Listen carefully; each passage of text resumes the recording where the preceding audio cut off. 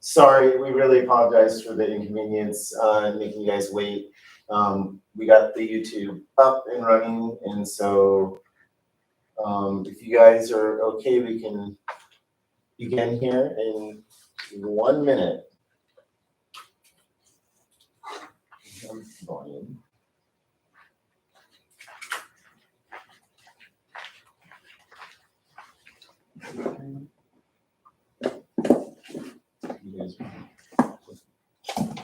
Okay, again, thank you so much for your time this morning and with your patience.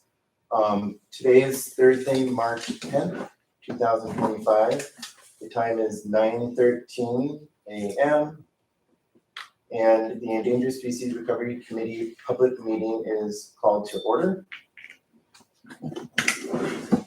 My name is Jason Omick. I'm the Wildlife Program Manager with the Department of Land and Natural Resources, Division of Forestry and Wildlife. I'll be today's ESRC public meeting chair. Before we get started, just a few reminders. Please note that this meeting is being streamed live on YouTube, finally. Please do not post comments on Zoom as this is not visible to everyone in attendance. If you'd like to provide verbal testimony, you may do so via Zoom. If you would like to provide written comments, please email them. The email address for the written comments is DOFAW, DOFAW, .hcp@hawaii.gov. Meeting minutes and materials are viewable online on our ESRC website under Meeting Archives. With me in the conference room, I have the DOFAW HCP staff, and I'll let them introduce themselves, starting with Jesse. Hi, Jesse Adams, DOFAW HCP staff. Good morning. Hi, good morning, everybody. Kelly Avalucci, DOFAW HCP staff. Good morning, everyone. My name is Kinsley Kitchen. I'm another DOFAW associate for HCP team. And let's see. Our state deputy attorney general Danica Swenson is also here today. Should the ESRC need to go into executive session, Danica, are you present today? Yes, I'm here. Hi, Jason. Hi, ESRC members. Hopefully you don't need me, but I'm here. Awesome. Thanks. Nice to see you, Danica, and appreciate your time today to be with us. Committee members, if you can please introduce yourselves and state if anyone is present in the room with you. Please remember to leave your cameras on during the ESRC discussion. I'll read it to you guys. I'm Melissa Price on behalf of UH, and there's no one in the room with me. Winter, I am in a classroom on UH Newell campus. Nobody's here now. I will have students potentially coming in before I need to get off at 10:30, although I'll make earbuds and nobody will hear me. Hello, hi, good morning, everyone. I'm Michelle Bogardis, representing Fish and Wildlife Service. She is not in the room at the moment, but she will be here in a moment. Jenny Kim will be here in the room with me for most of today.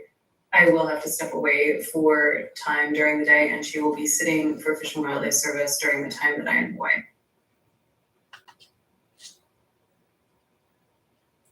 Aloha, my name is Lindsay Young. I am an at-large member at ESRC. There is no one in the room with me. In disclosure related to this agenda item, I was involved in the KSHCP in a previous capacity prior to joining it, and so just want to raise that for public awareness. If there's anyone from the KSHCP or the public that objects to me reviewing this project, just ask that you raise that during public testimony. Good morning, Karen Porto, representing USGS, and don't have anyone here in my office. Great. I think that's everyone. I also wanted to say we do have our IT specialist with DOFAW DLNR in the room. He'll be here probably about 30 minutes while we move forward with the meeting, just to see if all things are okay. Thank you, Patrick. Yes, thank you, Patrick. Okay, so for today, just for the order of business, we have 4 items on today's agenda. Item 2 will be the approval of the draft meeting minutes. For item 3A, HCP staff will provide an overview and update on the status of HCPs and ITL covered species for the Kaua'i Seabird HCP. For items 3C through 3G, Kelly Yamaguchi, KSHCP DOFAW lead, will present on behalf of DOFAW regarding the 2024 compliance for Kaua'i Seabird HCP participants. Afterwards, each Kaua'i Seabird HCP participant will present on their compliance for 2024. Representatives, please keep your presentation to a 20-minute minimum. Following each set of participant presentations, we'll open the floor to the public and the ESRC discussion and comments. And finally, item 4 will be adjournment of the meeting. So we'll move on to item 2. We'll begin with the approval of the meeting minutes. First is the March 12th, 2024 meeting minutes. If members would like to make comments via email, please do so now. In the meantime, if there's any comments from the members of the ESRC, you can voice your comments now. I have just a couple things. In the very beginning, there was a correction from a previous meeting, and it's really minor, but it's just, my quote is that we didn't see rats on the number of the roof sites, and it should be roost, not roof. And then also there's, I think both Lisa Vale and Lisa Spain are referenced in different places in the document, and it's not clear which Lisa is being referred to, so that, I mean, yeah, I think that should be clarified, who's Lisa. Thank you, Karen. That's important. That's all. We have that noted. Yep. Is there any comments from Zoom? No testimony for this. No, nothing from Zoom. And what about the HCP email? Negative, nothing on the HCP. Negative. Okay, do I have a motion here for the minutes to move forward? To approve with Karen's, with the amendments that were just shared from Karen with the USGS. We'll go ahead and update those. And do we have a motion with those updates to move forward?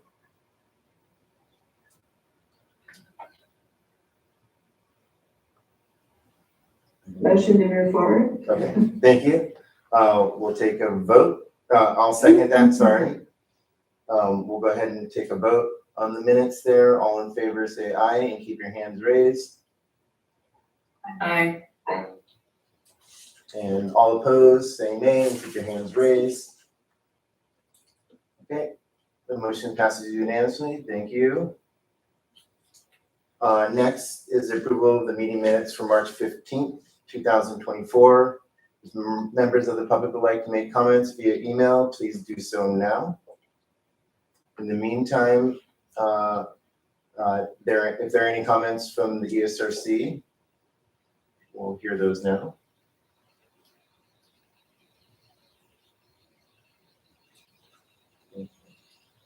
Are there any comments that we have on Zoom? Are there any comments on Zoom? If anyone's testifying, No. Sorry, did someone have a question? Do we have any comments in the HCP email? no comments in the email. All right. Do I have a motion to approve the meeting minutes?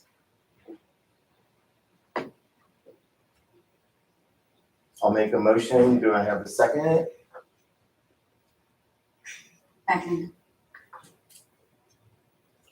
All in favor, say aye and keep your hands raised, please.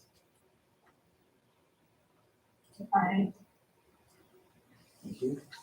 Jason, I am abstaining from this vote since I was not there and did not have a chance to review these meeting minutes.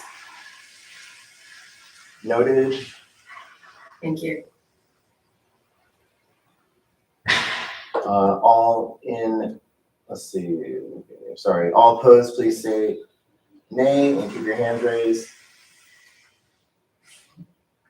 Okay, this motion passes. Thank you very much.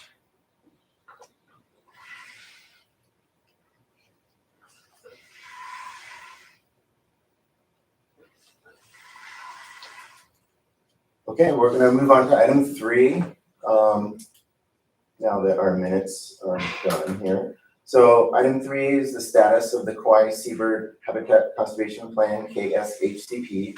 For items 3A and 3B, Kelly will provide a KSHCP 2024. I'm sorry, what was that? Sorry about that, guys.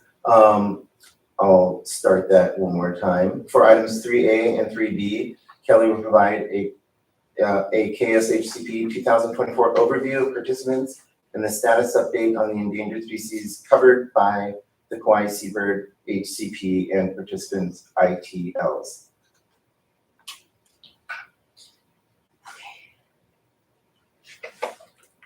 I'm sorry, I'm gonna press recording, resume recording, so everyone will look out.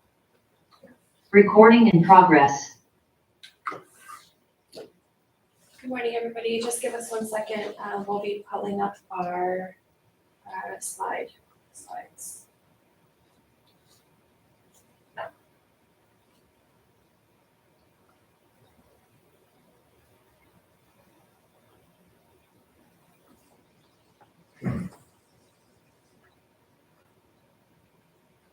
Never a dull moment. Never a dull moment.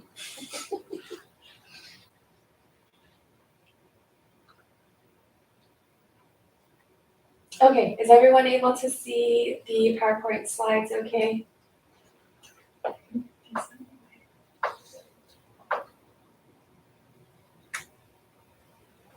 Okay. Patrick, can you help us get this bar out of the way? There's like a bar at the top of the screen. This one.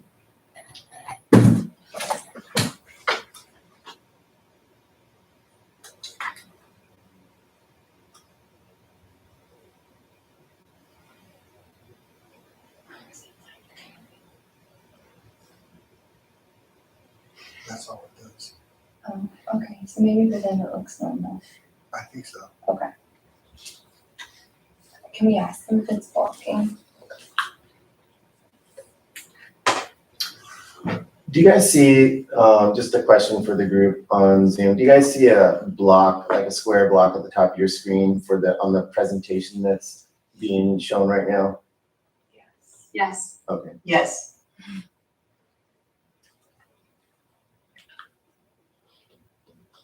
I would have 2. There we go. Oh, Yeah, it's in the middle. Wait, hold on. Let's see if it gets there.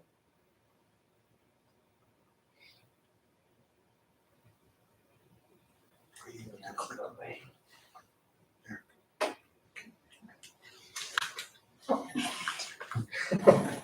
I'm not gonna Sorry fix for it. the interruption, everyone. Thank you. Okay, thanks for your patience as we got those things started out.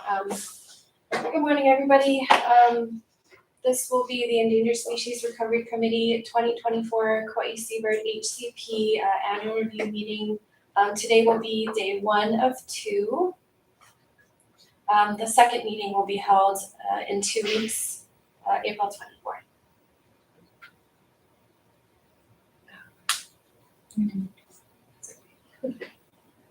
Kinsley, I just want to note we're hearing from folks that they cannot see the presentations on the live stream, just as an FYI. Thank you, Michelle. We had to jerry-rig it to do a camera fix, so we'll try to jerry-rig it more to get that going. Understood, thanks. Thank you for letting us know. Okay.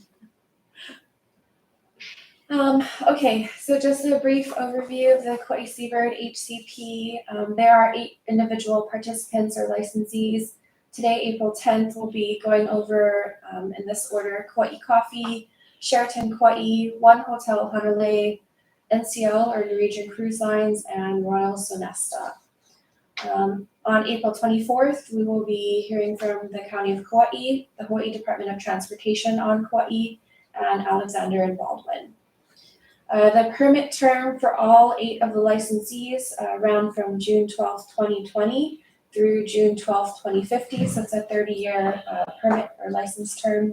At the conclusion of calendar year 2024, licensees are all approximately 4.5 years or about 15% through their permit term.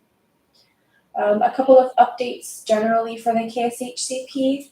This fall, we did revise the downed wildlife protocol. The major revision to that was to accommodate for downed birds that occur outside of Kaua'i. This was predominantly for Norwegian Cruise Lines who sails between each of the Hawaiian islands.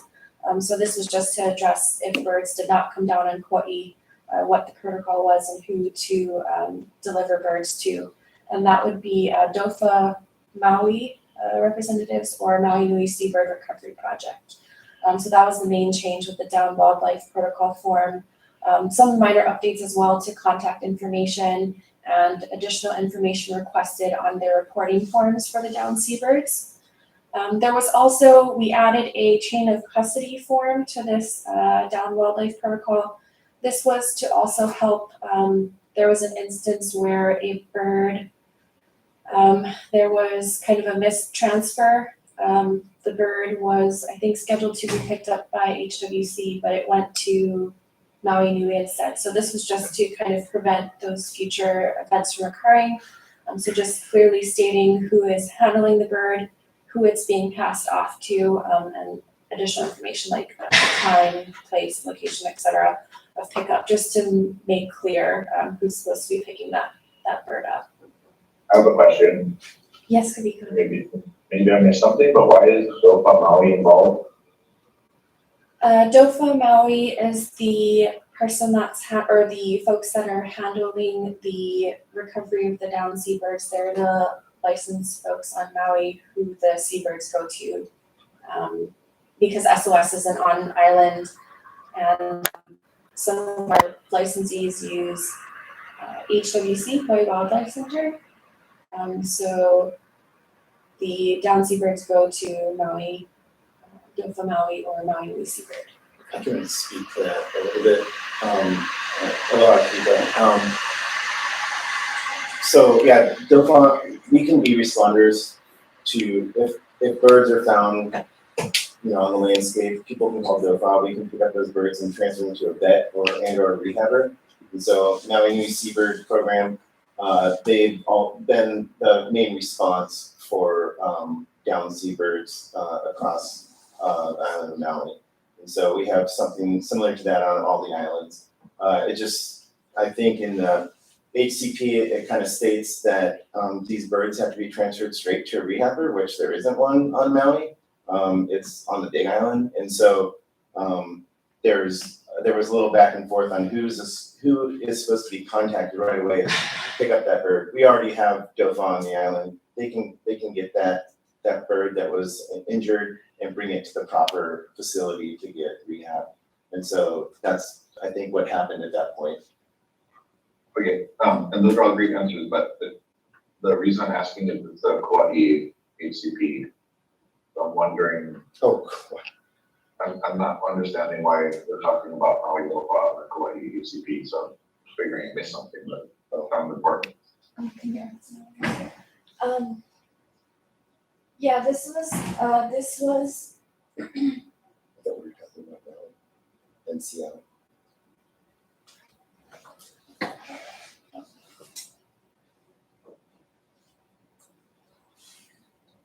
This was for NCL because they sailing between islands. Sometimes they have birds come down when they're on the way to Maui or in port on Maui, and so that was kind of the way we have to like work around, because they're not on Kaua'i. And so SOS wasn't able to respond.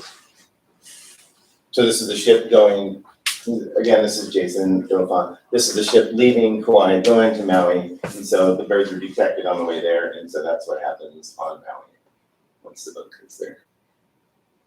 Okay, so in transit from Kaua'i to Maui goes to Maui DOFAW. Yeah, well, What it's about in transit to Kaua'i? Does it still go to Maui DOFAW? no, that would be an SOS, an SOS bird. Okay, so if you're transiting from Kaua'i to Maui and you're just offshore in Kaua'i, but your ship already left, and you get a Kaua'i bird on the boat that gets dropped off in Maui, do the Maui people know to take that back to Kaua'i, or what happens? Or does it not matter biologically?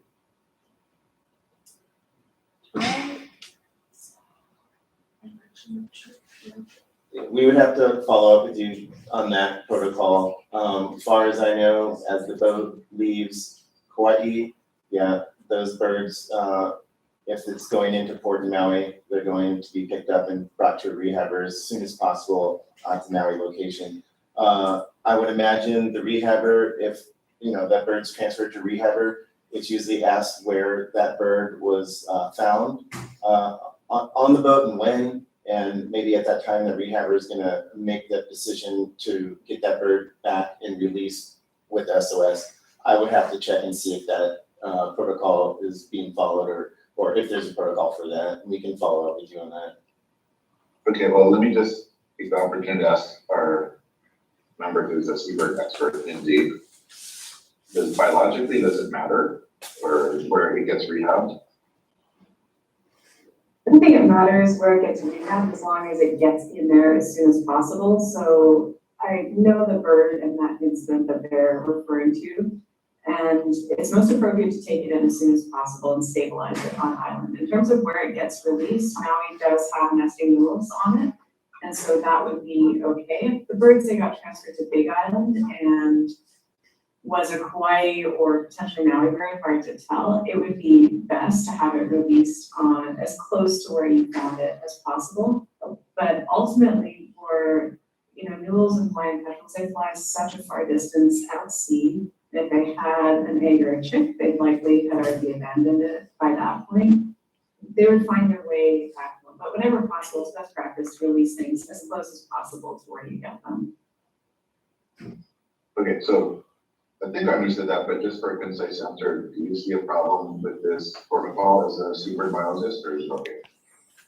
Of having a bird that if the ship docks in Maui, you try to use Maui, leave up there versus sent to Big Island, is that the question? No, like a Kaua'i bird was rehabbed in these Maui. I don't see it being a huge problem in this particular case because it was in transit to Maui, and so it's hard to say whether that bird came from Kaua'i or not. Yeah, but just theoretically, if we had a Kaua'i bird, get down on a boat to Maui, and then if we 100% sure it's a Kaua'i bird, and it got rehabbed and released on Maui, it sounds like it's not a biological issue from your perspective, is that correct? I don't think so, no, because I think the stress of trying to transfer that bird back to Kaua'i would probably exceed the benefit of getting it closer to home, because the bird's likely going to go straight out to sea and forage and recapture some of its body mass. Okay, thank you. So nice to have a Seabird expert on the matter.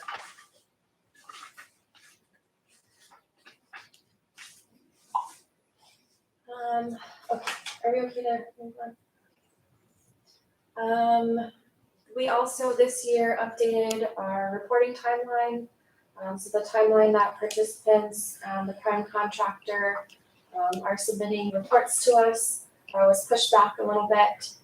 So now participants, I have the full timeline here, but basically it was pushed back to allow folks to gather a little bit more data, especially waiting on data from SOS to compile those reports and get them to us. So we tried that new timeline out this year, and I think it went overall okay, but yeah, we'll still, we'll be following that this year. We do have some reports, sorry, not some reports. I do have an update on K9 searchers. So US Fish and Wildlife, Elise, who I work with on that side, has been in contact with conservation dogs of Kaua'i just to get more information on practicality and answer some of the questions the licensees had on utilizing dogs in their resorts. So just a brief update, there are 3 trained conservation dogs already present on Kaua'i. They are trained already to detect seabirds. Cost was a consideration for some of the licensees, and they are really willing to do this work. So they actually discussed the possibility of waiving fees for the licensees to undergo a trial at the resorts, and then hopefully eventually, of course, be fully contracted and paid. But they are definitely open to waiving fees to conduct trials if there's any questions from the licensees about, operations of the conservation dogs on site. Trials have occurred at resorts. That was another concern brought up by licensees, if dogs have been used on resorts before and how that would appear to the public or to the guests. So the trial occurred at Turtle Bay in 2022. The handlers and the dogs are very well identified, and they didn't have any negative interactions with the public. If anybody had any questions, of course, the team is more than happy to answer questions and explain what they're doing.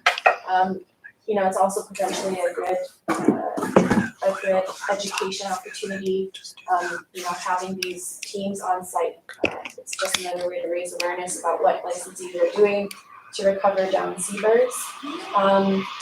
In the studies they've done, just some statistics and data, the dog teams found 90% of targets, while the human searchers found about 56-57% of targets. These were not, I should note, these were not with live birds, these were with seabird carcasses at the Turtle Bay Resort. But these dogs have also worked with live animals. The difference being if they were to look for live down seabirds, they would be muzzled. That's part of a requirement for their permit or license to be able to search for these endangered species on the ground. So that is a really helpful update. I know that was a big item that was discussed last year about the possibility of using canine searches on these resorts to increase searcher efficacy. A couple of items that are in progress. So the gender of down seabirds. This is still an ongoing, or it will have to be an ongoing discussion. This is not part of routine workup when birds are found and recovered by SOS. And so we'll have to have discussions regarding the potential, their availability for staffing and resources. This would have to most likely be a blood draw that's sent out for diagnostics to determine the gender of the down seabirds. So it would take a little bit of extra legwork on SOS's part. And there's also cost associated with that. So I think that would, those things would have to be ironed out in order to get the gender of down seabirds for all of the fallout that occurs. Can I ask a question?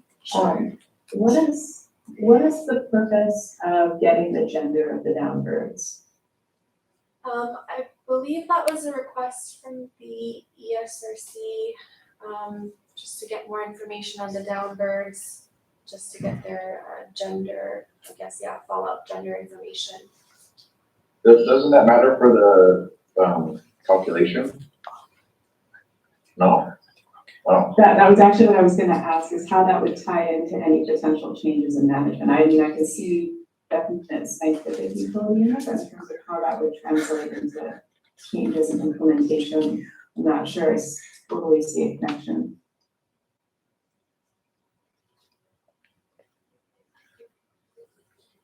I don't either. Yeah, currently, yes. As you stated, it's not a part of how I do T calculations for KSHCP. Oh, we do that for bats though, right? Yes, for ducks it's different, yeah. Okay, that's what I had in my head. I mean, I guess if it's CS. No, go ahead, Lindsay, sorry. No, I'm fine. Kavika, the assumption is that if you're losing an adult, then regardless of whether it's a male or a female, then you are losing a dependent chick. If you're losing a fledgling, regardless of whether it's a male or a female, you are not losing a dependent chick because it's a fledgling. Or egg, I should say. Again, I'm just wondering why that wouldn't be the same for why bats are different. Is it because the mother is more important in the pupping stage than the father? Correct. Okay. You're only attributing a loss of young if it's a female bat. Oh, I always thought that the breeding potential or the potential to gestate had a bat breeding, but I guess I misunderstood. Thanks for that clarification.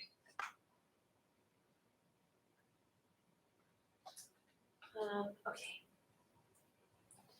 So this is just an overview, and this is information that was provided in the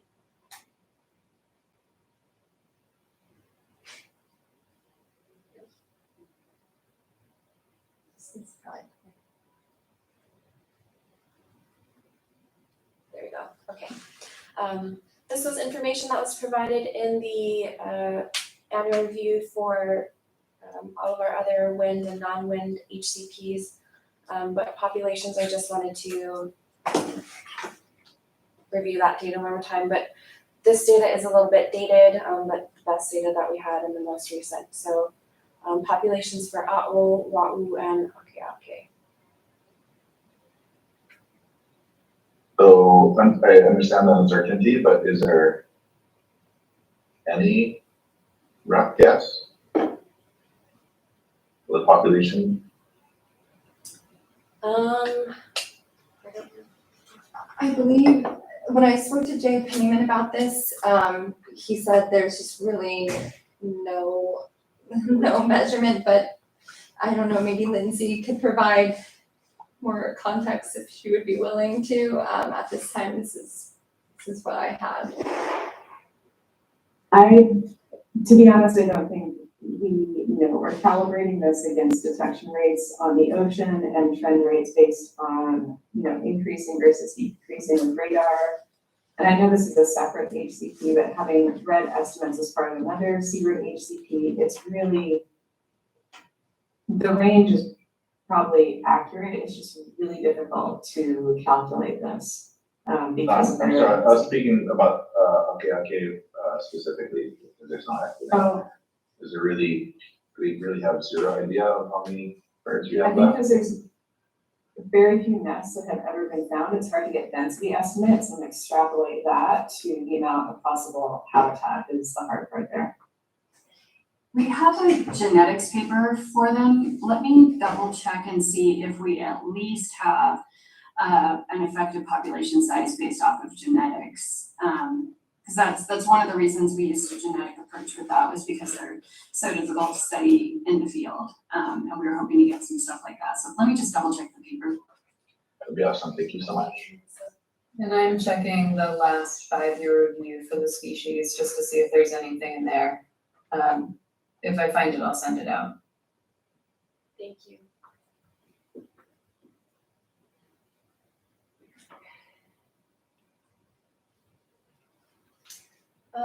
Here's a slide compiling all of the numbers for the entire KSHCP, all participants.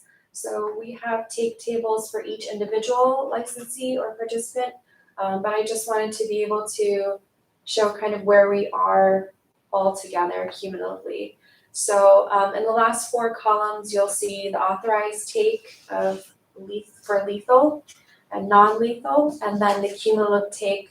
This includes all take to date for the first 5 years of the KSHCP for all participants combined. I did do a 5-year rolling average calculation just to kind of give us an idea of where we are compared to what the maximum 5-year rolling average would be, where we would exceed the take requested in the licenses.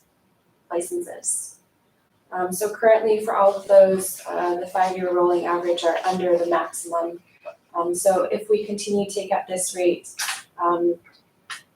we're not looking like we're going to exceed the authorized permitted take for these species. There are, of course, that's not to say there are individual participants who have their individual authorized take requests. So that's considered on their individual slides, but I do have that note down there. There are 3 participants that are over their 5-year rolling average for A'o, Sheraton, Sonesta, Alexander, and Baldwin. And then 2 participants who are over their 5-year rolling average for Oahu and CLM Lake Department of Transportation. Just a quick comment on this. I think the difficult thing is a lot of these are tourism-related properties, and they were closed for the first couple of years of the implementation of this HCP. And so when we're looking at cumulative, I think it's going to be tough to say whether it's over and above, because the first 2 years were abnormal for several of the properties. And so we might want to take a look at when all the properties actually came online with regards to renovations and occupancy and all of that. Yes, thanks, Lindsay. Just another comment, and then I see that there's a hand from Michelle and a hand from Kavika as well.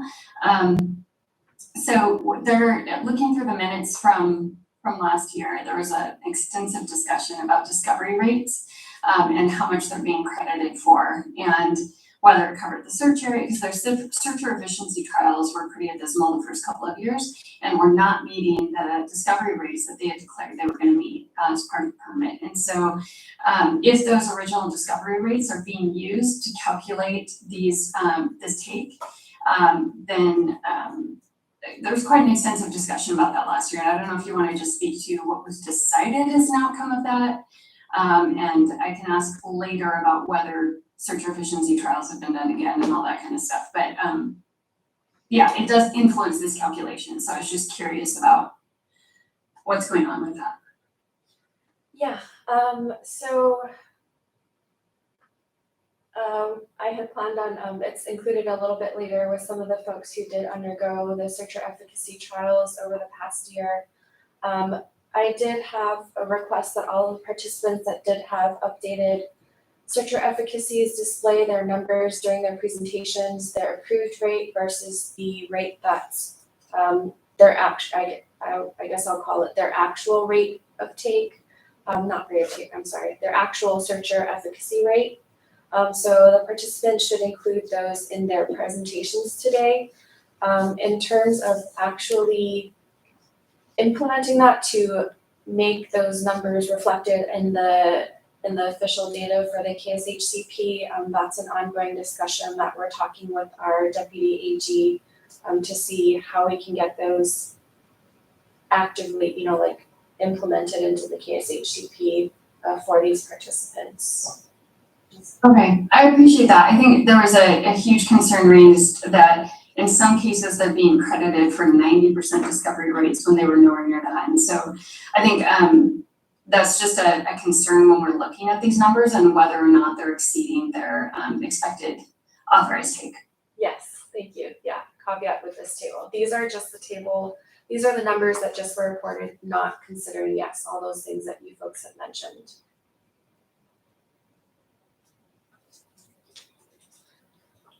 Kavika, Dr. Smith, you had a question?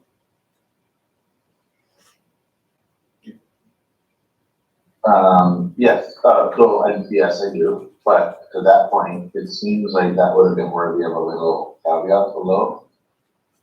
It's kind of it's a major issue that I think we need to not lose sight of. So I guess I'll ask the staff to, next time we see this slide next year, if we can include a little caveat about the status of search or efficiency things, that would be very helpful. So I have a question that might be answered in that might be the next slide. So just let me know. But I have wondering if there's a table like this about the mitigation. Is there one? And if so, I'll hold my question till then. The mitigation, so our intent was to have Pacific Rim present today. We, of course, wanted them to present their mitigation data, but I don't have a table for you today. They're going to be presenting on the 24th. Oh, okay, because, it's, assuming these numbers are accurate, it's nice to see that they're under, but if the mitigation is also under, then we're not really winning the game. So it'd be useful for us as ESRC members if we could see these two things more closely paired. We could understand where we're at. So in the future, we could do our best to make that happen.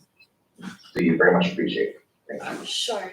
I can give you a brief update just from reading the Pacific Rim. So that was part of the Pacific Rim annual report. It is posted to our DOFA ESRC archive page, but currently we don't have any, there has been no production of fledglings yet at the site.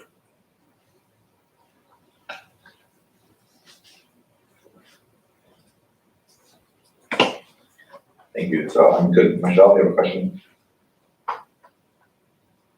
Actually, a couple of comments. Y'all, I just want to note here that Elise and Jenny did a run through of these numbers, and I think there's some pieces of this table that may need to get updated. In particular, I don't think that there's a 5-year rolling average for Oahu. That's not set forth in the HCP or ʻakēʻakē.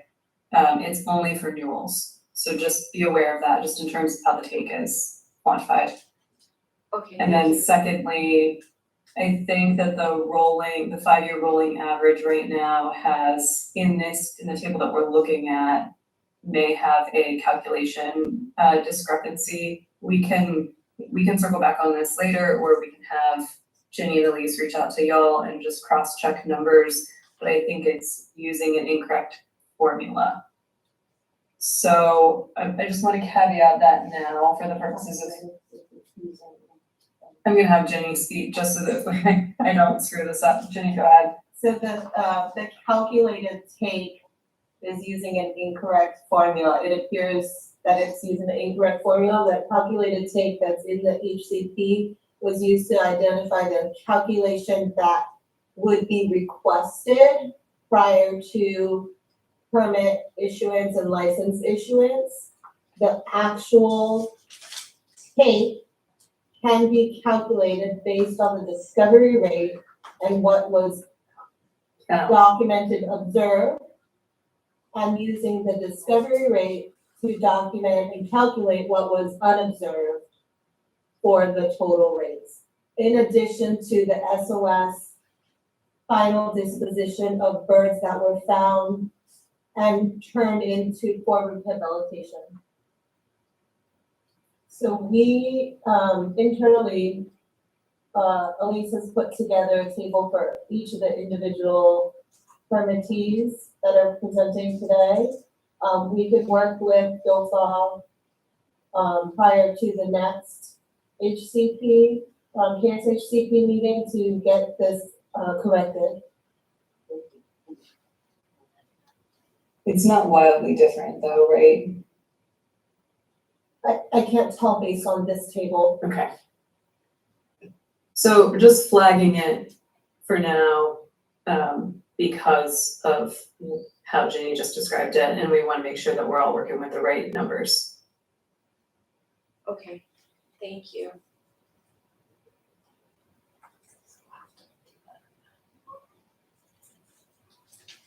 I just want to know, I when appropriate, I have the population estimates based on effective population size, genetic estimate of population size for ʻakēʻakē based on, when you want it. Sure. And I put it into the chat. I realize we're not supposed to use the chat, but so that you can put the link to the document as part of the record, just to make that easy on you. So population estimates, this was based on effective population size, which is a genetically based estimate not an actual count.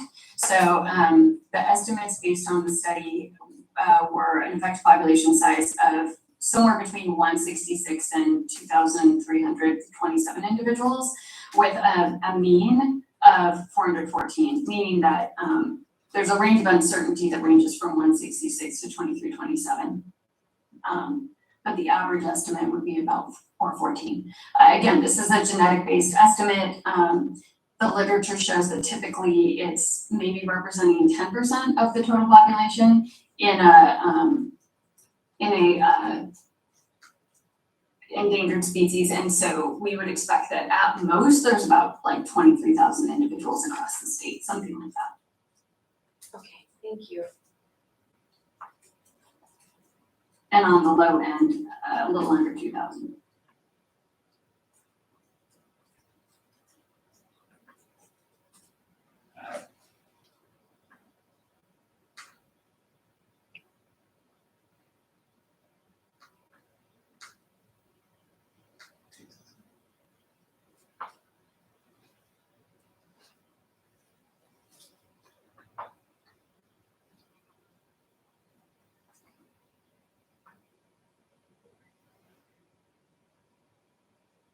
Okay.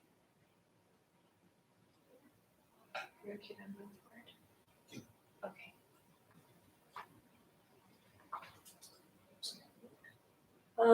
Okay, so we're gonna move into our first participant, our first licensee, Kaua'i Coffee Company. Just briefly, it's a coffee farm factory in Kaua'i. There's a direct lethal take of 1 a'o in 2024. Here is their, so I'm guessing there's probably gonna be corrections to the tables for all of the licensees today. But approved discovery rate for this site specifically, 50%, and their searcher efficacy rate, they underwent the Kessler searcher efficacy trial during this fledgling season, and they did well with a 55% searcher efficacy rate was the result. I do want to note that the take of the a'o was noted as non-lethal in the submittal, but it in fact was a lethal take of 1 a'o. This licensee has not requested coverage for take for either wa'u and ʻakēʻakē, and they have not had take for either.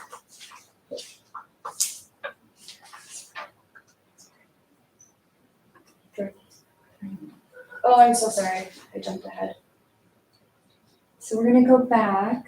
We just wanted to roll back real quick before we go to finish Kaua'i Coffee Company. For the presentation that Kelly Yamaguchi just provided, we've got comments from the ESRC, which we've noted on all of those, and we'll address those. And we just wanted to see if there was any comments from Zoom and or our HCP email. We're just gonna check that real quick, and then we'll continue on.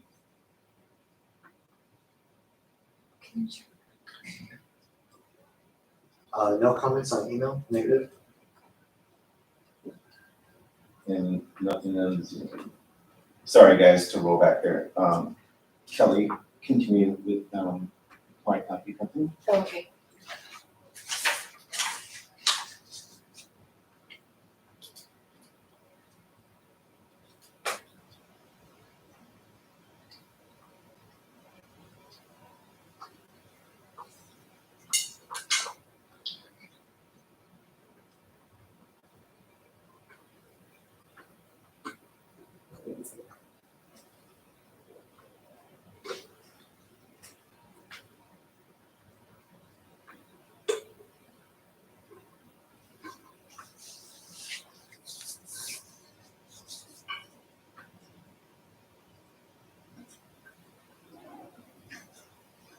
Okay.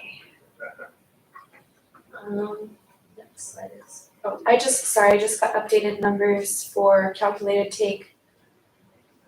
1 non-lethal and 2 lethal for Kaua'i Coffee. So that was the updated calculated take for this table. All right, can I ask a quick question here, which is, again, in the minutes from last year, there was quite a discussion about when you're calculating the searcher efficacy rate or searcher efficiency, there's a number of the sites where not all of the property is searchable, and so they're searching, say, 50% of the property. And then the assumption, if they're have an approved discovery rate of 50%, is that they would find 100% of the birds within that 50% of the area. And if they're not actually having 100% discovery rate within that searchable area, then you would essentially need to account for that. So like, for example, when you report a searcher efficacy rate of 55%, is that 55% discovery within the searchable area, or is it 55% over the entire property? Just so we can interpret the numbers appropriately today. So I do recall that discussion from last year's annual review meeting. For most of the participants, I'm not sure about, I'm not sure what that encompasses in terms of like searchable area of the property. The DLEC will also be here on the 24th to talk about how she conducted the studies, but she utilized the search maps of the properties that were provided to her. And whether I'm not sure whether or not that encompasses like the entire property and what percentage that does. Okay, that seems really important to interpreting this, because otherwise you look at it and you go, great, they're over their approved discovery rate, their searcher efficacy rate is 55%, good job. But if they're finding 55% of the birds within, say, 20% of the property or something like that, that's not actually meeting the approved discovery rate of 50%. So seems really important to understand where that number comes from and how it's calculated. Great, thank you.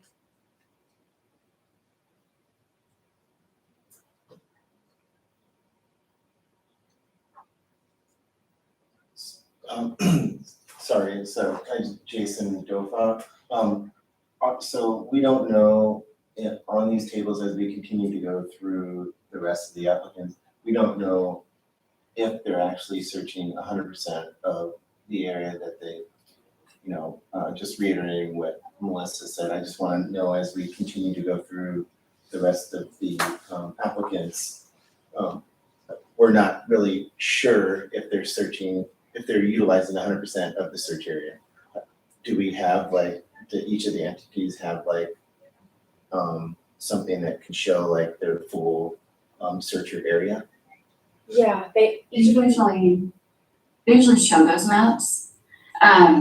So I think that's why it came up last year, is because they usually do show those maps. I think the question would be if someone can contact whoever did this calculation of 55% and the ones across the individuals, then we just need to understand how they calculated it. But yeah, they do usually show those maps in their presentations, which we really appreciate.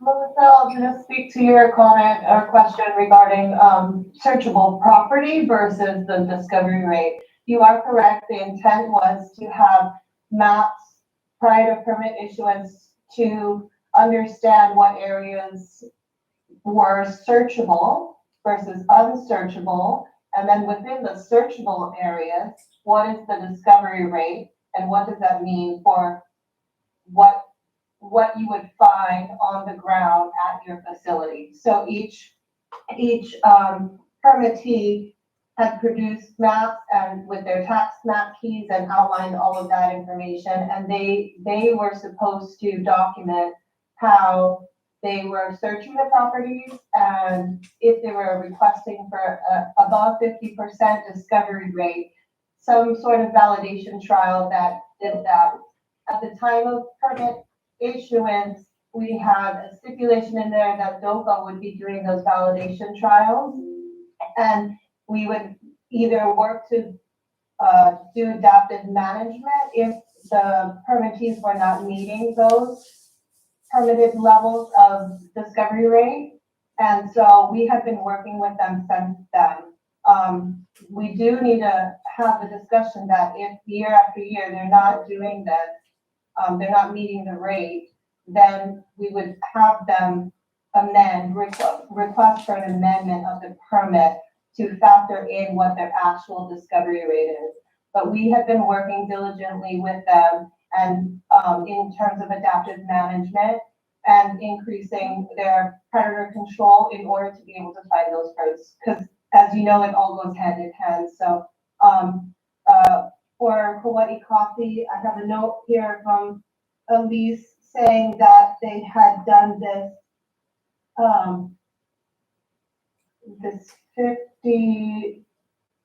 they had a 50% discovery rate in 2024 that they did an internal searcher efficiency trial. And it was not a CASA third-party trial, but they have been working on their own to increase their discovery rate. And just to show improvement from 2021, their discovery rate when CASA had conducted it was 5%. And then in 2022, it was 65% from CASA. And so over the years, we've been working with the individual permittees. It's obviously up to them individually to try and get their rate, their search efficiency rate to what their permanent discovery rate is. Thank you. That reminder is super helpful. And I think my understanding of part of our job here is that if they are meeting the permit requirements and what they stated that they were going to do in terms of discovery rate, great. If that's not happening, that's one of the things that we as a committee are supposed to identify and flag. So yeah, thank you so much for a reminder of that history. And I think the reason that they were showing their maps each year was that they did have those discovery rates and calculations and everything based off of the maps in the permit. But in a given year, they may or may not be able to search that actual area that they had stated in the permit they were going to search. And so I think essentially they were showing it to us and seeing whether or not they were actually able to search the areas that they had projected they were able to search so that the calculations could be done correctly. So yeah, thank you so much for a reminder of that history.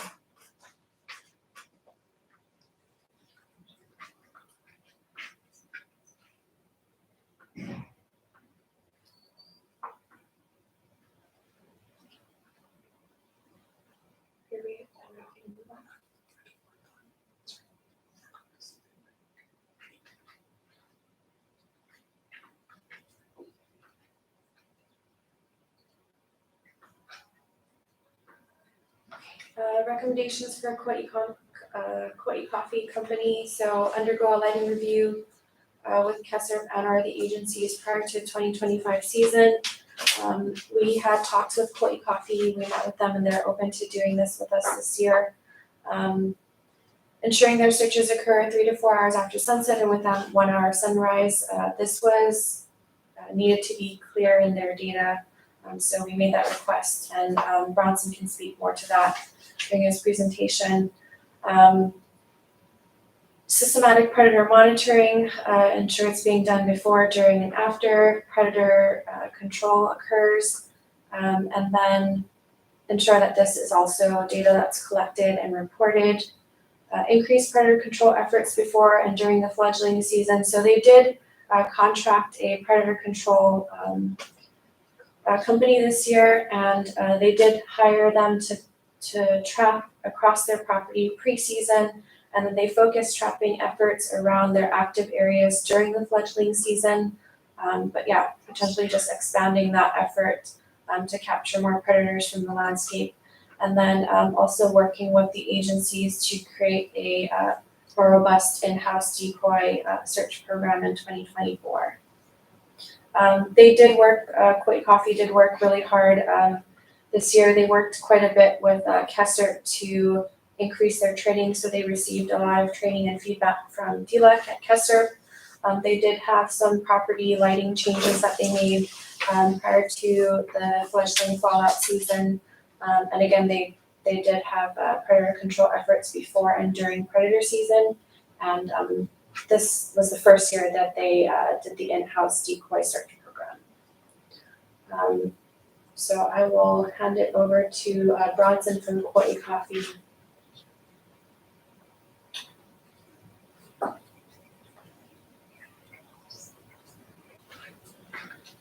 Morning, everybody. Morning, Bronson. Okay, I'm gonna dive right in and start sharing screen. Everybody's ready? So I am Franson Yadal. I'm the orchard manager at Kaua'i Coffee Company. This year we have a uniform template, so running through the slides. This is the overview, which the presentation will be conducted. So jumping right into lighting.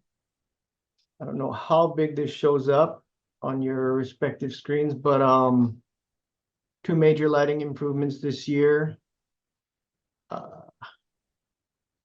So basically replace the old school street light style that's kind of pitched at a 30-45 degree angle with this LED style downward facing 200 watt, and these are on timer and sensor. So I think it has a dim mode that would light up if the proximity sensor was activated. So major improvements at our loading dock, and this one up top here is directly Mauka facing. And we have a few more, I think, in the works, 4 more lights to be improved this year. And then you'll see at the end of the presentation, the adaptive management, we're gonna invite ESRC, KSHCP over for a evening light time audit before the season. So staff training, I got the slides below here, but it's an all staff training and it's conducted by departmental supervisors. So this training was developed at the inception of the program. And it's just backstory, response procedures, search area, recovery kit, run through and inventory, recovery procedures, and search areas. So 104 people trained this year, and that encompasses regular, full-time, supplemental, migrant, and H-2A workers. Anybody who's on property during the season is accountable to participate, and therefore they're trained. So this is just a run through of our first annual in-house Seabird decoy search program. So again, 104 individuals trained, and this kind of encompasses how we chose to break down the search areas. So just simple 1 through 5, and each major department was divvied up as their designated search area. So I believe we launched this in June to great to good success and 100% participation. Recovery was very high because it was incentivized, but yeah, anything to bolster participation was the goal, and training as well. Moving on, if there's no questions. This year, we also took the initiative to bring industry professional, DILEC, on property. And this one, we chose to consolidate this to people directly involved with the harvest operations for the 2024 season.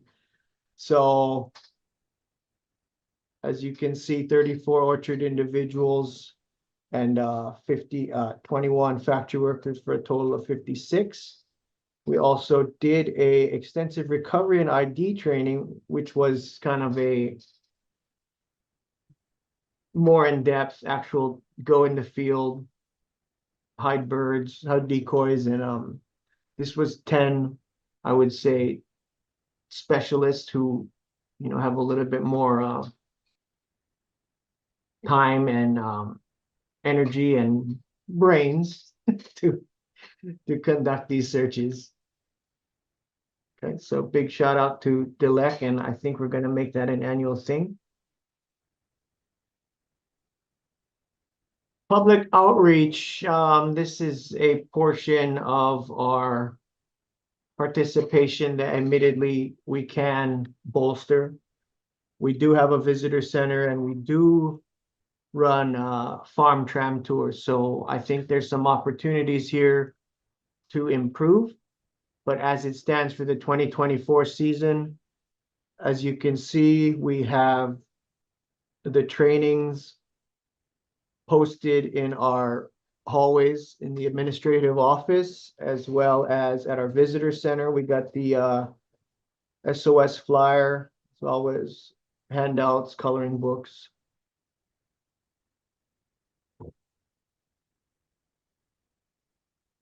So this slide illustrates our search area. So search efforts were consolidated to two factions, factory and field. Majority of field searches were conducted by one individual for the field portion, 9/29 to 12/12. A second individual, a harvest supervisor, when his night shift was initiated, would bolster the nighttime search efforts.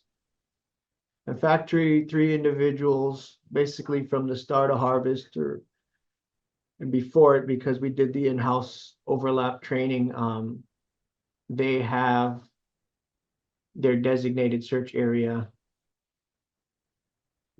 illustrated above.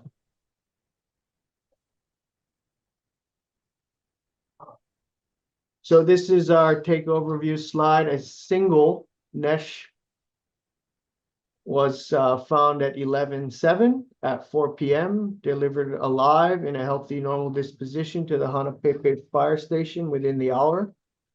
The report was submitted late on 12/6 after a friendly reminder. And basically it was in the edge of our shop area, and it was witnessed to emerge from under a roll-off trash can.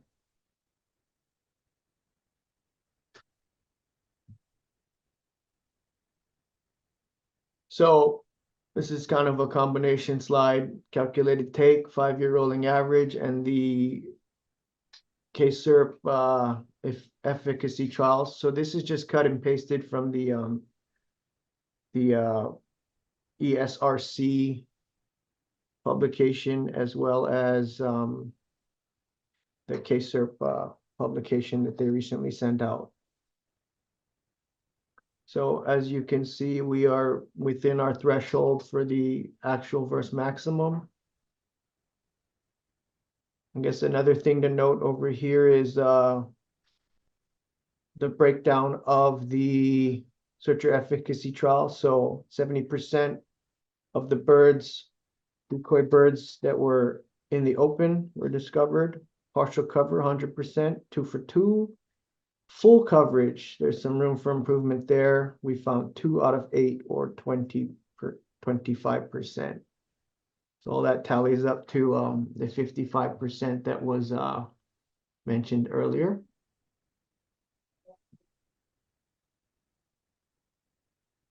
Okay, so predatory control, in my opinion, it was a vast improvement from the 2024 season. For those of you who weren't in my presentation or witnessed the presentation last year, yeah, the trapping was very minimal and a high volume of traps. Predators trapped during that minimal deployment of traps. So we had a lot of room for improvement there. So what you have here is a outward in approach. We did contract Kaua'i Wildlife, and we did contract them early. So we began in June. And if you look at the map below, traps 1 through 8 span the 3,000 acres of our farm. And surprisingly, only traps 5 and 6 in the West Kaua'i region of our farm actually captured predators. So just a run through of total 46 trap nights from June through December. So 8 traps deployed for 13 nights, 4 traps deployed for 33 nights, total trap nights 236. So in 2024, we were able to remove 10 predators for an average rate of 0.042 cats per trap night. Predator monitoring was done primarily by me, and then I would instruct the contractor to deploy and change the trapping locations on an as-needed basis. So in the yellow up top, just something to note, is 2020 to 2023, a little history of our trapping events and frequency. Some things are unknown because I just took the helm of this program last year, but I do know the amount of predators removed.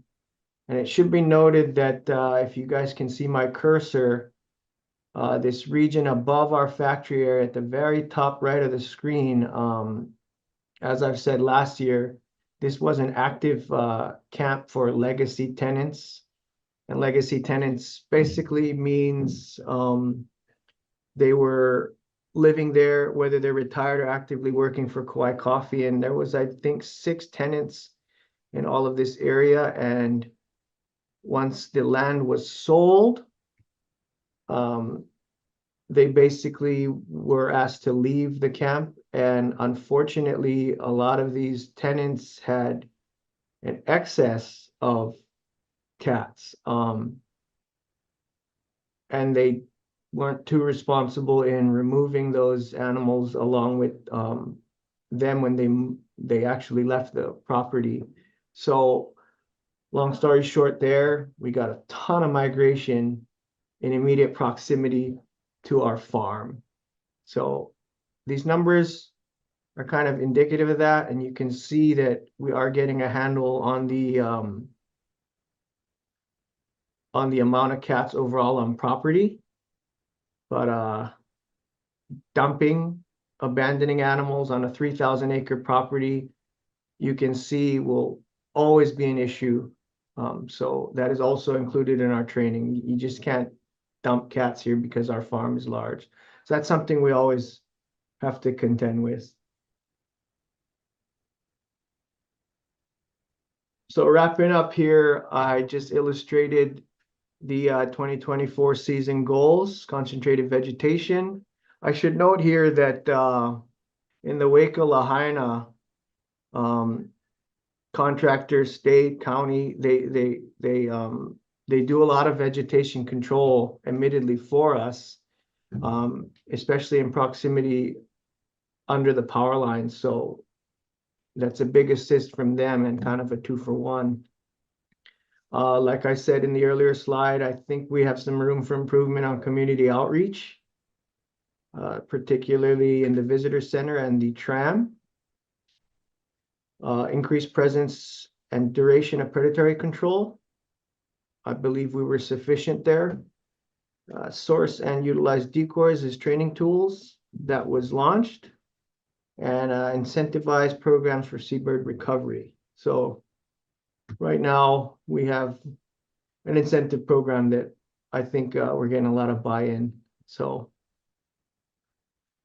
moving on to 2025 season goals and timeframes, increase community outreach, clearly define search logs, timeframes, locations, and completely fulfill searches for the duration of the season.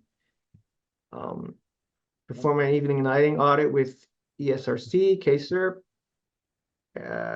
Those are both lined up for June. And again, we want to continue the DLEX training for factory and field personnel. We want to make that concrete every year before we go into the season to get a strong start. That's all the slides I have. I'm going to stop sharing and we can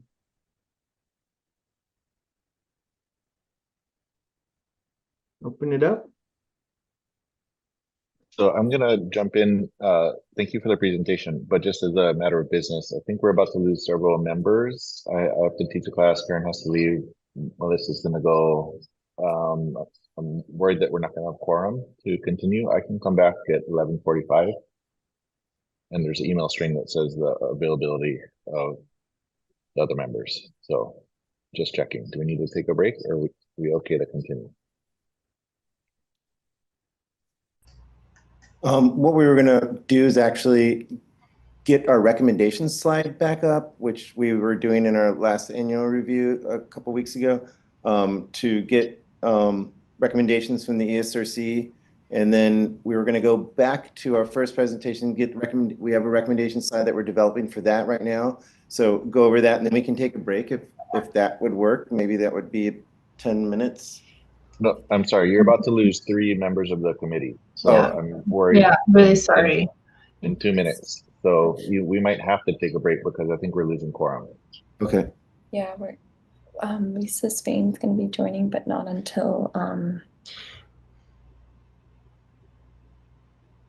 let me see when How long do we want to take a break? Lisa's gonna be here till 11:30, so we're gonna have to take an hour break. Okay. I'll be back about 11:30 as well. I'm sorry. Things I can log back in at 11:45. Okay, so we can start again at 11:30. So we'll take an hour break from now and reconvene at 11:30. Okay, sorry about that and thank you. Thank you for the presentation. Yeah, that was great. Thank you, Brunson. Okay, no problem. Okay, I'll pull. Do you have a break sign?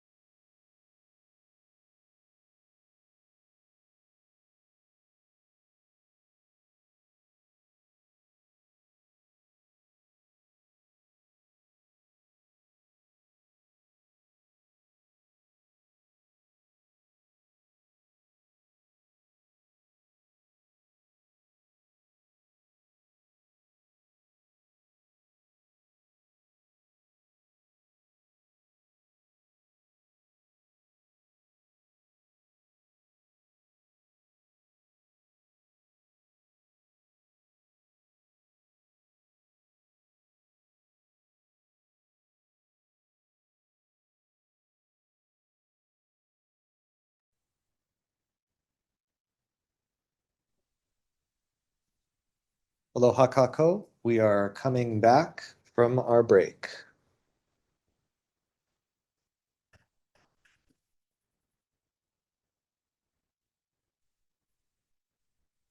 This is a music thing.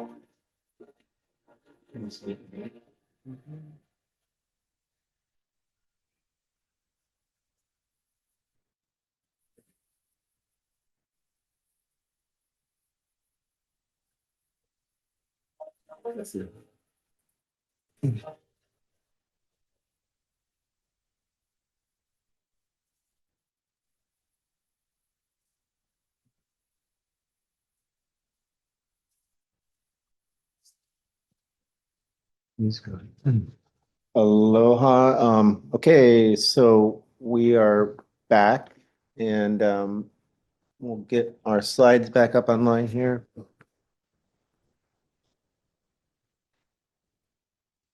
It's 11:32.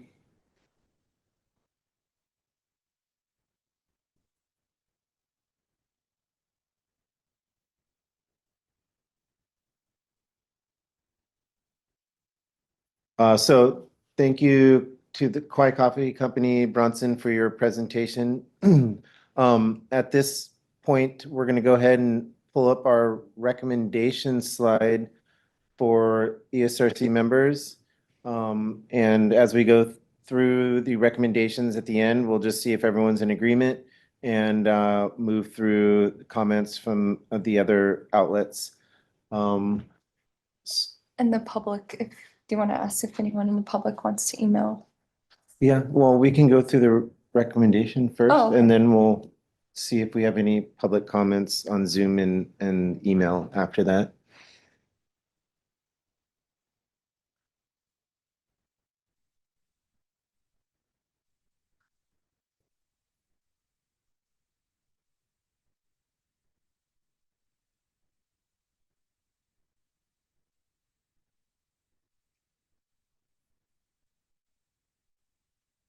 And aloha, Miss Spain. Lisa, thanks for being here today. And I think, let's see who else is here. Lindsay. Jenny from Fish and Wildlife Service. Jenny from Fish and Wildlife Service. Thank you for being here. And I think we can move forward here. Okay.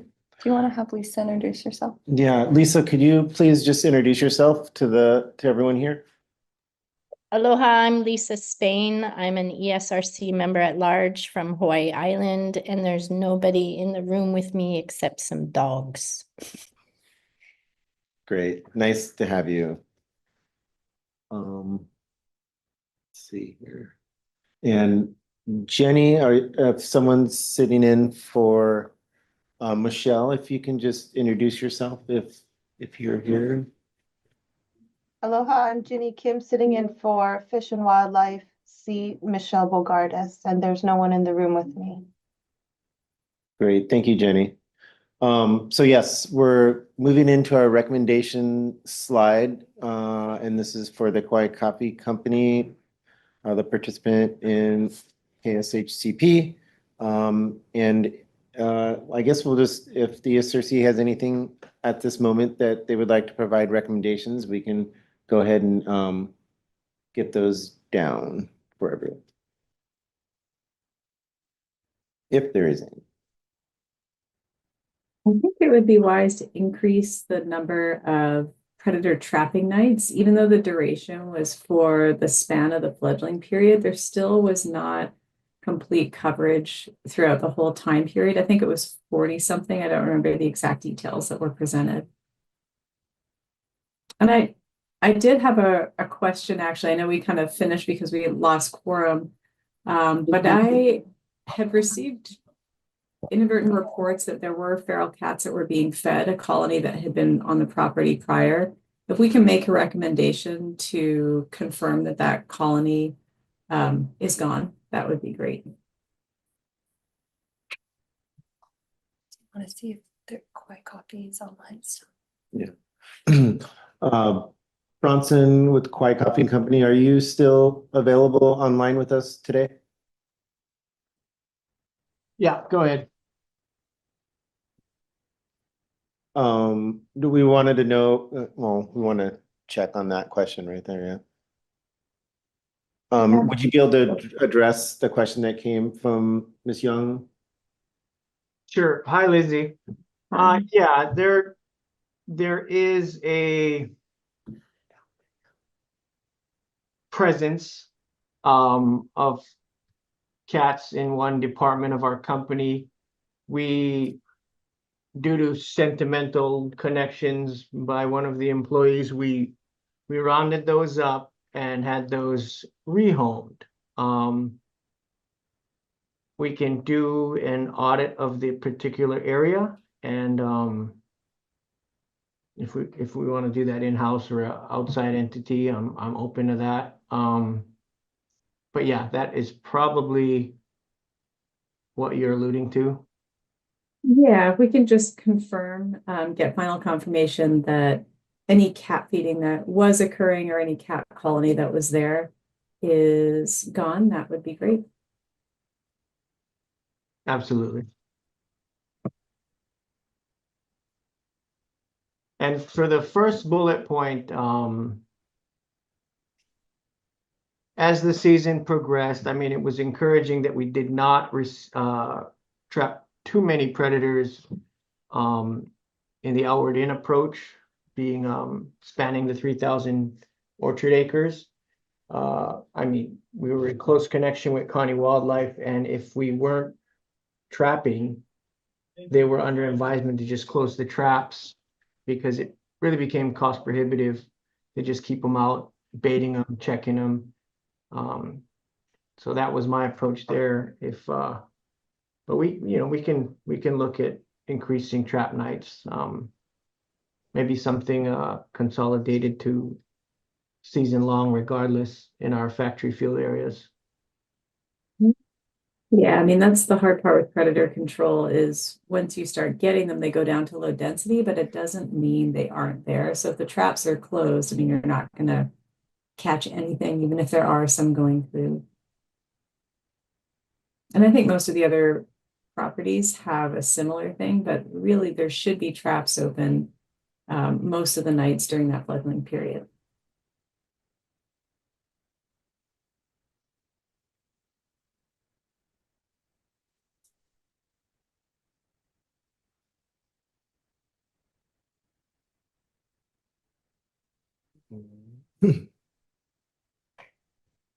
Thank you, Bronson. Thank you, Dr. Young. Is there any other recommendations from the ESRC that we can note at this time?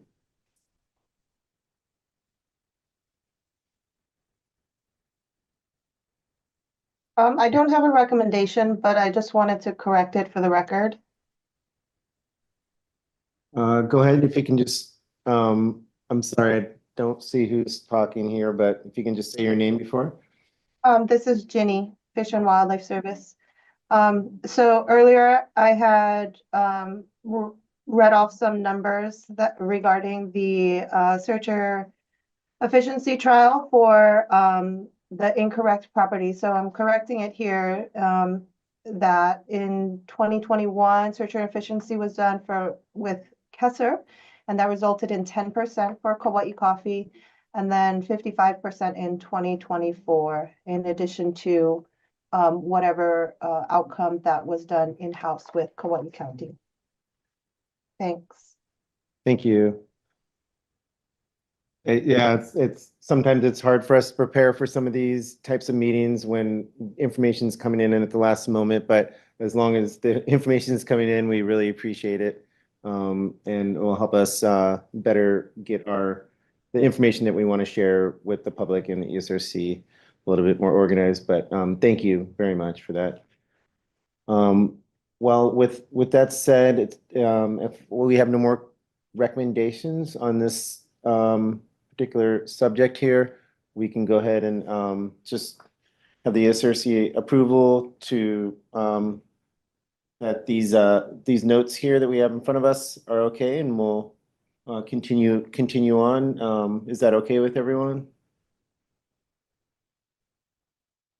You can raise your hands if you'd like. That would be great. That our recommendations are good. Okay. All right.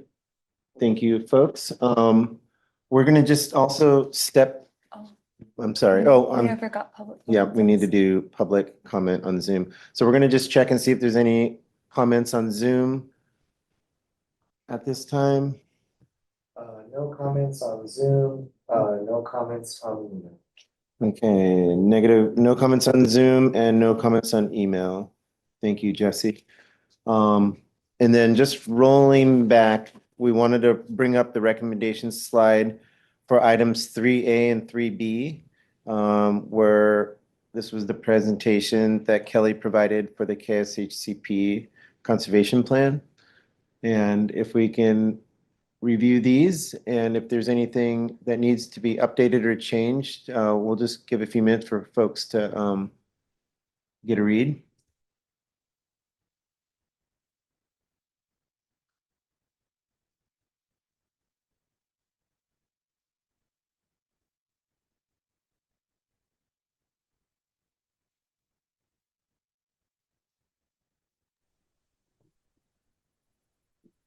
These look good to me.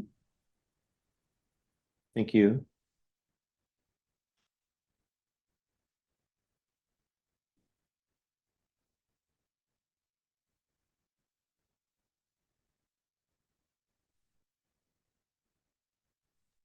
I don't have anything to add. Thank you.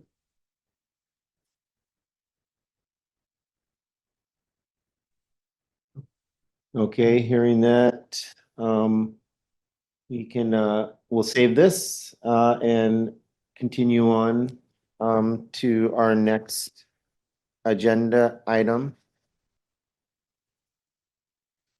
Thank you for reviewing the recommendations for us. So our next on the agenda is item 3D, which is the status of Sheraton Kaua'i Resort, a participant of the Kaua'i Seabird Habitat Conservation Plan. At this time, DOFAW staff will give a short presentation on this item. If we can hold questions till the presentation is over, and then we can address them at that time, that would be great.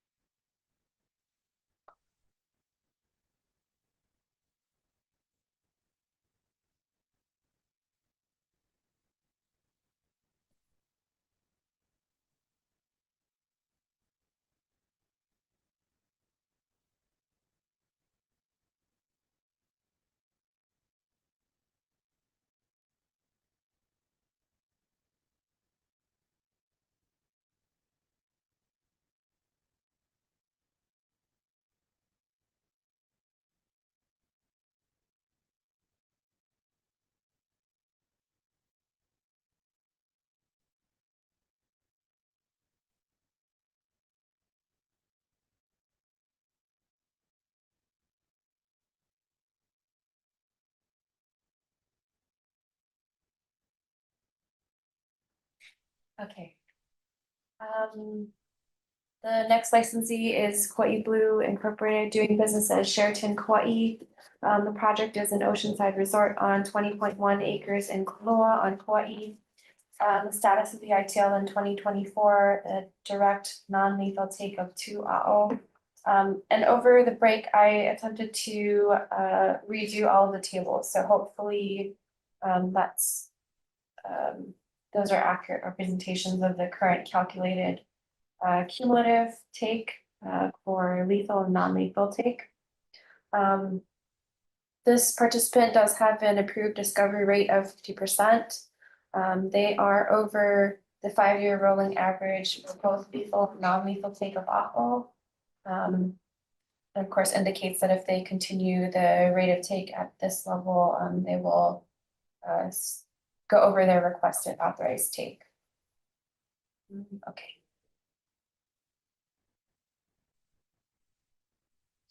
Sheraton Kaua'i overall continues to make improvements to their HCP and down Seabird program.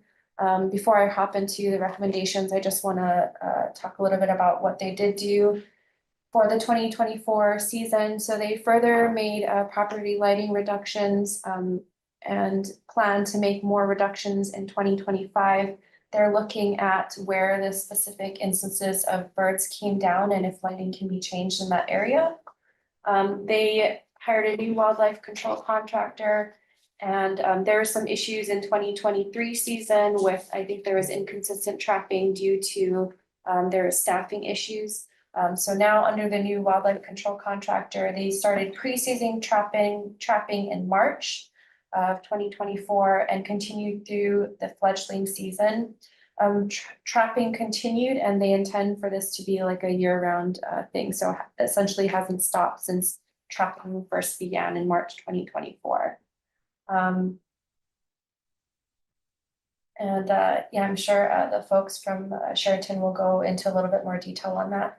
Sheraton also does utilize an in-house decoy program, and their rates for this year were 45.4.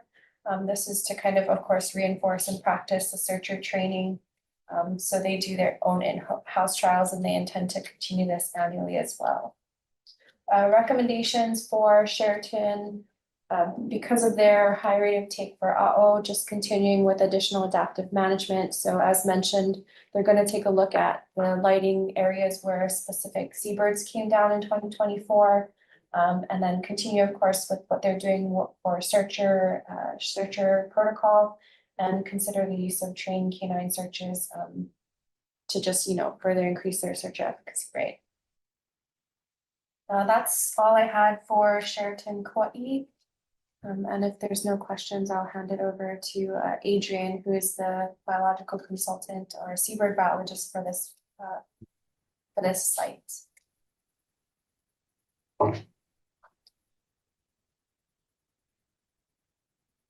Hello, everybody. I'm Adrienne Gall. I am, as Kelly indicated, I'm a wildlife biologist contracted by Sheraton to help them with their compliance, although they don't need much help from me because they do an incredible job on their own. So let me see if I can share.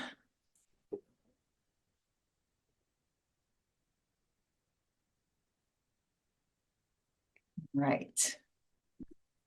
Everyone can see the title slide there, indicating the resort on the south coast of Kaua'i. Dan Sheldon, who's on the line right now, leads the program there and is the primary contact.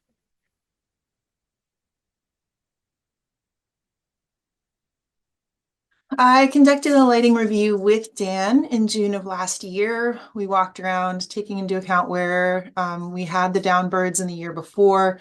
And we identified a bunch of places. Dan was already pretty much on top of it anyway. Having identified a lot of these tall lights along the beach walk. So there, the photographs on the bottom are just 2 examples of the lighting reductions that were done in 2024. Those lights that were set high on the coconut trees, those were all turned off for the bird season. And they made a pretty big difference. You can tell there between the photo on the lower left and the one right next to it. That's the difference between having those tree lights on and those tree lights off. Another big change was turning off the spotlights on top of the Lava Restaurant, which is right there next to the beach. So those are just two of the changes. The other big change that I don't have photographed here are the lit wall sconces in the open hallways. So on the mountainside of the resort where the open walkways are to access the rooms, there was a combination of wall sconces and recessed lighting overhead that pointed straight down, in an effort to kind of reduce the overall light emitting from the buildings. They went through and basically unscrewed the wall sconces to reduce the amount of light that was projecting out from the walls. Even though the sconces are recessed against the wall and under the roof, it still made a pretty good difference in the amount of light coming out there while keeping the lights over the doors to keep things safe for folks accessing their rooms. And I'll be back, either I or Lauren will be back in June of 25. So in a couple months, we're working on the timing for that to review what else Dan has done so far and what other ideas he may have. As far as staff training goes, the entire hotel staff is trained. Dan's been doing this for a couple of years, and so he handles kind of the general Seabird awareness training for housekeeping and landscaping and pool attendants and everybody to keep an eye out for birds and reminding them what the process is should they find a bird to contact security. He also works closely with his own security staff, who are the primary kind of the first responders that actually go and collect birds should they be found by anyone else. They're also the ones that actually do the searching on the property overnight. So I met with search staff in June and again in September. And then Dan does kind of continuing education with his team throughout the season.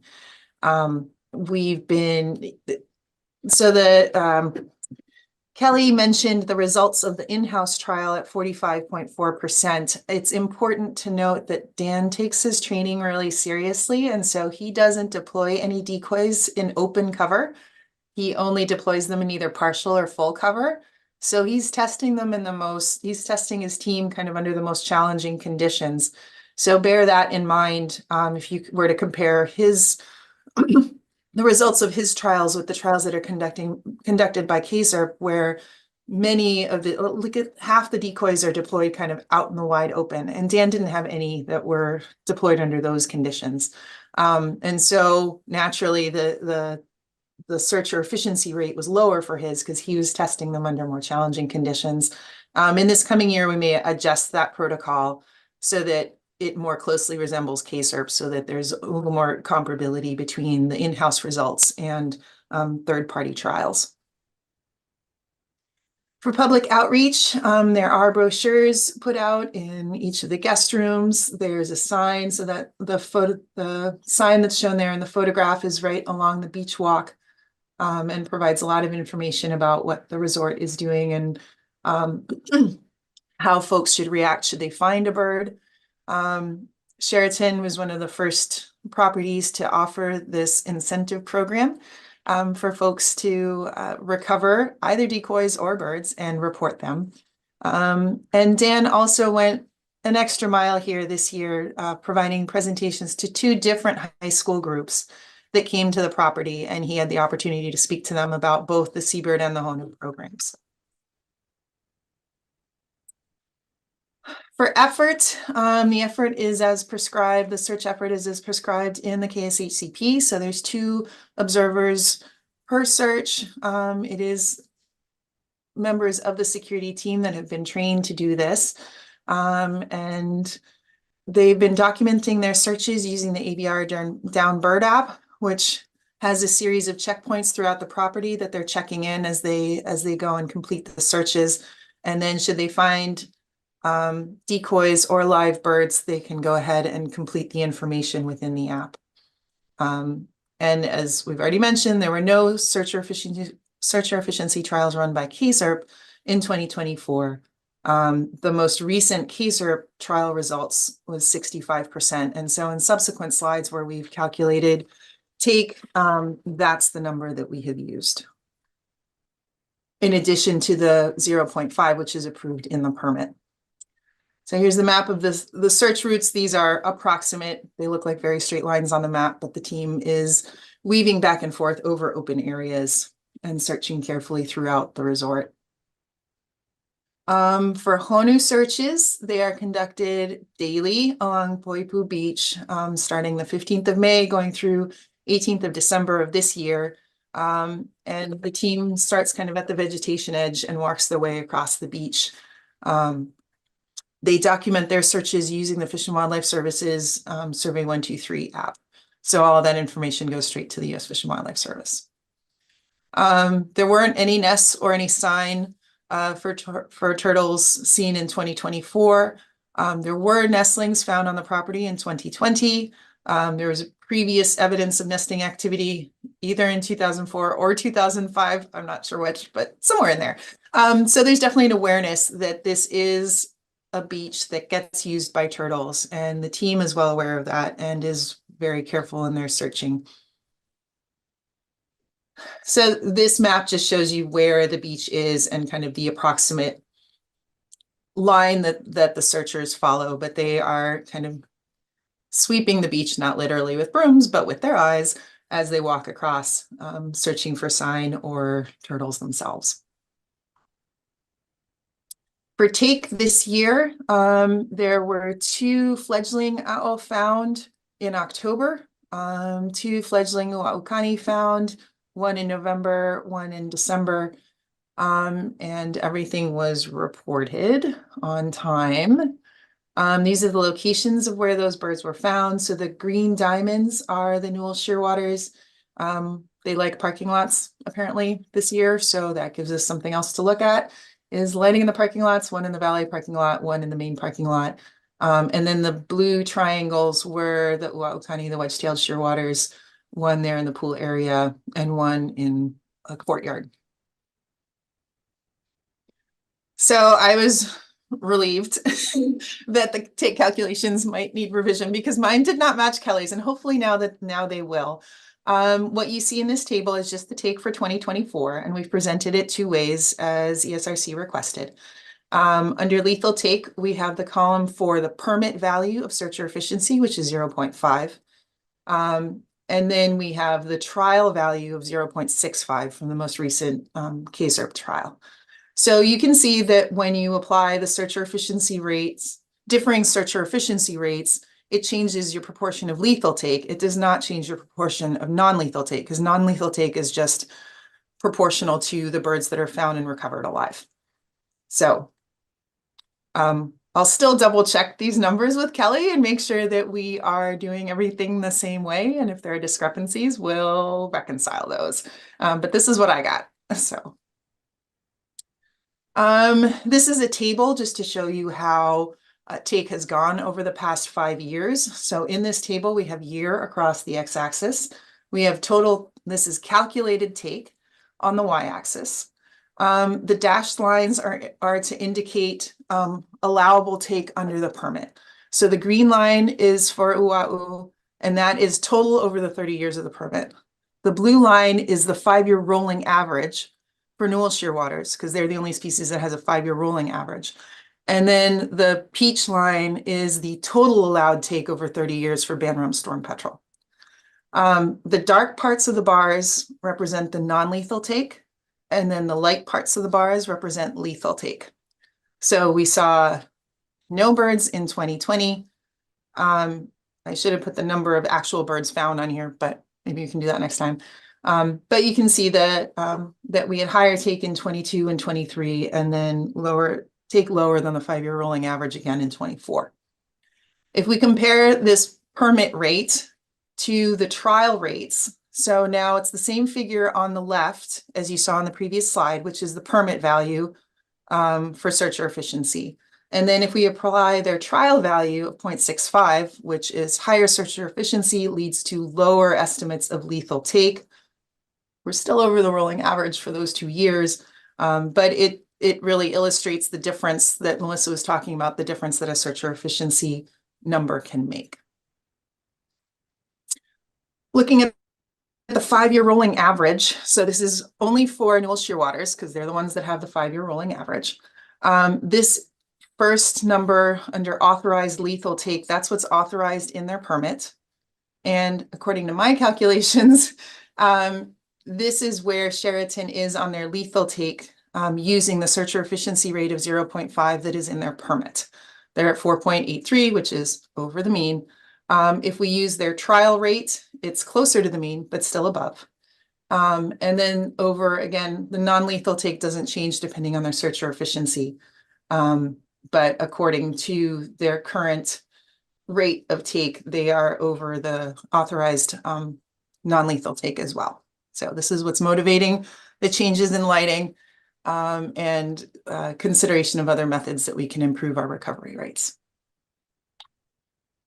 For predator control, as Kelly mentioned, the predator control contractor did a great job this year. They came on board in March with everything they had. They are on board year round.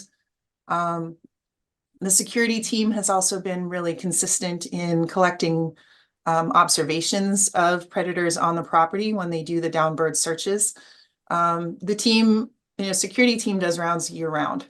So they are recording predator observations outside of the downbird season as well. It may not be as systematic as it is during the bird season, and maybe that's something that we can focus on. So this is a map showing you where the predators were observed on the property in 2024.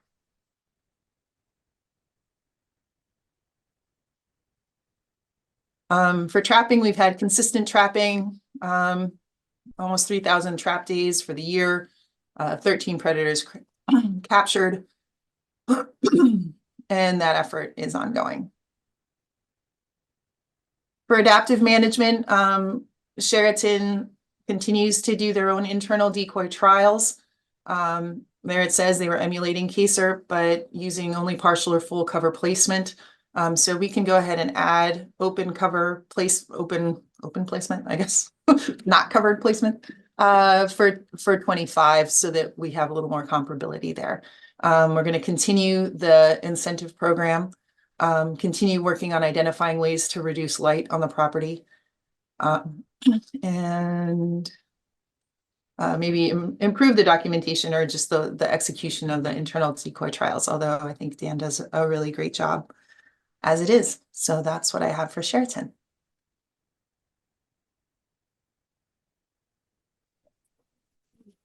Thank you, Adrian.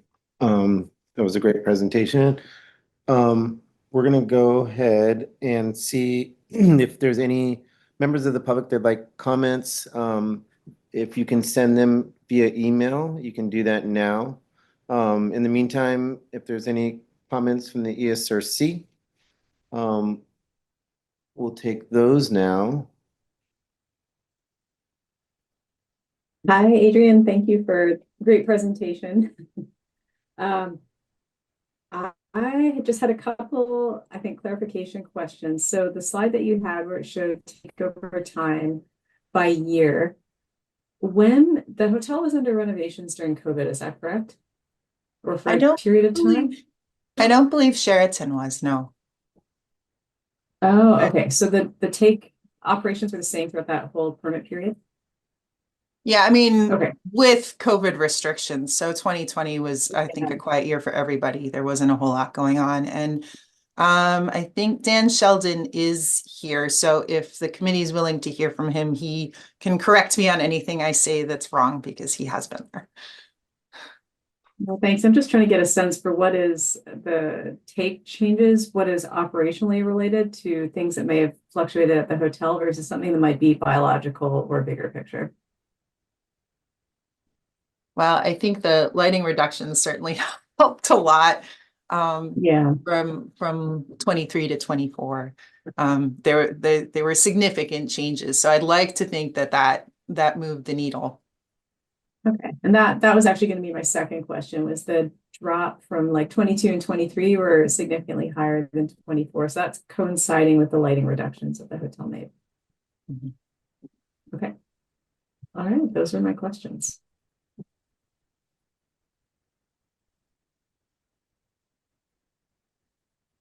Anyone else from the committee have any comments?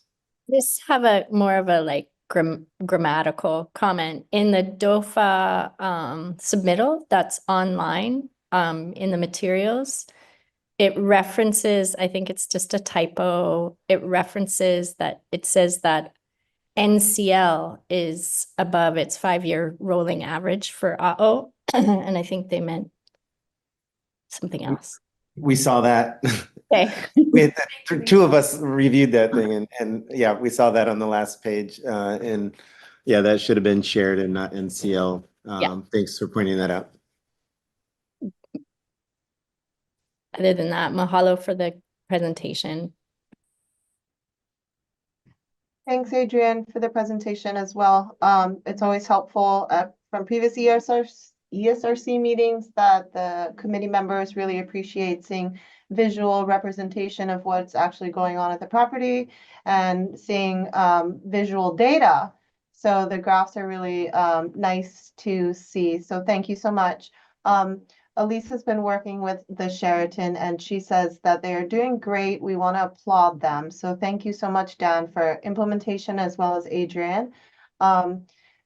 It is true that there is higher than 5-year rolling average, but as far as the implementation and taking into consideration the recommendations from the agency, we really appreciate that and working with us to further reduce as much as possible.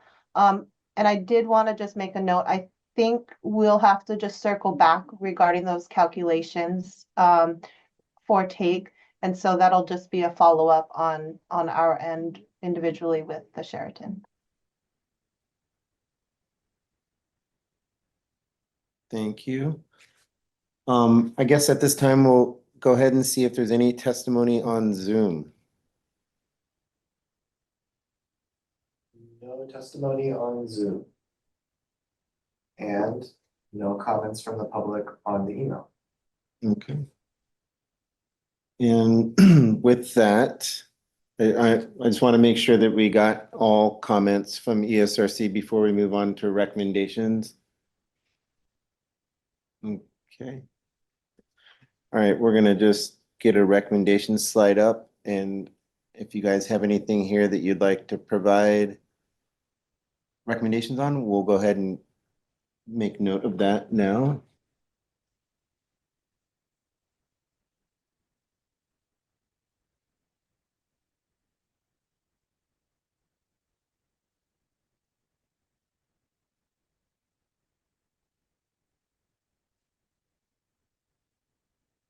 I think continuing with the annual lighting audits, and Adrienne, you were kind of talking about looking at the locations where the birds came down versus lighting would be helpful. It's clear that there was an impact in what you did in lighting between those years. And so just trying to continue that on an annual basis and figuring out where your hotspots are, I think would be helpful overall.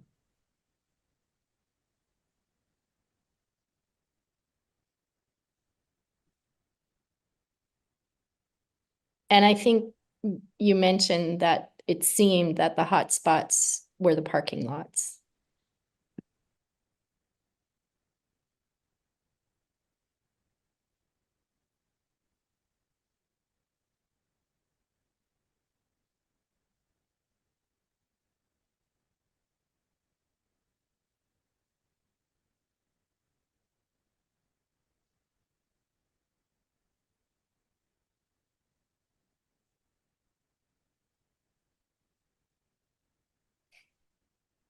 All right. Do we only have one recommendation for Sheraton Kaua'i? That's what it looks like. So if everyone on the ESRC is okay with this, if you can just raise your hand and we can put this in the file for approval. Okay. Great. Thank you, everyone.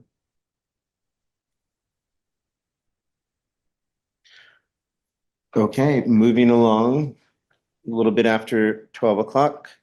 The next item is 3E. This is the status of one hotel, Hanalei Bay, a participant in the Kaua'i Seabird Habitat Conservation Plan. If we're going to go ahead with our DOFAW presentation, a short presentation, Kelly Yamaguchi. and we'll go from there. Thanks, Jason. No, that's okay. 1 sec. We'll get that PowerPoint pulled up.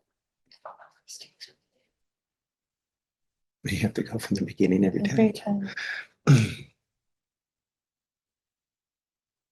thanks. So this property is One Hotel Hanalei. This is a beachfront resort on 23.23 acres in Princeville, Kaua'i. Status of ITL in 2024, the direct non-lethal take of 30 a'o and lethal take of 1 ua'u. This just wanted to note that the take was corrected from the submittal from 29 a'o to 30. Okay, and then yeah, we'll probably, as Jenny mentioned, we'll probably have to loop back and redo all of our calculations for take. The discovery rate for this property is 90%. They underwent a coordinated Seabird recovery project, searcher efficacy trial in 2023. It was 35%, and in 2024, 50%. And I did have that note that this licensee has only been in operation for 2 fledgling seasons. I believe it was spring of 2023 when they went fully operational. So just keeping that in mind when we look at their 5-year rolling average, it's probably more along the lines of two fledgling seasons there in operation. Okay. Wait, sorry, but weren't there downbirds before they opened? Yes, I believe there are downbirds prior to them being let as well. I mean, there's lights on the property before they open to the public, which is part of the issue. So I don't understand why those wouldn't be included. Oh, they are included in the calculation, but just noting that they were lit. So the high rate of take occurred over those 2 years. Okay, but nobody's claiming there were no downbirds during the period before they opened, right? No. Okay, thank you. Sure. Okay. So before I jump into the recommendations for One Hotel Hanalei, so the agencies and KSHCP participated in a site visit. This was during the fledgling season, however, so it was in October. So they weren't able to make any of those changes as a result for that fledgling season. But we did provide a follow-up after that site visit, and those recommendations have been passed to One Hotel, and they will be looking at them for the coming 2025 fledgling season. There were a number of property lighting reductions that were made prior to the 2024 season, though. They did increase their search effort, adding more team members and doing more thorough searches. And they did also have plans to utilize decoys in 2025. But of course, due to undergoing the KSHCP trial, that was put on hold. So they anticipate doing that in 2025 season. So taking a look at the recommendations for One Hotel, of course, because of their high rate of take for both a'o and ua'u, continuing with additional adaptive management, further reducing property lighting if possible. There may be some areas where lighting reduction is still a possibility, but overall, a lot of lighting changes have been done on the property.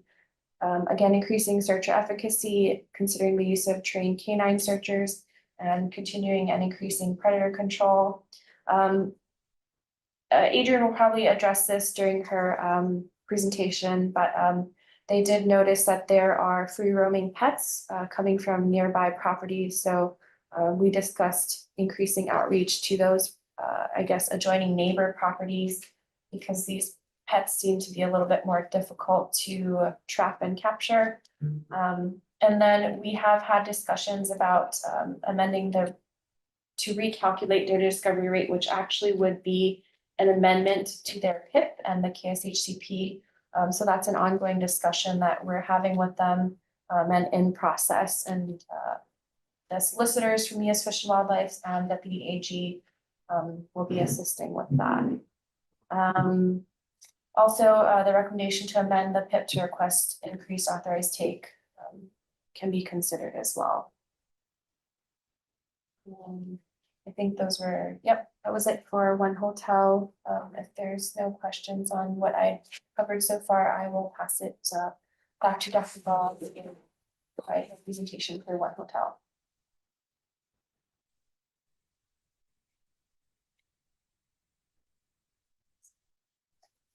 Thank you, Kelly.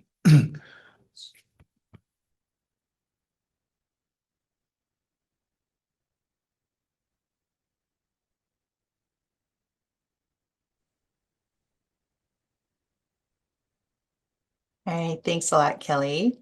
And I'm Adrienne Gall, and I am a wildlife biologist contracted by One Hotel Hanalei Bay to assist them with their compliance with the KSHCP.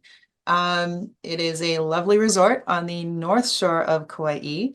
And the primary contact there is, oh, sorry, guys seeing everything okay? Okay. She's okay. Yeah. Oh, that's fun. The primary contact within the resort is Keoki Joseph. He's the director of loss prevention.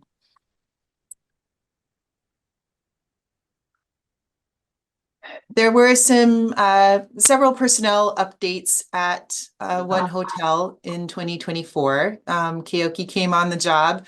Came in hot right at the start of the season, and he did a great job catching up really quickly. So he oversees the Seabird program. He hired a couple of searchers in-house, and then he also coordinated with the Kaua'i wildlife team. So in addition to hiring 4 searchers in-house as direct employees of One Hotel, they also contracted with Kaua'i Wildlife to provide wildlife searchers.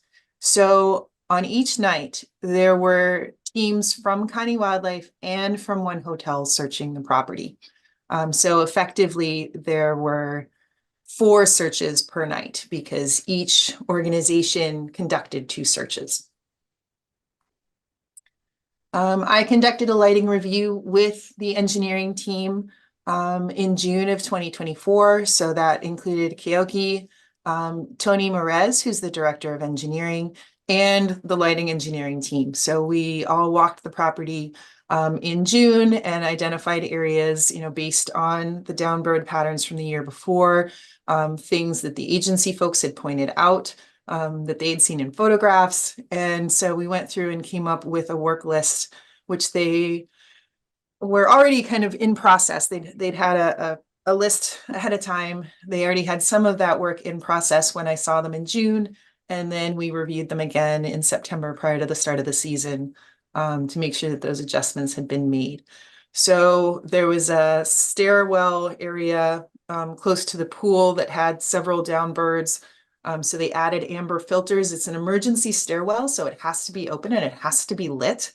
But we adjusted the lighting to try and reduce the amount of glare coming out from that stairwell. There was a lot of reduction of the uplighting of trees. I saw that that was a comment there in one of the agency recommendations. In general, that uplighting is turned off during downbird season, and there's sort of a reinforcement that that's necessary.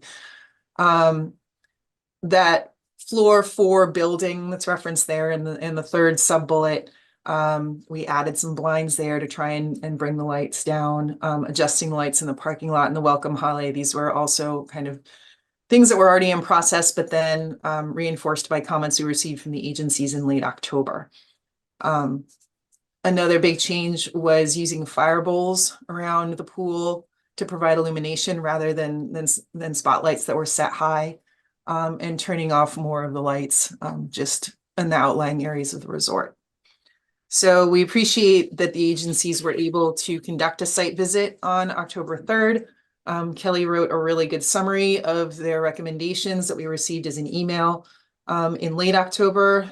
The things that we were able to take action on right away, we did. There's still some other pending items that we are addressing now and will have addressed before the start of the bird season. Here's some illustration of some of the lighting changes. Cell phone cameras have their limitations, but the upper left is the entry as you drive up to the porte cochere of the hotel, and it's pretty well illuminated there during the non-bird season, but then during bird season, those lights in the trees all come off, get turned off. Similarly, as we move over to the right on the upper level, the string lights at the bar, there's a lot more illumination in the bar area in the evening during non-bird season than during the bird season.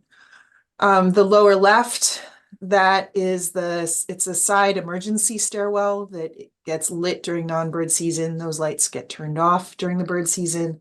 And then you can see the difference in overall illumination on the pool deck in the lower right between non-bird season and bird season lighting.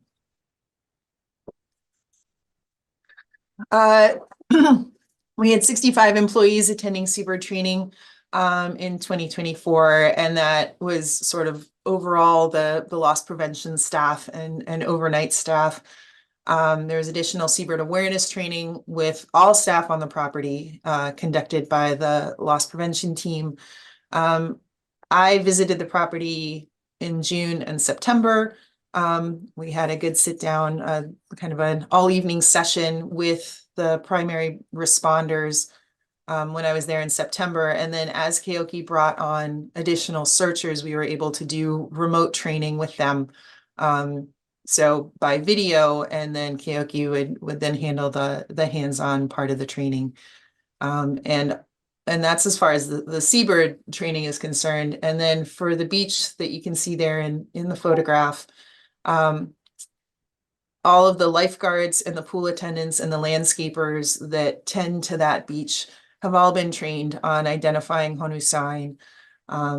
There is a loss prevention officer that walks the beach every morning for the honu searches. But then in addition to that, you've got the staff that work in that area trained for spotting signs of turtle. For public outreach, they have really beautiful cards that they place in the guest rooms. They supplemented those cards with hangers on the exterior of the guest doors. And then Tony worked with the team at reception to kind of increase their awareness so that they could pass along instructions verbally to guests as they are welcomed in during bird season, just reminding them to keep their blinds drawn. And why we're doing it.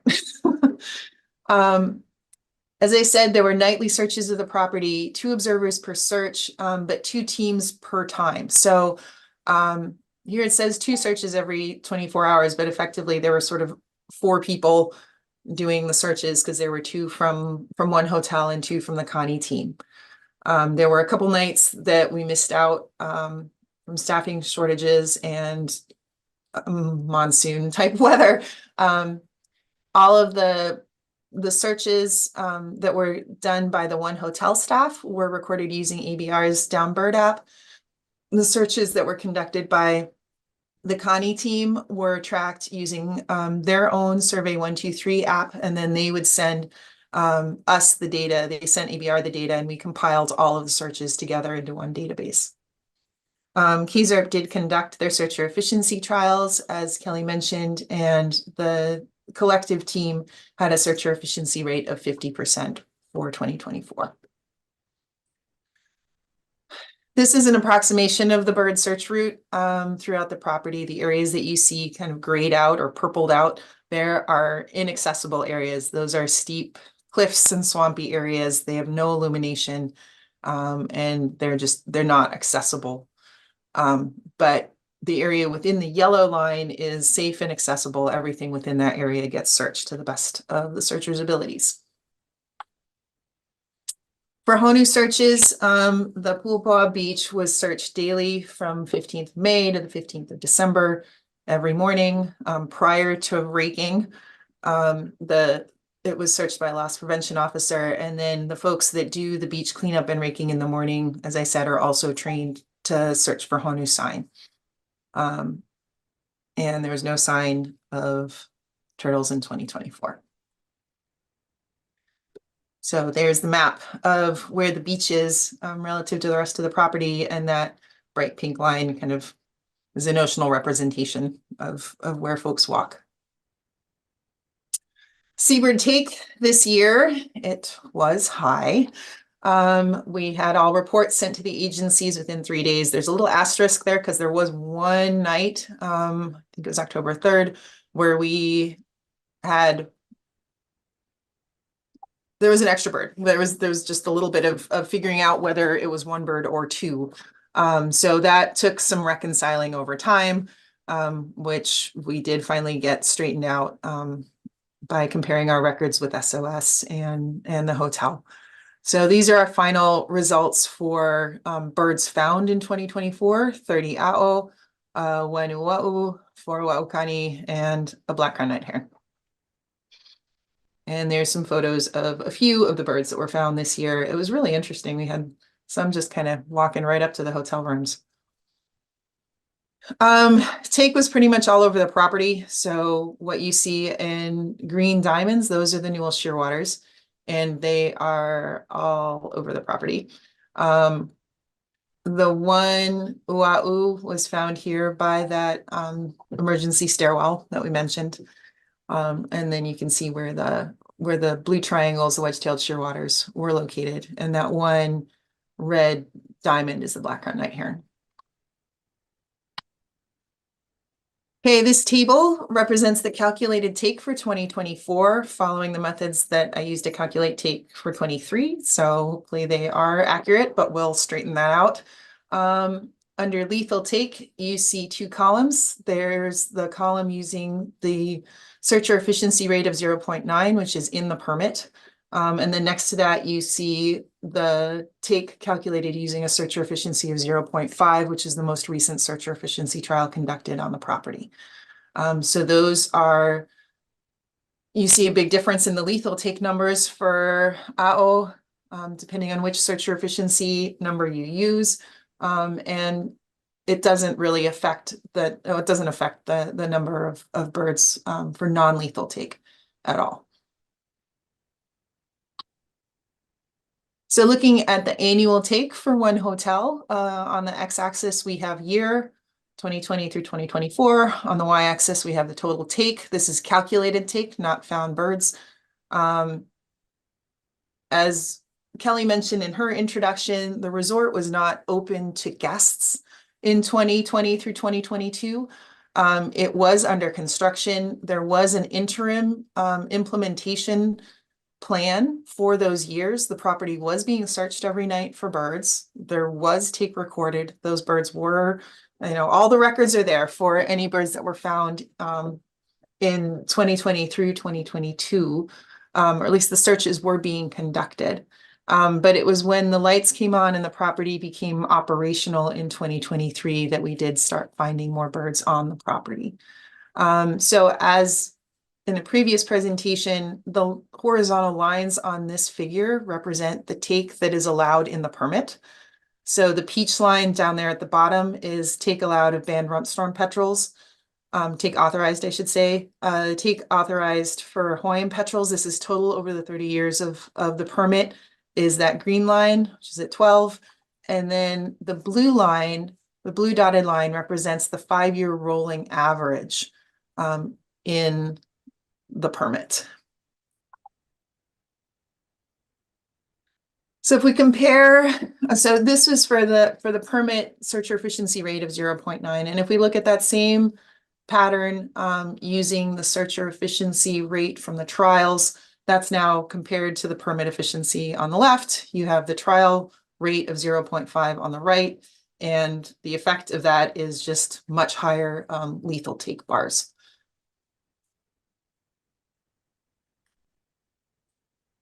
And this is a tabular comparison of the 5-year rolling average. So in the first column there, you see the amount that's authorized under the permit for lethal take.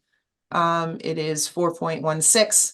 And then using searcher efficiency of 0.9, the property is under that, but using the searcher efficiency of 0.5, the property is above the lethal take 5-year rolling average for Newell shearwaters. Looking over at non-lethal take, again, those numbers don't differ depending on the searcher efficiency, but the property is running under its authorized non-lethal take.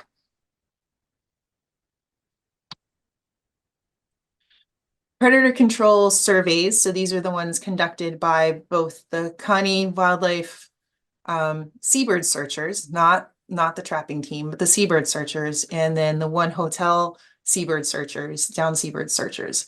So every night that they conducted seabird searches, they were also recording any predator observations. They recorded 57 predator observations, and they did pass those observations back to the Kaua'i wildlife trapping team for adaptive trapping. Sounds like a lot of cats. It is a lot of cats. And if you look at where those observations were, they were primarily at kind of the access points to the property that abut residential areas. So the pu'upoa condos, there are a lot of pets in the pu'upoa condos. There are a lot of pets in the Hanalei Bay Resort, which the Hanalei Bay Resort also has a really big condo area. And so there's a trail that goes from the Hanalei Bay Resort right over to the beach, and you can see a really high concentration of cat observations right there, where the cats can access the properties. And it's a good reminder that any cats that are captured in traps that are identified as pets cannot be dispatched. Trapping, Kaua'i Wildlife was contracted to trap predators on the property. They conducted trapping throughout the season, and they are now trapping year round. We had 252 trap days during the season, for a total of 5 predators captured, and one of those escaped during trap check. As far as adaptive management goes, we implemented quite a few lighting changes prior to the 2024 seabird season. There are additional changes planned for 2025 based on the recommendations received from the agencies from the site visit. So we'll keep working on those and keep working on what we see as far as patterns for downbirds this year and what lights we might be able to target for reduction. Another planned measure for this year is to incorporate the use of decoys into the search protocols. So we do have the decoys on site. We felt last year it was going to be confusing to have many different kinds of decoys out there. So we have the protocol in development, and I'll be working with Kaua'i and Genoa Young, who manages the Kaua'i wildlife searchers, so that we're clear on what our protocols are for internal use of the decoys for training throughout the season.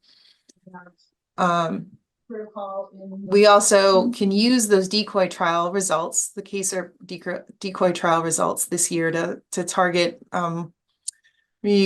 target searcher approaches to certain areas of the property where it seems like there were decoys that weren't found, and so figuring out what we can do to help the searchers improve their search process there.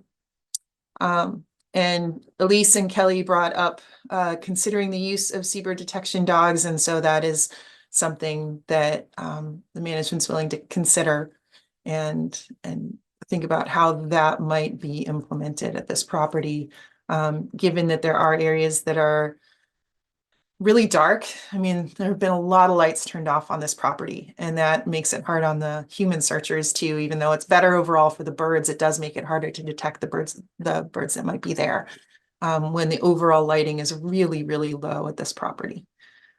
So there may be a way to improve the searcher efficiency, and really the seabird recovery rate is what we want to improve, right? We want to rescue as many birds as we can. So if we can find a way to do that, we will. And that's what I have for one hotel.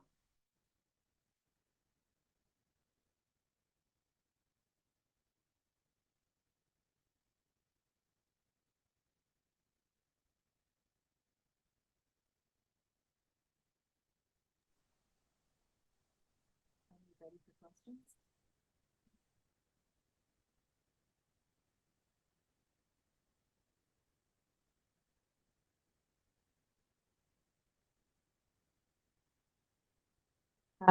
Adrian, are you able to hear me? I can hear you. Okay, I just didn't know if DOFA wanted to go through a certain protocol, but I'm not hearing that on the line. Yeah, me either. I was waiting, or is it ESRC or public? Right.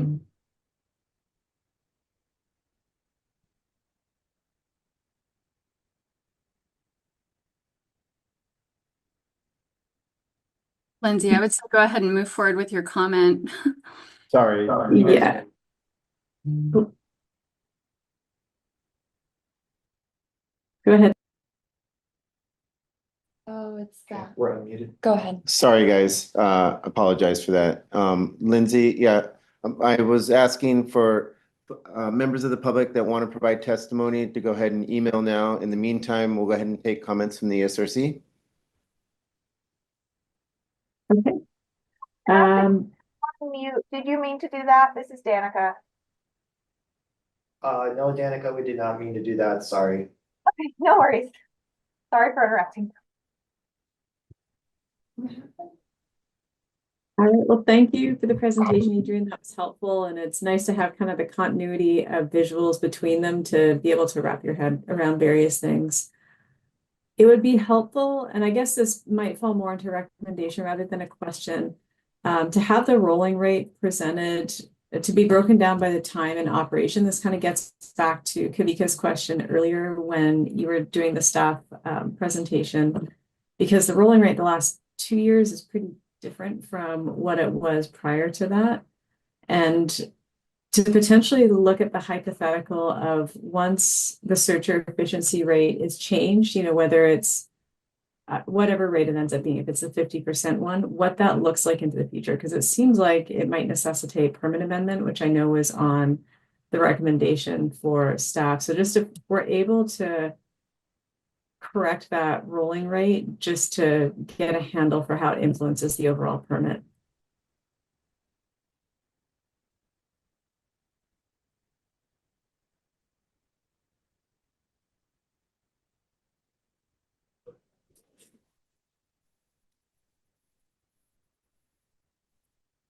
Thank you, Lindsay.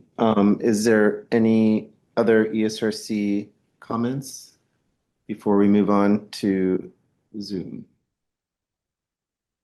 Yeah, I was just wondering, and Adrian, I'm grateful you were involved in the Sheraton presentation as well, because in terms of scale of the size of property, you mentioned, and I think I saw that around 250 employees of the Sheraton were trained versus 65 at this property. So my sense is that it would be nice to understand kind of the percentages of the two properties, because that stood out to me as far less people are trained at Hotel One and the overall scheme of things, because to me it looks like a larger property than the Sheraton. Additionally, the 3 traps on that entire property doesn't seem sufficient for predator control. And I again, when you look at the numbers the Sheraton was using and just that scale, it doesn't seem like a big enough effort. And as I recall, just this, yeah, the 90% efficiency rate, we really have to deal with the permit amendment on this one.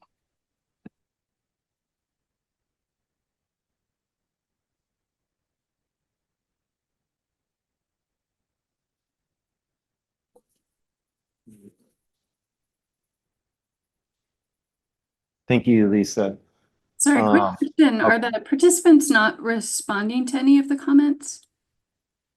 I was standing by to see if Adrian wanted to comment. Adrian, can you comment on those 2 things, Lindsay and Lisa's comments? Well, I think Lindsay asked that we recalculate the 5-year rolling average using 2 years. So that would be something to do in the future, and we can do that.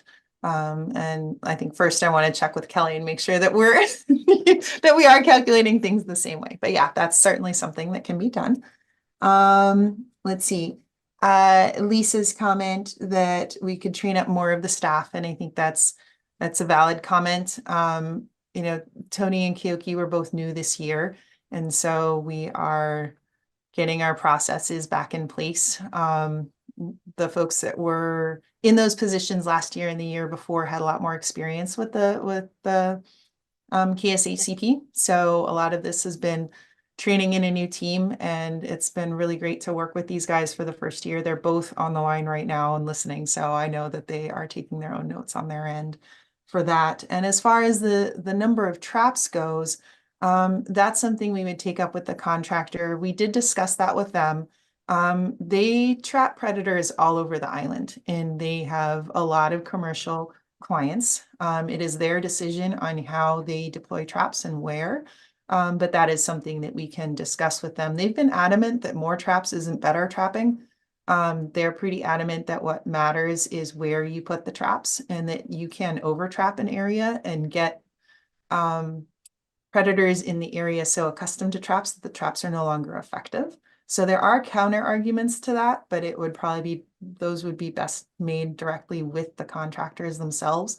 So that's something we can follow up with the predator contractors on. Can you just help me remember, is this the same predator contractor that's working at the Sheraton or a different one? Different one. Yeah, okay, because that Sheraton had a much higher trap success rate. So just to follow up on that, and my apologies, I had another obligation, and so I'm just stepping back in, but is this the site that has the 90% discovery rate credited to them? Yes. Okay, so it's incredibly important that, like at this point, we're 15% through the project period. We're quite a ways in. I realize that you guys have had a lot of change. However, at the end of the day, our job is to look at how birds are being impacted. And are you doing is the permit obligation being lived up to? And I think the concern here is that with being credited a 90% discovery rate and not having adequate predator control and efficiency rates, I didn't see presented because I wasn't here for that part, but it just like the picture together is very concerning, and we would expect all of this to be addressed by the next time an annual meeting comes, and not just a continued conversation of, yeah, do a little bit better next year, do a little bit better next year. 90%, that was fought hard for by the permit holder at the beginning, and they need to live up to it. So I realize you're in a tough position of standing in the middle, but just want to make sure that when you set a high standard for yourself as a permit holder, you got to meet it. I don't know if Melissa or Lindsay, you want to or could speak to the discussion regarding predator control and not over-trapping a site. I know you have some experience with that, Lindsay, so I don't know if there could be any recommendations made regarding predator efficacy. I mean, looking at the distribution of traps and where they're placing them, they've identified the ingress points into the property, and that is the most important part. And that's where the observations that were presented of like coming up from hotel, whatever the hotel is down below, and the trapping points that, well, I know you didn't present where the traps are, but presumably they are located at those hotspots. As long as those traps coincide with that, that's okay. And what Adrian spoke to, what the contractor said, is it's not so much how many, it's where you place them. That is correct. That is best practice.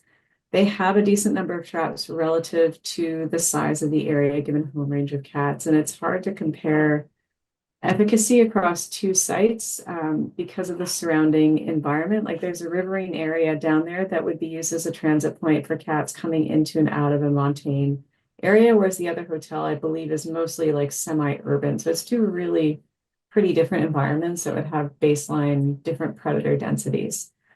So I personally did not have many issues with the predator control, as long as they do change things up and respond accordingly and don't just get complacent.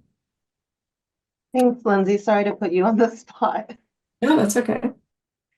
And I did just want to, Elisa noted here that one hotel agreed that amendment is needed to address the high number of take and the discovery rate based on 2 years of searcher efficiency trial data. So I just want to make sure that I believe that should speak to Melissa's comment. And so we are actively working with one hotel on that. Thank you so much.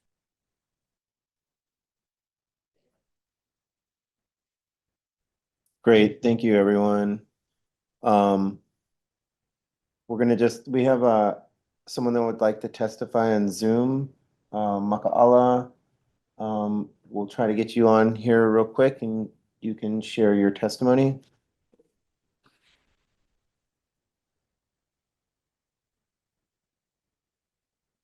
Can't hear.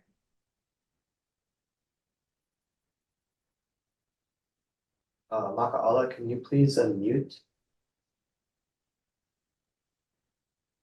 Can you hear me now? Yes. Thank you for the opportunity. I was watching on Zoom, so thank you to members for sending me I was watching on YouTube. Thank you for the Zoom link. I've been going to one hotel since during construction for the remodel and meeting with their PR staff, Alexis, and touring the building as best I could, to inform them about the screens that were on the large windows in the common area that was facing the ocean and the bay. The evening cocktail hour in the old hotel was a very popular public space, and it was a sunset attraction. And as soon as sunset was POW, they lowered these large screens, which really reduced the lighting from inside those public spaces to outside, which is right on the flyway. The birds, that was part of the deal. You could practically see them flying by. So I have asked them to replace these screens. I've asked them for 2 years. And just the last meeting in the last 3 months, they said to me, what screens? And so during the remodel, it's my understanding that the actual hardware that was attached to the wall that the screens came down from is gone. So during the remodel, they have removed even the hardware. So those screens were critical. We know that. And there's still some outside lanai, dinner activities and so forth. But the problem is the common area. And there's a couple of spaces inside right there with those big windows. They're still there and there's no screens. And I would really like to see those screens replaced. And, cat control in Princeville is conducted by several organizations. And there's ways to help Pu'upoa on its own property. I would encourage outreach to Pu'upoa and ask them to try to do cat control on their own property, and I can help them with that. The same with Hanalei Bay Resort. They have a couple of pet cats of their own in their bar, but the other cats are, you're right, Adrian, mostly by condo owners.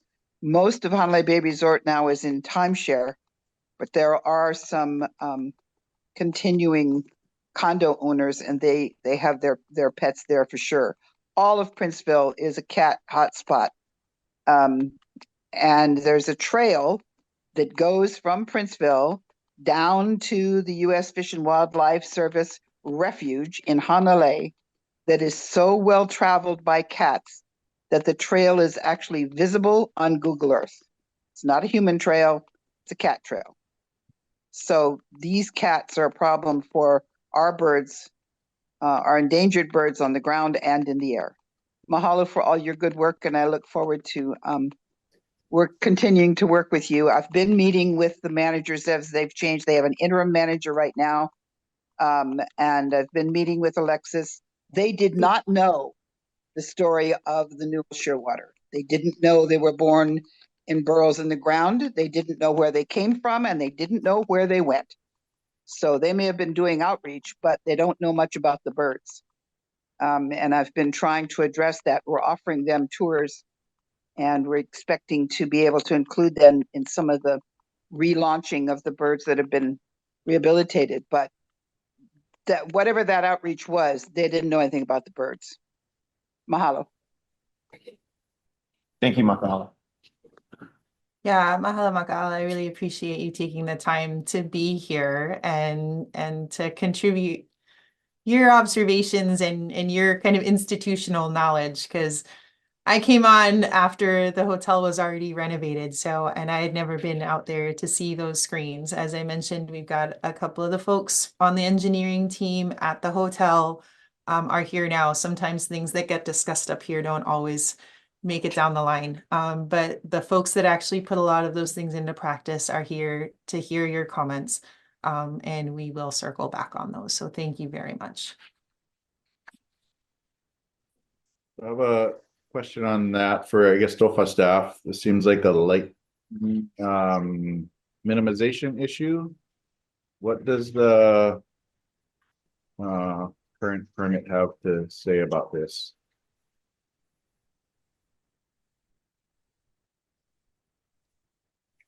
Current permit to say about the lighting like ongoing lighting minimization? Or sorry, did you? Well, it seems like this is such a common sense, low hanging fruit for light minimization that the hotel is deciding not to take advantage of for whatever reason. So I'm just wondering what the language of the permit is that we can make some kind of judgment on the sun, about the sun. I'm not sure if there's forward action if the licensee is not minimizing lights adequately. Well, I guess specifically, what was this? Were these screens addressed specifically in the language of the permit?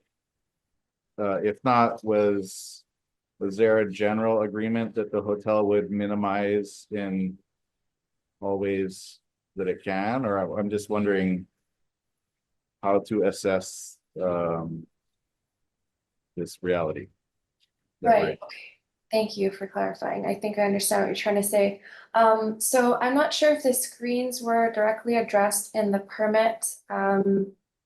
However, all lighting, must be minimized to the maximum extent possible, following the dark sky lighting recommendations, and then ongoing additional lighting, any lighting that can be corrected or reduced. Yeah, I don't know if there's anything specific for this, this screen lights or these screen lights that we're mentioning. I'm sorry, I don't know if I'm answering the question. It does. So there's some vague, sounds like boilerplate language about minimizing lights at hotels. So given that this was a minimization action that a previous owner of the same hotel did, I guess it's a legitimate question to ask, why can't it be done now? Right, definitely. I'm not sure if maybe somebody from one hotel would be able to answer that. Well, Kelly, I can just say this is the first I've heard of it in the year and a half I've been here. So I think the engineering staff has been really receptive to feedback and has taken action on all of the recommendations that have been made. And so I think taking this as a new recommendation this year, sorry, Maka'ala, if you've been saying it for a long time, but it is honestly the first time I've heard it, which gives us a chance to put it into action, at least put it to the engineering team and see what we can figure out. Tony and his crew are incredibly resourceful. They've done a good job with the areas that had been pointed out so far to us directly by the agencies or things that I noticed. Like I said, I'd never seen those screens before. I hadn't been on the property when those screens had been there previously.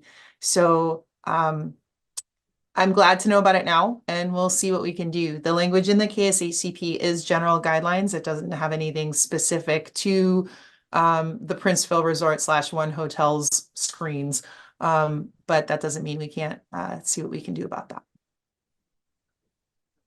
But yeah, it hadn't been written in any recommendations that I had seen. So now it can be based on the outcomes of this meeting, and that would be helpful. Good. I don't know. It seems like I've heard about this before. Was this not, can the staff confirm that this is not the recommendation that has been made before? I don't, I'll have to check back at our records. I don't know if this was included in the October lighting recommendations. Not that I saw, but like I said, it can be now, and that's good. Yeah, so we could formally make it a recommendation now, but also it just brings up a larger issue of following up with previous recommendations that were made. Might be a good way. Wonder if there's a way to recap those to make sure we're not being on a hamster wheel here. But yeah, I'll put that forward as a recommendation. Thank you. All right, before we move forward and get our recommendation sheet together, I just wanted to see if there's any testimony via the HCP email. We're good. So negative on that. So we'll go ahead and bring up the recommendation slide and get that completed.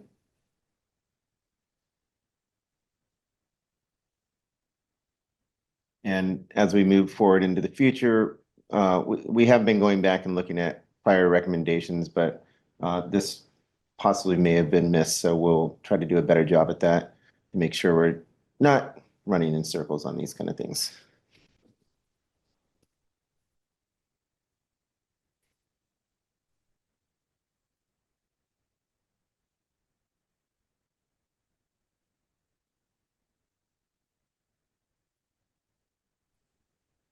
I didn't bring this up earlier, but what might be helpful, so in looking at the locations where birds came down on the property, Adrian, you were saying it's kind of scattered throughout, and that is true to an extent, but it seemed like there may have been hotspots. If there's any way to do kind of an overlay of lighting versus birds, just because, as Kavika said, it's worth revisiting to figure out why there's so many coming down. So to take a targeted approach, that might be helpful.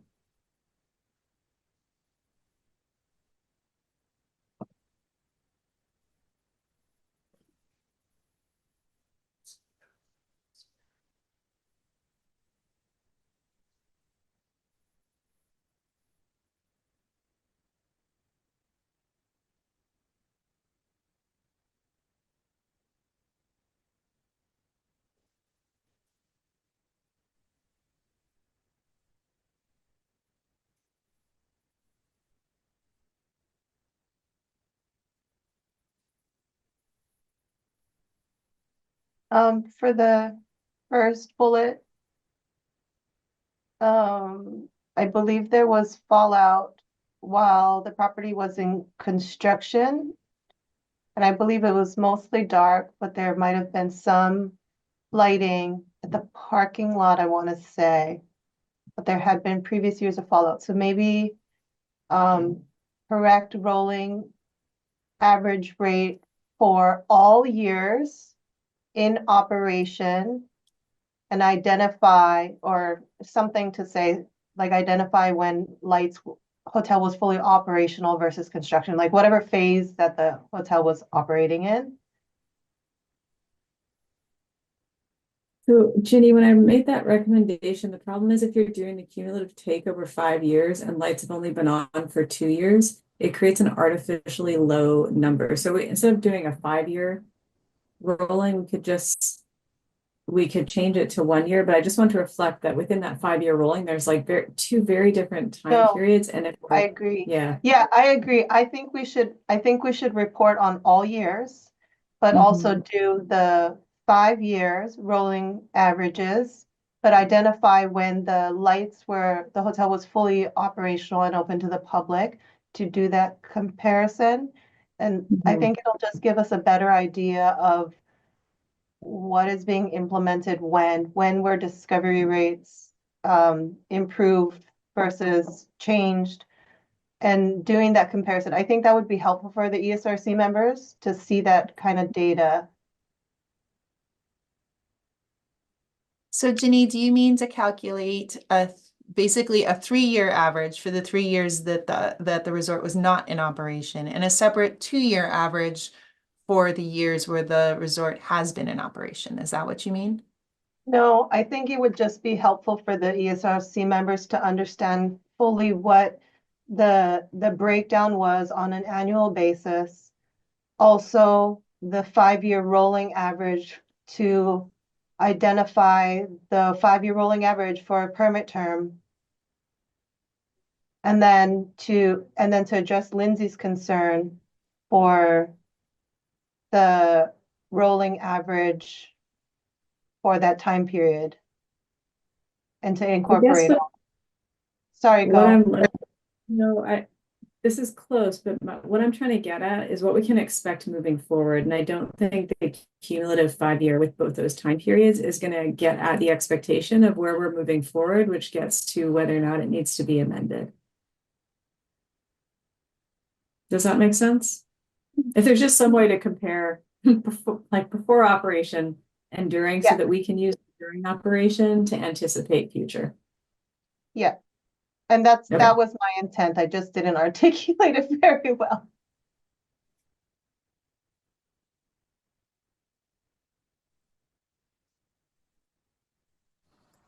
And whoever has the unfortunate job of typing while we're trying to do this conversation, thank you.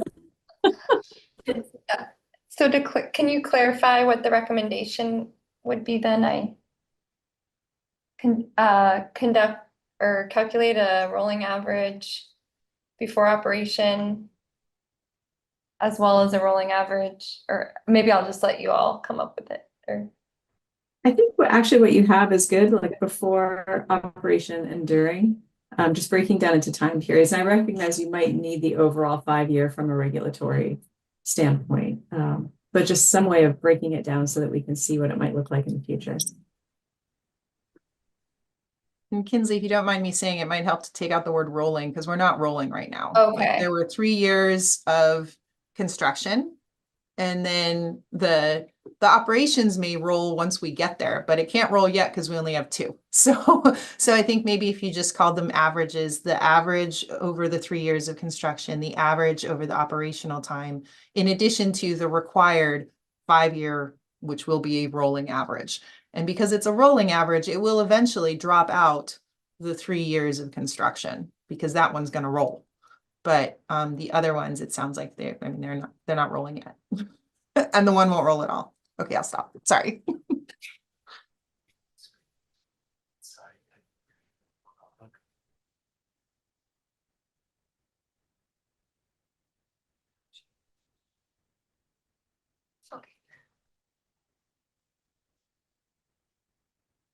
something like that.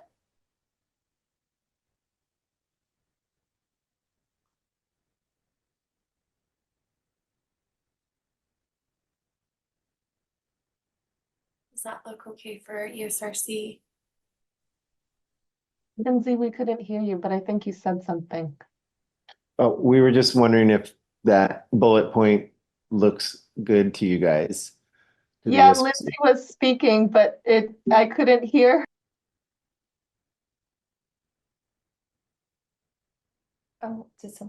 Oh, now we can hear them. Oh, we can't hear Lindsay. That was Lindsay. Lindsay, we don't hear you. You're unmuted, but yeah, for some reason we can't hear her. Can't hear Lindsay. Oh, that's strange. We don't show you muted, but we're having trouble hearing you.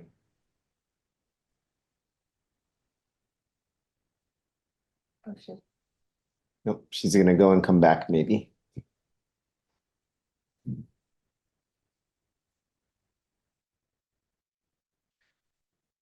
We can focus on the other bullet points if you guys would like, and come back to the first one.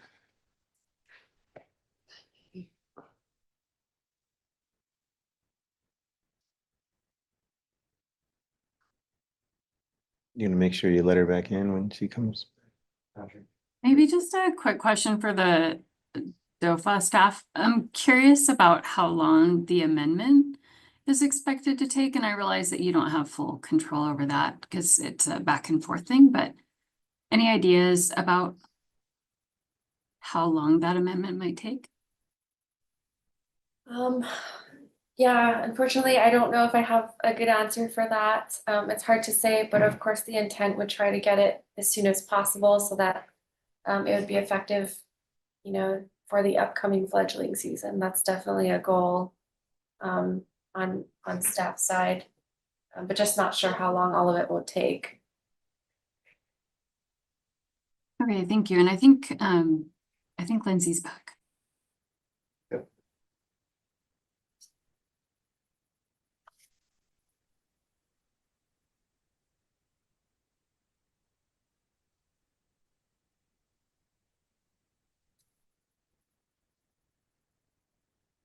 Lindsay, do you still not have the ability to unmute?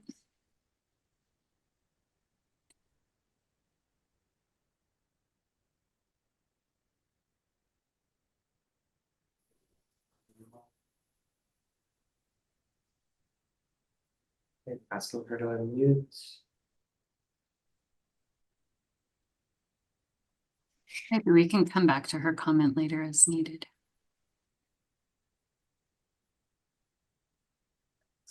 Are you able to hear me now? Yes. Ah, all right, let's see if video is working. Sorry, sometimes between my screen and laptop, it doesn't always talk, which is what's happening right now. Is the video working? Yes. All right, we're back online. Okay, apologies, I did not hear the question if there was one for me. Oh, we were just on the first bullet point. We wanted to make sure that we captured the information correctly for you guys. That looks good to me. Thank you.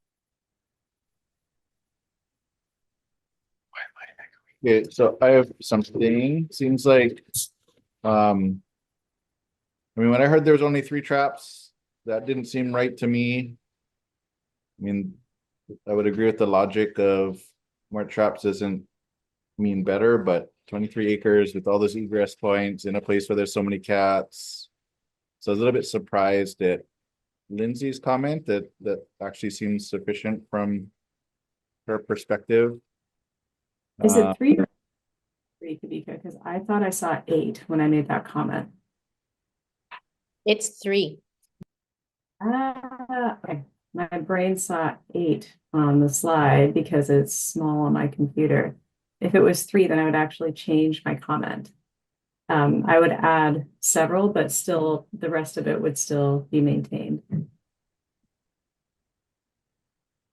We generally try and do 1 for every 5 to 10 acres. It does depend on terrain.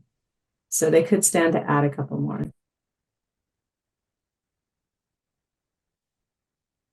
So I know that 2 different hotels have 2 different consultants, but it seemed like, or contractors, seemed like the one that's at the Sheraton's working out better than this one from what we've heard today. So maybe check with that contractor to see if they would do something differently.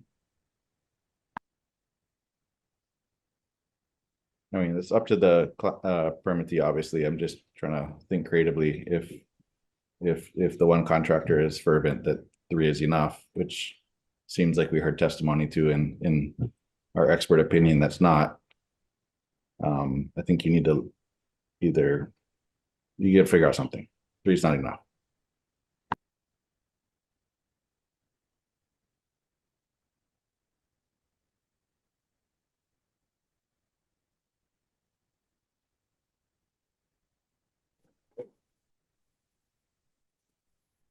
Okay, thank you, Dr. Smith. I guess we can move on to the next bullet point and the next 4. If you guys have any updates to those, we can do that now.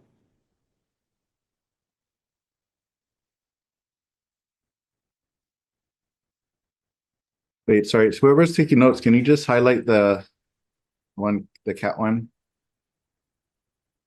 Increase predator trapping and efficiency on property, focus traps, hotspots, oil and gas. Okay, I think that's, as long as increased trapping means more trapping, not just more trapping nights with 3 traps, then I'm fine with that.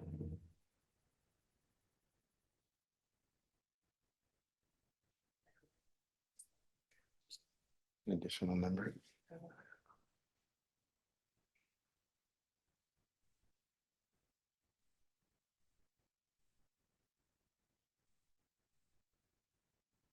There you go.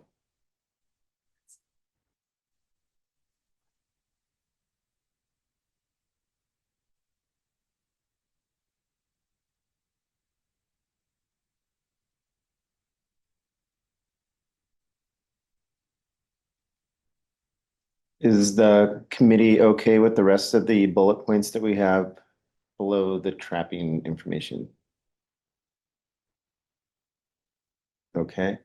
We'll go ahead at this point. We'll just raise your hand, guys, if everyone's okay with this, and we'll go ahead and save this slide. Great. Okay. Thank you, everyone. So just a general recommendation for this process, not necessarily that permittee, but if when we in these annual reviews, if we could get a quick synopsis of previous recommendations and like, I don't know, just a check mark whether or not they're done and a blank box if they're remaining, so we don't have to next year show up and hear about these screens and hear that nobody's ever heard of them before when Kauaʻi has clearly been talking about them for years. I could be so a little bit to that. In the ESRC submittals for these projects, I did include ESRC 2023 recommendations, and they were broken down into recommendations that were addressed by the licensee in 2024, and then outstanding recommendations from 2023, which have yet to been addressed or have not been addressed. I did kind of look back into whether or not we had heard about screens in the past from Maka'ala, and unfortunately, I didn't have any record of mention of that specific issue for lighting on any of our prior recommendations from ESRC. Okay. Yeah. Sorry about Okay, that. thank you for pointing out where that is, and thank you for double checking. So appreciate it. Sure. Thanks. All right. So we haven't taken a lunch real quick, so we're thinking about maybe just taking, what do you guys want to do? 15 or 30 minutes? Yes, the committee. Do you guys want to take a 15 or 30-minute break for lunch? We have 2 more agenda items when we get back. Will we have quorum? I know that Kavika pointed out there a few of us have a hard stop. So it's Well, I'm up to thinking you. about one that was at like 10:30. I don't know about an afternoon hard stop. I'll have to leave by 2 o'clock, so I will be gone. We'll have quorum with that one, Sita. We'll be Okay. okay. What time are we expecting to go till today? We have 2 more items, and I would say we can probably get through the next 2 items by at least 2:30, maybe 3 at the latest. And that's just a guesstimate. If we take a 15-minute break real quick, we can just hit a sandwich real quick and get back here and get back to work and, get done at a reasonable time and still have quorum. I'm fine with that. Okay. Sounds good to me. 15 minutes. Okay, so it's 1:13. We'll see you guys back here in 15 minutes.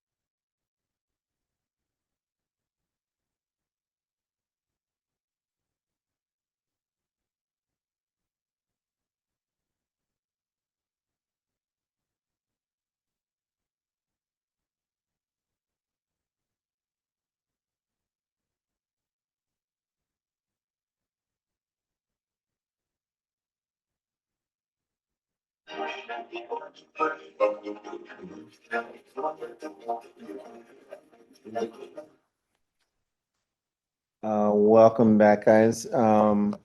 I just wanted to apologize. Dr. Winter, I called you Dr. Smith twice, and we have a coworker on the island of Kaua'i. His name's Kavika Smith, and I must have been talking to him yesterday or something. Anyways, I just wanted to apologize for that. I'll learn all your guys' names. If we're all here, we can move on to our next item. I think we might wait just a minute.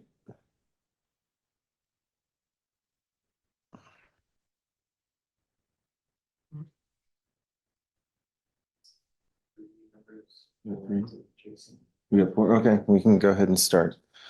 Next on the agenda is item 3F, and this is the status of NCL, Norwegian Cruise Line, a participant of the Kaua'i Seabird Habitat Conservation Plan.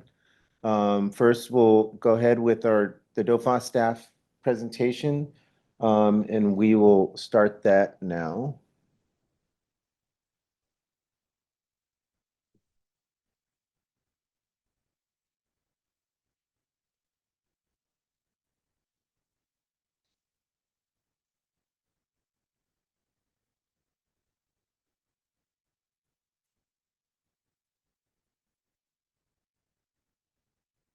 Thanks, Cynthia.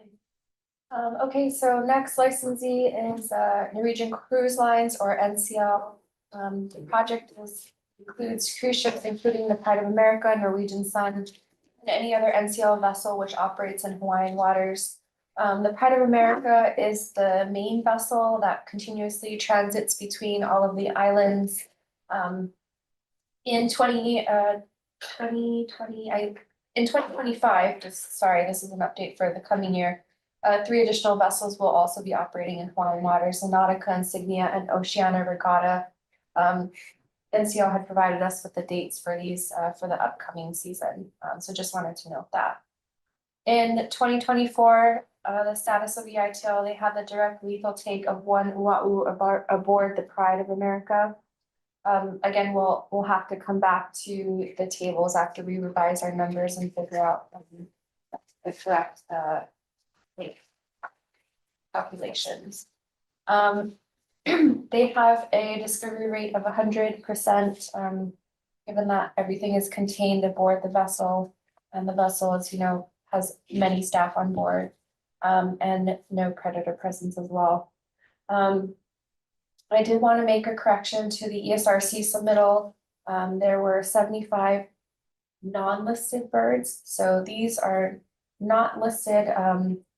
They are MBTA covered species, predominantly leeches, storm petrels, and wedge-tailed shearwaters who were downed during 2024. Most of these non-listed birds come down while in port on Kaua'i. And then also important to note, sometimes they occur outside of fledgling season. I'll touch on adult take in a little bit, but just want to loop back and state that the IDs of the leeches, storm petrels were confirmed by SOS.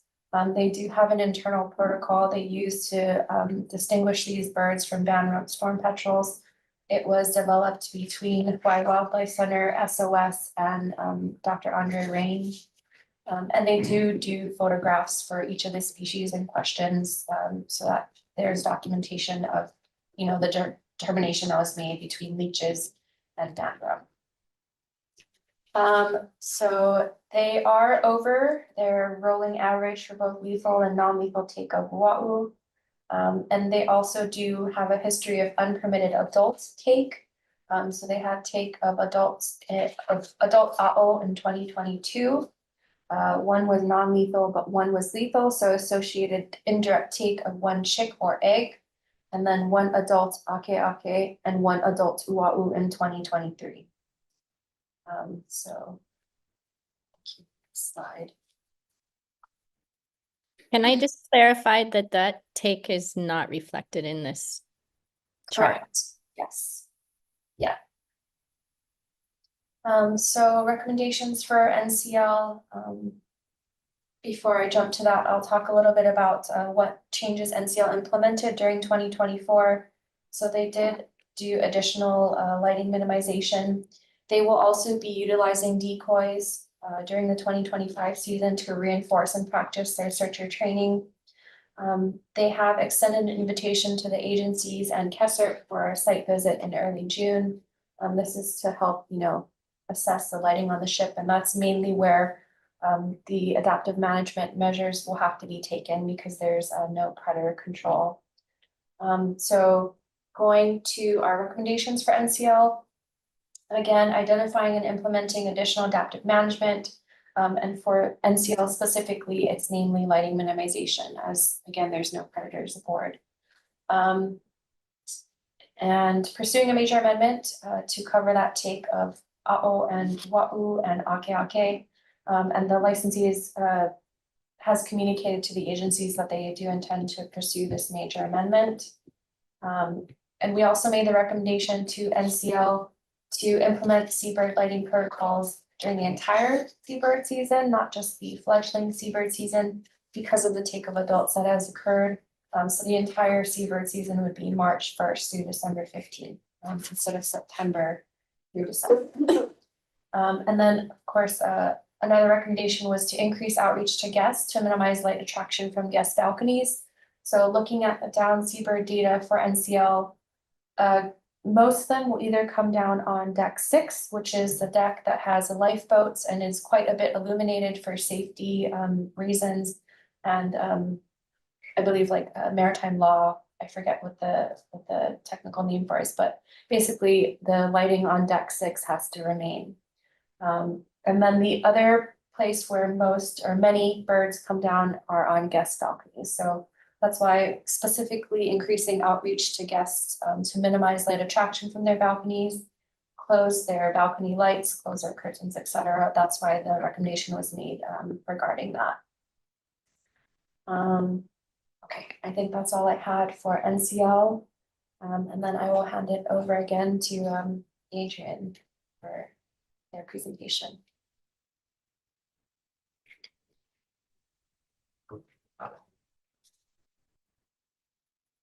Thanks, Kelly. And share my screen.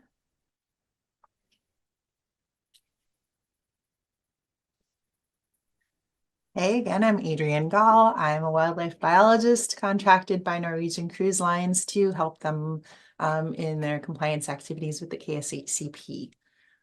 In 2024, NCL had 2 vessels in Hawaiian waters, the Norwegian Sun and the Pride of America, pictured there.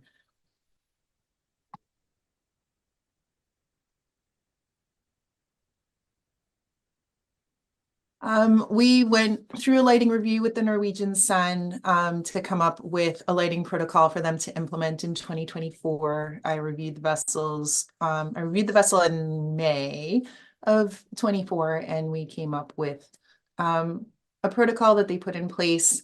The Pride of America has been in Hawaii for a really long time, and so we didn't make any adjustments to their lighting for 2024, different than previous years. They continued with the same lighting protocols. They also have a Seabird season protocol that they put in place and have marked well on their dashboards. The environmental officers for the respective vessels are listed there. I think Kelly mentioned at some point earlier today, if not just before this, that we did implement the chain of custody form this year to improve tracking from the vessel to the handoff to either rehabbers or DOFAW Maui, and to make sure, because sometimes the vessel just has to leave. And so if the birds are handed off in any way to port folks or anyone else, there's a label on the carrier that specifically identifies each bird, where it came from, where it's going, and who's been contacted. So that was a big improvement this year. And I think it helped in cases where there were multiple birds down in particular. So if the rehabbers show up and there are 5 birds in the boxes, to know which bird came from which balcony or which area of the ship. So there were a lot of really good reasons why that chain of custody form was put in place and why it's helpful to use it regardless of what island the ship is docking at. And so I appreciate the work that the agencies did to incorporate both the who do you call on Maui question and the chain of custody into the updated protocols that we use this year. As I mentioned, there were 2 ships in Hawaiian waters in 2024. Pride of America is there pretty much year round. And then the Norwegian Sun had 2 kind of extended trips. But it was there for much less of the year than the Pride of America was. Coming up in 2025, there will be 3 ships that will be in Hawaiian waters for an extended period. There's the Pride of America that is going into dry dock next month. So you'll see it's been in Hawaii January through May. It's going into dry dock for the month of May, where they will do a remodel that involves removing lights. So we did submit a request for consultation with the agencies on that proposed change on February 18th, and we kind of worked through the process with Kelly and Elise. They asked a lot of really good questions about the lights that were going to be installed and removed, and so we had good discussion about that. That's going to be happening here in May. The ship will return to Hawaiian waters in June and be in Hawaii through December. The Norwegian Sun has 3 kind of extended visits in Hawaiian waters. Only one of them is during fledgling season. And then the Oceania Regatta, which is a much smaller ship. It's not quite half the size of the other 2. It has a couple of 1-week trips, and the dates are listed there. I did visit the Norwegian Sun and the Oceania Regatta in January to do a lighting review and have those lighting reviews written up. With the Norwegian Sun, we're just confirming the lighting protocols that they used last year, and the Oceania Regatta, that was a whole new deal. So we reviewed the ship lighting and came up with a protocol for them to implement when they are in Hawaii, and also had an opportunity to train with the team, get them trained up on downbird recovery, on the use of the chain of custody form and the process for recovering birds and turning them over to rehabilitators. For lighting, as I mentioned, I did the review for the Norwegian Sun in May of 2024. I did another review for them just now in January of 25. Because the ships are only in Hawaiian waters for limited amounts of time, except for the Pride, we're trying to line up an opportunity for a lighting review with the agencies for the Norwegian Sun in June, time to coincide with when the Pride comes back to Hawaii. So we should be able to get both ships, hopefully, in one visit and involve agency folks in that lighting review in June of 25. So was that 2 months from now? The Pride of America, Olivia Rong from U.S. Fish and Wildlife Service and Dilek Sahin joined me for the review last May. As I said, there were no lighting changes in 24. We've already presented and discussed the lighting changes for 25, which it involves a net reduction in lights. And we'll have another lighting review in June. Staff training, every person who works on these vessels goes through basic seabird awareness training, what to do if you find a bird, who to call. In addition, we have the environmental officers are the ones primarily responsible for recovering birds. The staff captains are kind of the alternates if the environmental officer is not available. So all of those folks are trained up on safe bird handling and chain of custody and procedures.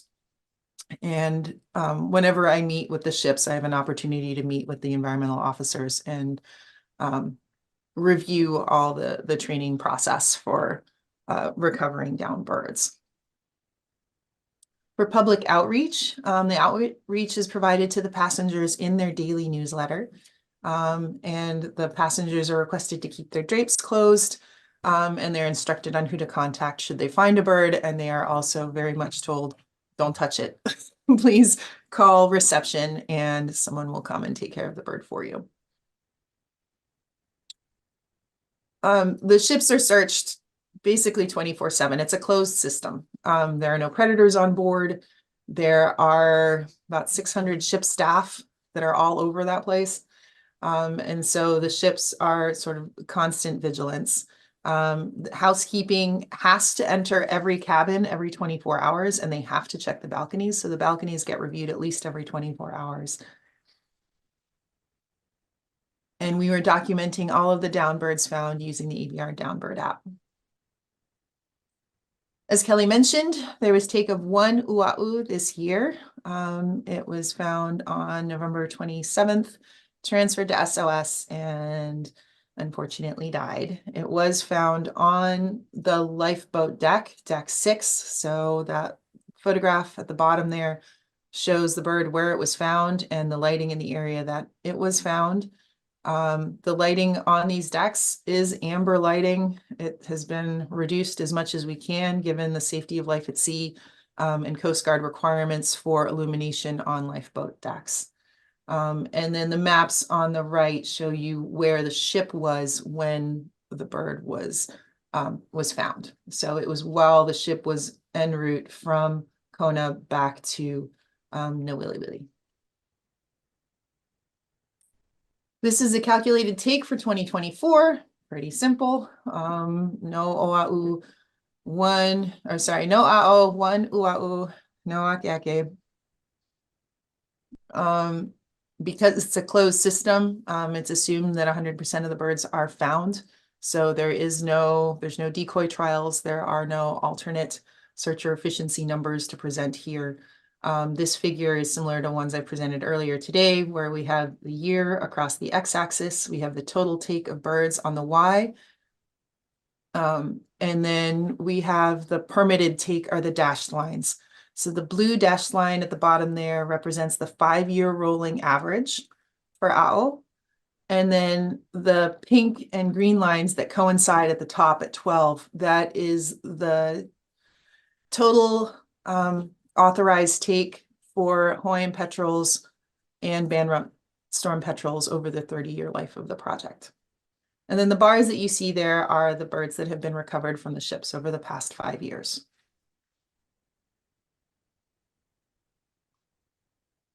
Five-year rolling average, it's actually under, so maybe Kelly, you and I need to talk about that, or at least the number that I calculated was under. So let's make sure that we're calculating things the same way. This again is for the fledglings that are permitted under the permit. So this does not include adults that are not covered under the permit. There were many birds that are not TES species that were recovered from the ship. 51 birds from the Pride of America, 10 different species. 23 birds recovered from the Norwegian sun, 5 different species, which includes 1 horned grebe and some kind of passerine. So they weren't necessarily all seabirds. But that's a photo of one of the non-TES species that was recovered from the Pride of America.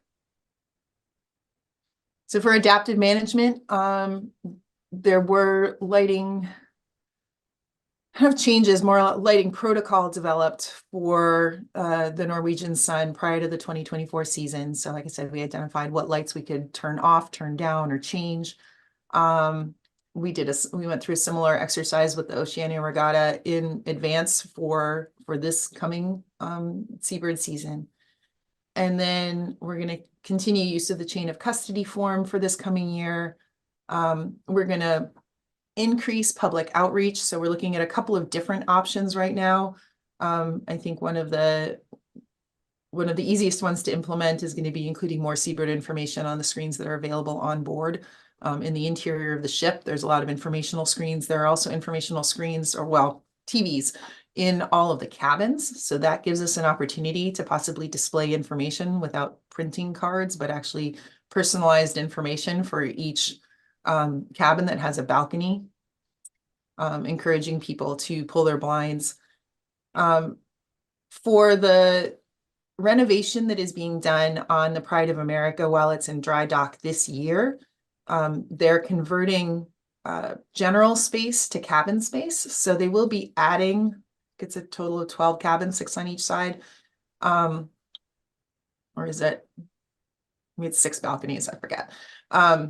It's in the letter. But for the balconies that are being added, those lights are gonna have timers. And so that's gonna be, and hopefully something that we can phase in over the rest of the ship over time, is including timers for the balcony lights to make sure that those just can't stay on all night. And then, as Kelly mentioned, we are pursuing amending the permit to include take of adult birds. So that's what I have for NCL.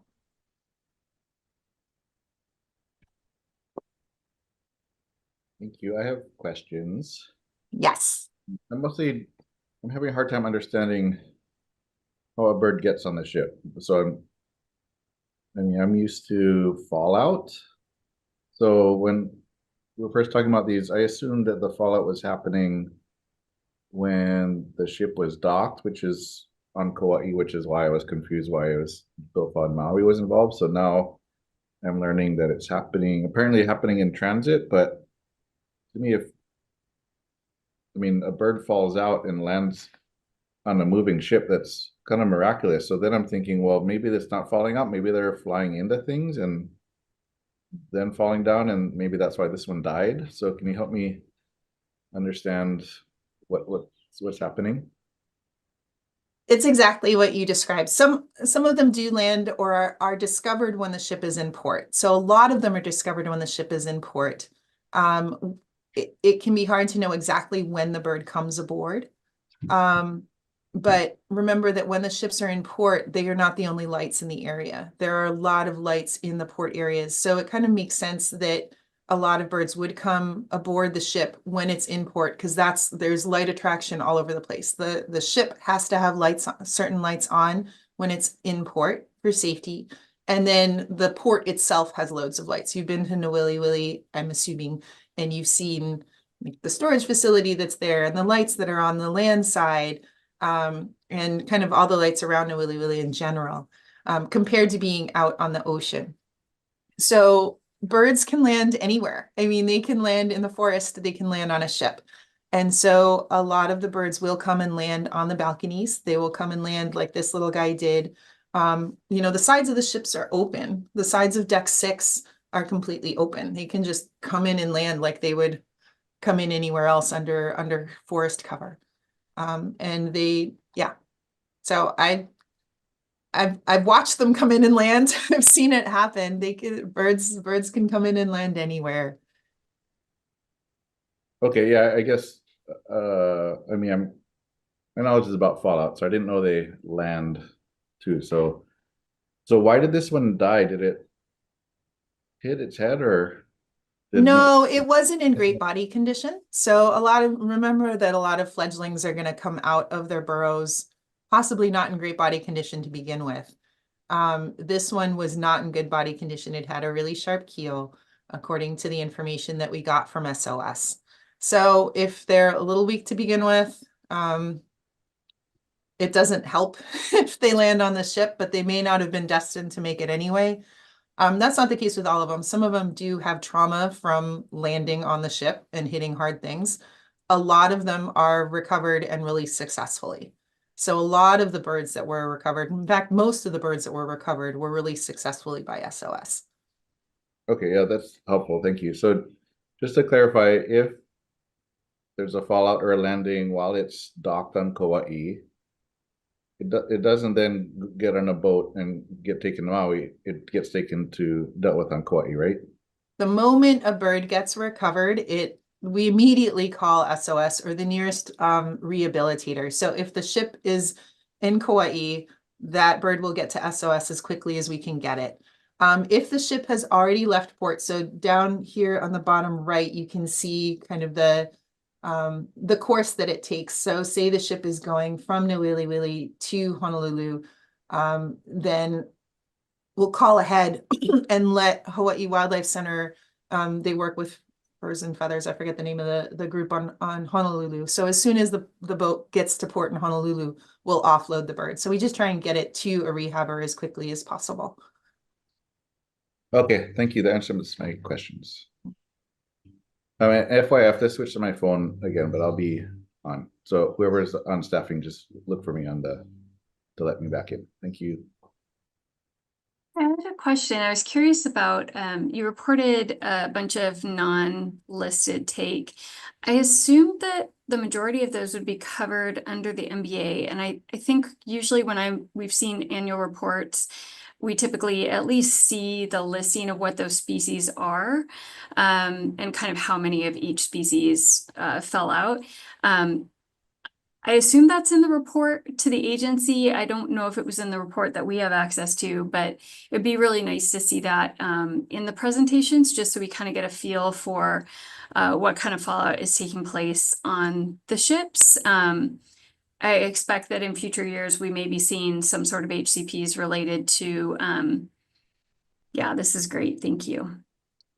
Related to like ocean-based wind or something like that, these kind of numbers and what kinds of things you're seeing out there are going to be suddenly more relevant. So thanks for showing this. It's great. Yeah, all of the raw data for every bird that's recovered, every seabird that's recovered on the ship, those raw data are all sent to the agencies. We don't include that data deliverable in the annual report because it usually takes some time to reconcile all of our records with the various rehabilitators and with DOFAW Maui. So we didn't make that cutoff. We usually get those data completely QA/QC'd by the end of March. And so those data are available from DOFAW and Fish and Wildlife Service. If you want to see the raw data. I did prepare a couple slides. I just had them in my back pocket in case the question came up. So here, and this kind of gets to Kavika's question as well. On the left are the number of birds that were recovered from the Pride of America and the location where the ship was when the bird was found. And the size of the dots indicates how many birds were found at a time. And so you can see that when the ship's at sea, it's kind of one bird at a time. But when the ships are in port, we may find more birds, and the most we find are in Newell because that is the one port where the ship is overnight. At the other areas, they will dock during the day, but then they pull up at night and transit at night. So the ships overall transit at night, but the one place where they spend the night is there in Newell. So on the left, you see kind of the spatial distribution and the for the amount of birds that were recovered. And then on the right, you see the species. So there's your list of species and it's color coded. So you can kind of look at the little dots there. I'm a picture person. And so we do have the tables, but I need to see the pictures. So the pies aren't necessarily scaled to size. You can see the scale on the map on the left. But the pies do represent kind of the variety of species that we found at each spot. So that's the Pride. This shows you where they fell out on the ship. So for the Pride, deck 6 is that lifeboat deck, and deck 7 is right above the lifeboat deck. About half the birds fell out on the lifeboat deck, and then you can see the other decks. Those stars are on guest balconies, so we know kind of the distribution of where on the ship those birds are falling out, and then a few did fall out on the general decks up at the top, the pool decks and things like that. That's super interesting. Thank you. And on that previous one, the map, so you're seeing that on the left-hand side, the size of the dots are representative of the number of downed birds. That's clear. On the right-hand side, essentially, those have been enlarged just so that we can see the pie breakdown, but the size is not relevant. Okay. All right. Yep. Thank you.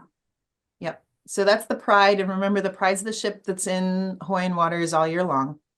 And then this is for the Sun, which was not in Hawaiian waters all year long. It was much lower, but we see the same pattern where there's single birds found at sea, but really most of them are picked up in Newell, where the ship actually spends the night. And similar pattern here, we actually had the most birds were found down on the lifeboat deck, and there were fewer of the birds found on guest balconies. But again, that mostly has to do with exposure time. Michelle, you had a question? Thanks, Adrian. That's a super helpful, almost like a heat map of kind of where those non-T&E birds have been found. And I think it helps, even though they're not T&E birds, I think it probably does help you in identifying those source lights that could still ideally withstand some additional minimization or avoidance measures, maybe maybe changing out the lights if possible, or adding timers or dimmers or shields that would further reduce the likelihood of those lights being problem areas. I'm particularly interested on the balconies because obviously it's not like anyone can check those balconies until the following morning. And I'd love to see some additional measures in there to alert guests to the possibility that there could be birds out on their balconies and try and get those into care earlier rather than just waiting for housekeeping to come the next day. I wonder if you'd be willing to talk a little bit about that at all. Yeah, the housekeepers often get in there first thing in the morning, so that's great. But this is where we're exploring a creative use of the screens within the rooms to try and really bring home that message that your balconies are places for you to enjoy the solitude, the quiet, and the dark, and listen to the ocean rather than blind yourself with light. And if you need light, go inside and shut the curtains so that your light stays inside. So that's the big push here. And I think where we can move the needle the most is in passenger outreach. So we are looking into different ways that we can do that. The screens in the rooms are the most obvious way to do that, but we're working with it's called the hotel team, but the hotel team is the team that focuses on the guest experience on the ship, and see what else we can come up with other ways that we can share that message. Great, thank you. Looking forward to hearing updates on that in the future. I do just want to note one other thing. I do note that there have been take of adults, and right now the permit and license don't include take of adults. I think that that's a thing that is going to have to get resolved. Okay. Yeah, I know we are in conversation with the agencies about that. Great, thanks. Can I just follow up on that question? I note that in the minutes from last year, this was brought up and the need for an amendment was stated clearly and agreed to and all of that. It's been a year, it's not in place. Can you estimate a timeline? I think there's two things, and I know you're the contractor on both. I realize it's different permittees, but I'm just going to say them together here.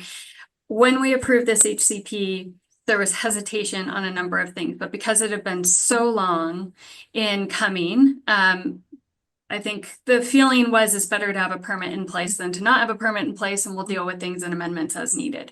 So for example, a 90% discovery rate. Nobody on our side thought that was realistic. And it was like, okay, if you want to hold yourself to that super high standard, go for it, and clearly it's an impossible standard to meet. To me, this is kind of similar. Like, I don't know why you wouldn't expect adult take and would only expect juvenile take. And so it seems like an obvious one. And, but it was put in the permit, it was approved. And so it's been a year. This needs to be amended quickly. What's kind of an expected timeline? I think that's a good question for the folks that can issue the amendments. I have no control over that process, but what we can do is submit the request, and we're working with Kelly and Lisa have been really great about helping us with that process. So it's not a super easy question because it does have implications for how much take we have available at the mitigation site and how much is an adult worth, which is something that isn't currently laid out in the permit. So there are a lot of details that make it more time consuming, but all I can say is that we are pursuing that in good faith with both DOFAW and Fish and Wildlife Service. I realize that. Thank you so much for doing your best to answer in the hat that you currently wear. I think we do have people on the line who can speak to kind of the efficiency of that. Again, we had long before I arrived, at least 10 years of discussions to hash out all those kinds of details before this permit was even approved. So I think that we have a pathway for identifying those kinds of things, and it's already been a year. It shouldn't be another year before something comes before us as a proposal. Are there people online who can speak to what we can do to move that permit amendment along?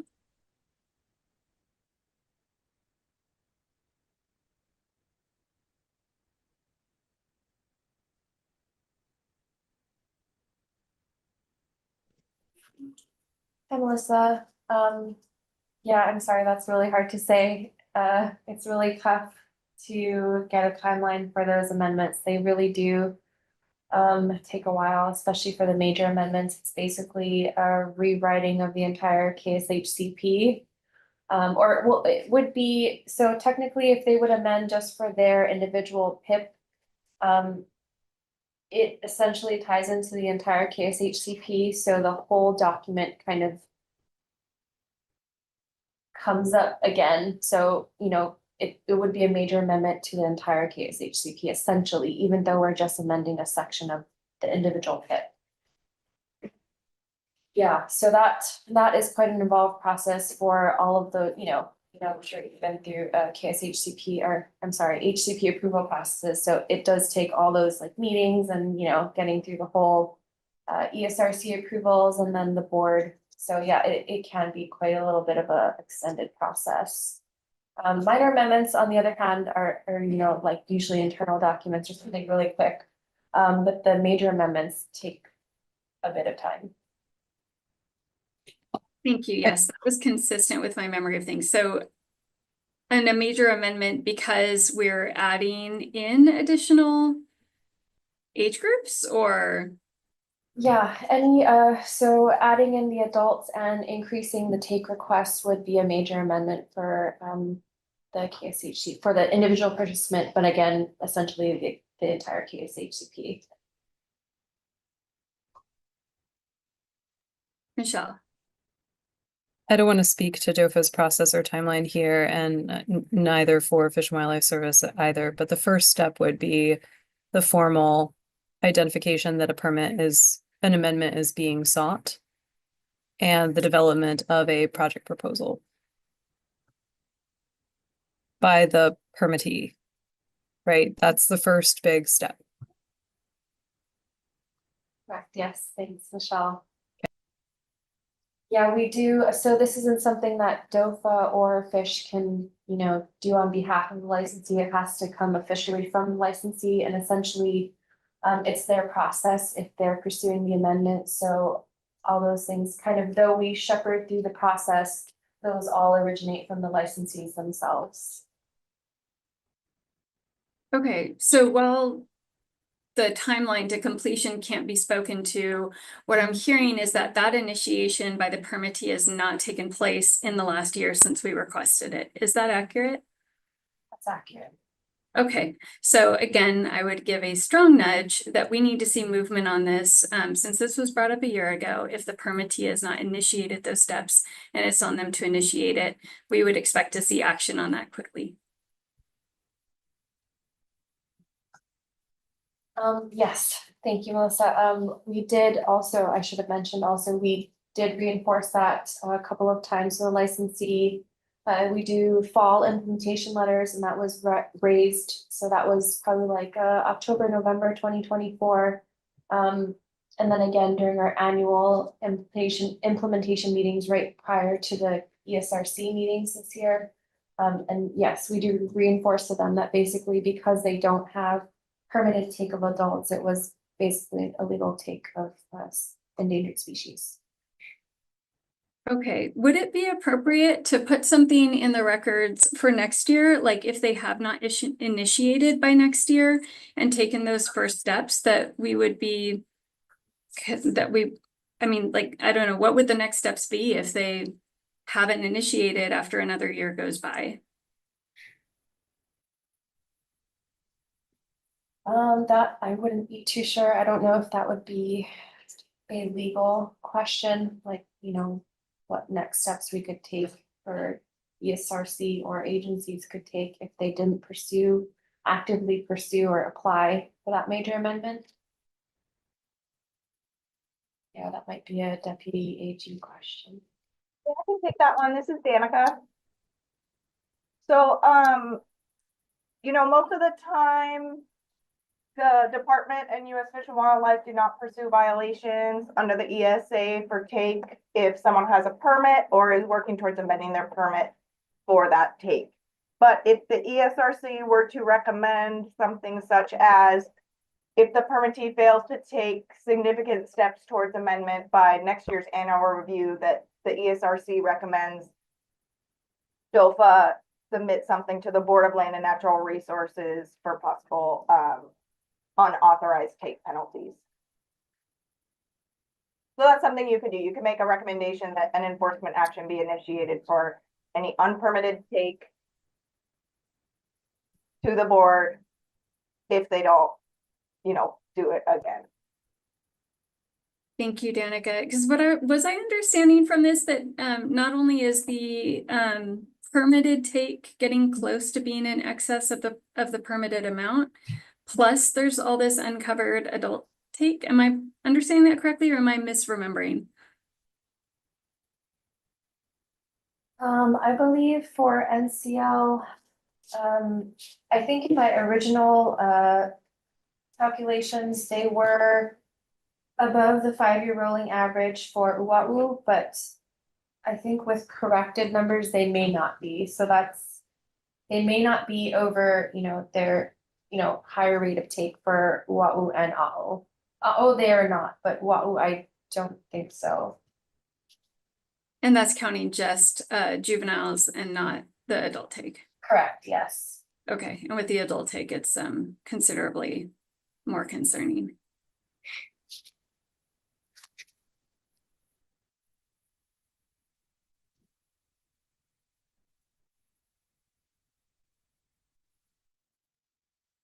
Melissa, did you want me to record that as a recommendation? What was said by Danica, or? I wanted to know what our options were, and I would defer to the rest of the committee as far as whether they feel like it's at that step. I'm very concerned that it's been a year and there's been no action on the part of the permittee. Well, I'll recommend it.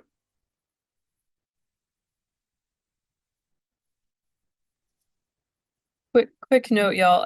I don't think, I'm gonna check on this, but I don't think that they are exceeding their take they are not exceeding their take for their 5-year rolling average of fledglings. Or they are not exceeding their take in their permit for fledglings. The issue is adults. Correct, yes. Okay, I just want to make sure that we're all on the same page about what the issues are here. Okay.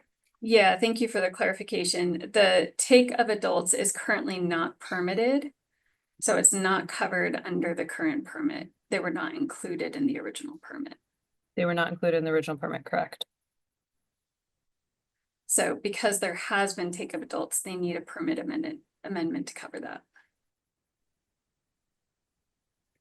Okay.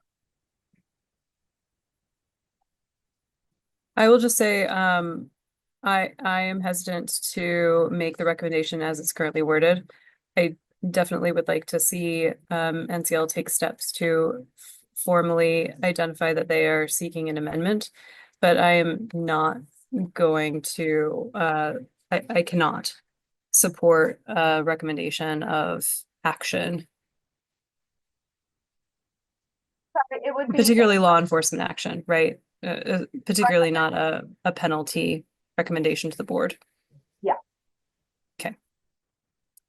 Right, and I think the way I understood Danica's wording was it was more like if we didn't see action another year from now, that we're essentially giving them notice that that would be of serious concern if they hadn't made substantial progress on the amendment by a year from now.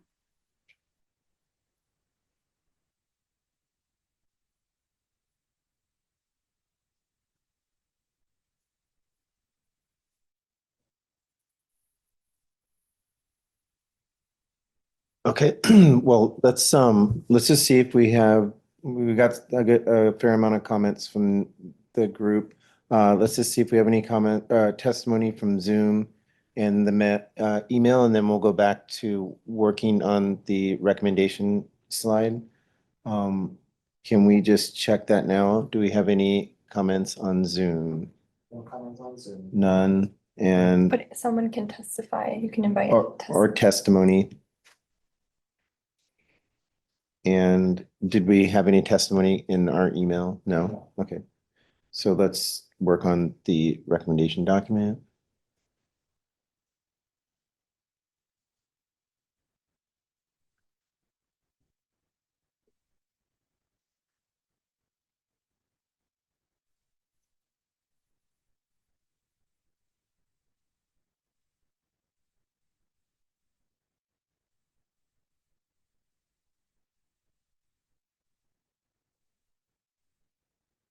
I think consistent with some of the feelings of, or the thoughts of the other committee members, I would soften the wording to say DOFA may bring this to the BLNR for their review of unauthorized take, as opposed to will bring.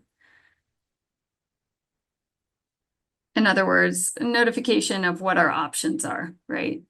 We're not saying we are going to do that, but here we're documenting our options if they do not make progress on it this year.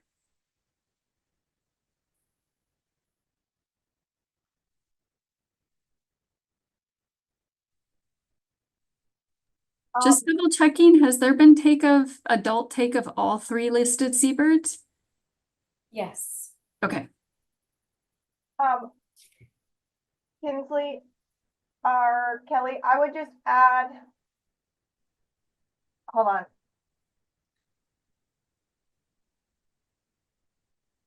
When it says review, comma, then ESRC recommends DOFA consider bringing this.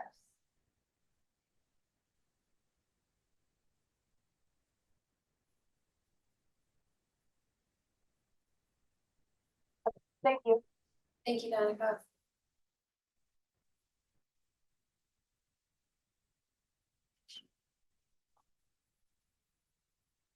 And I would just add one more may between ESRC and recommends. And change it to recommend, yeah. To better align with the committee.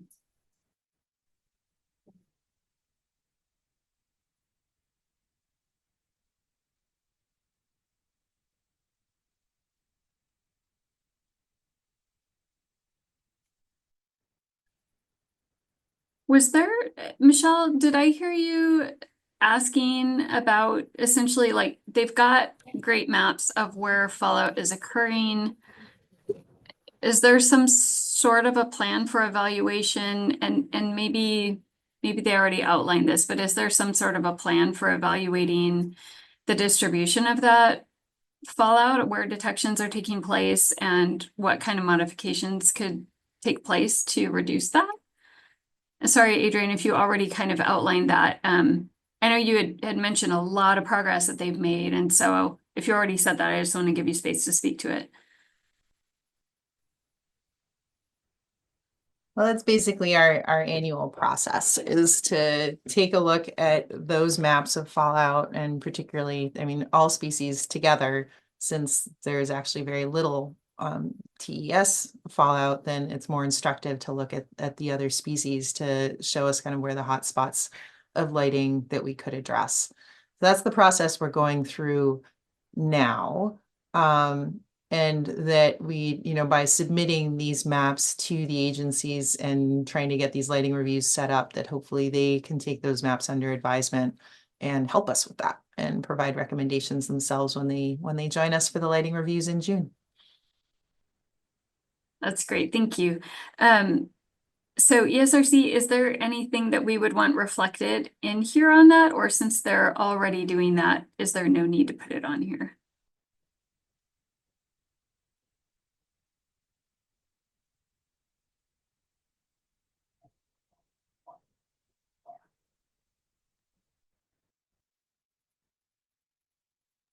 Sorry, who do we have on here from ESRC still? We've got Lisa, we've got. I mean, it could be a statement that says provide summary of lighting, provide summary of agency lighting review from 2025 visit, just to make sure we see it in the next year's review. That's great.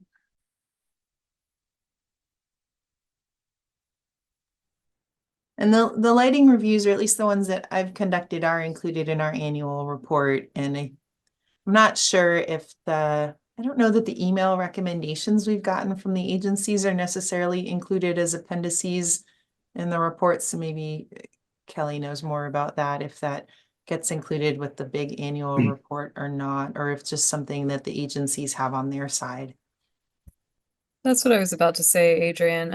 If I recall correctly, those lighting assessments and the adaptive management measures every year are detailed in those annual reports, correct?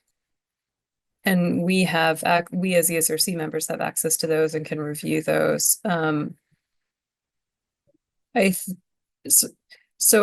fine with it being on here, but it's just it is already a requirement of NCL as a permittee and the reporting requirements as it exists right now, if I'm recalling this correctly. I think the particular item that I was bringing up earlier was just as it relates to guest education.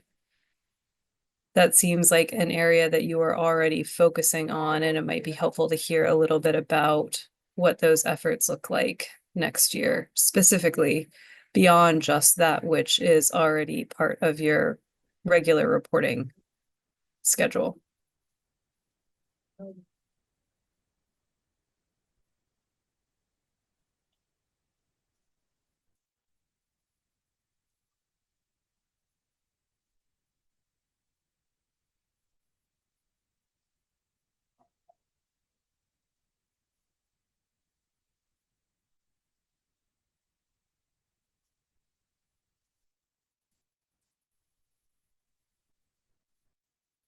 Danica, my apologies still.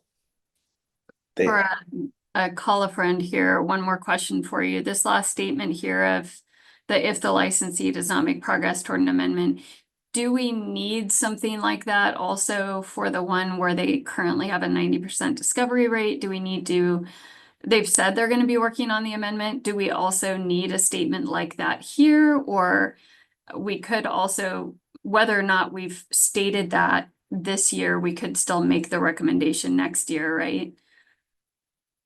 Is that for the same permittee you're talking about right now? No, it's a different permittee.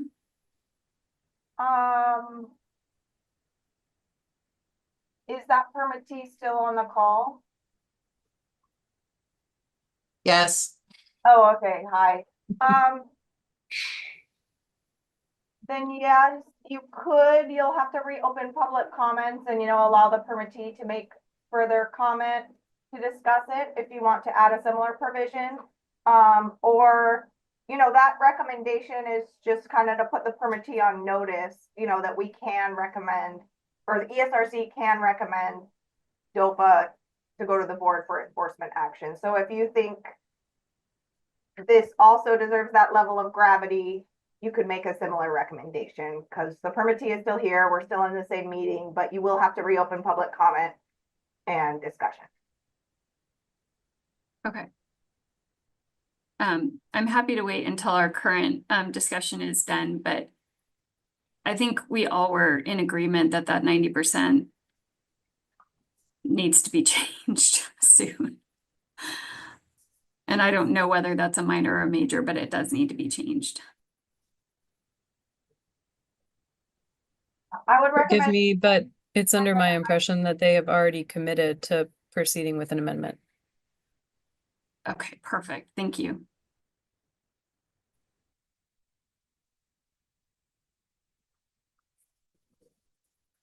Danica, did you have anything else? I didn't know if your message got cut off.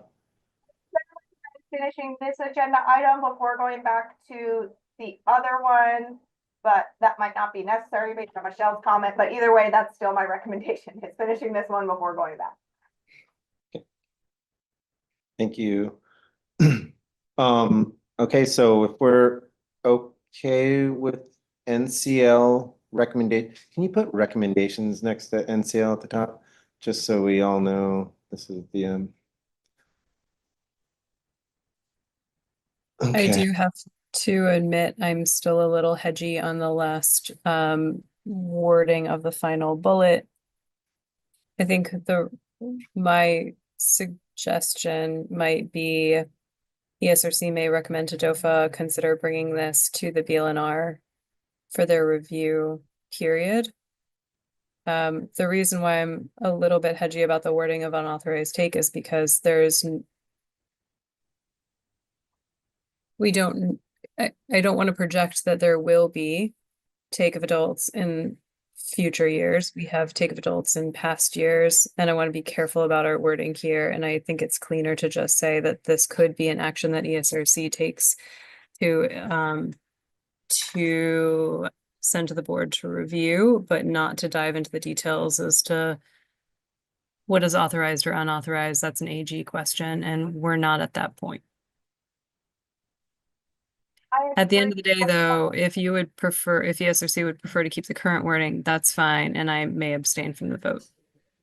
No, I agree, Michelle. It would be appropriate to just put review so that it doesn't preclude the BLNR from coming to their own conclusion, but not on the ESRC, so I'll be quiet now. Thanks, Danica.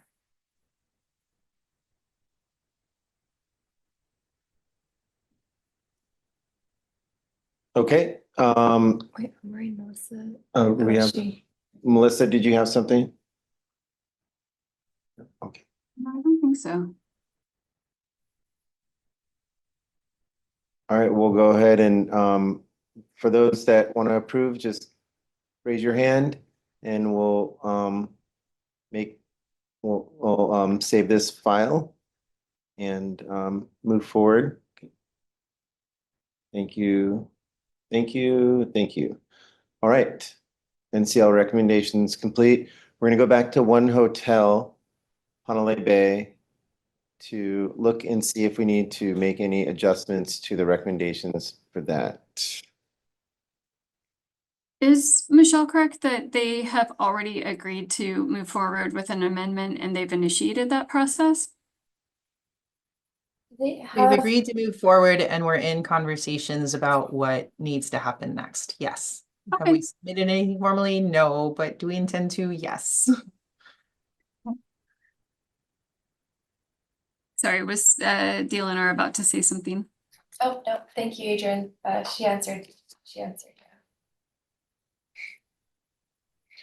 Okay, so it looks like the recommendations for 1 hotel will stay as they are at the moment.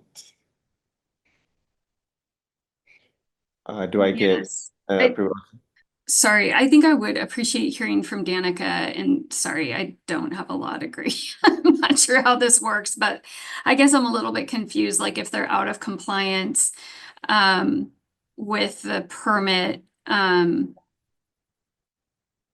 we could decide at any point to make that recommendation if they've been out of compliance for a number of years and have not completed an amendment and it's 5 years in or 10 years in or whatever, right? And we've been saying this for years or something like that. And it's documented that we've been saying it for years. Just because we didn't give you 1 year notice that we're going to make a recommendation to BLNR that it's out of compliance, that doesn't preclude us from making that recommendation, right? If they're out of compliance and we've been noting it for years, it seems like we could state that at any point and make that recommendation, right? I guess I'm just a little confused. Yes, you could. So it's just kind of up to you guys, you know, what type of recommendations you want to make. So you are correct. You don't have to give them a year notice. All right, thank you. Just clarifying. All right, I'm fine with as is, which we already approved previously, and so it doesn't warrant additional discussion. Great. Okay. We okay there? Okay. So we're not going to take any comments or testimony on that because we didn't change anything. So thank you guys for moving through the agenda. We have 1 more item left for today, and besides adjournment with this item 4. But next on the agenda is item 3G, the status of Royal Sonesta Kaua'i Resort in Lehui, a participant of the Kaua'i Seabird Habitat Conservation Plan. And DOFA staff will provide a short presentation first, and then we'll move forward. Thanks everyone, thanks Jason. This will be our last licensee for today. Just 1 second while we pull up the slide.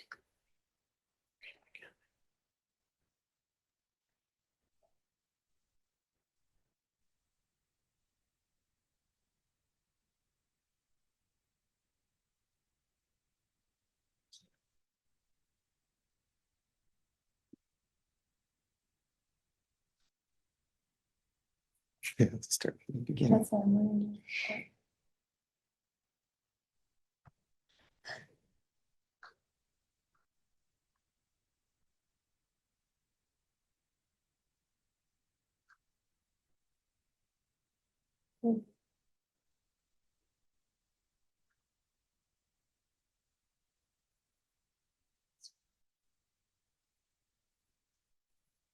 I go too fast.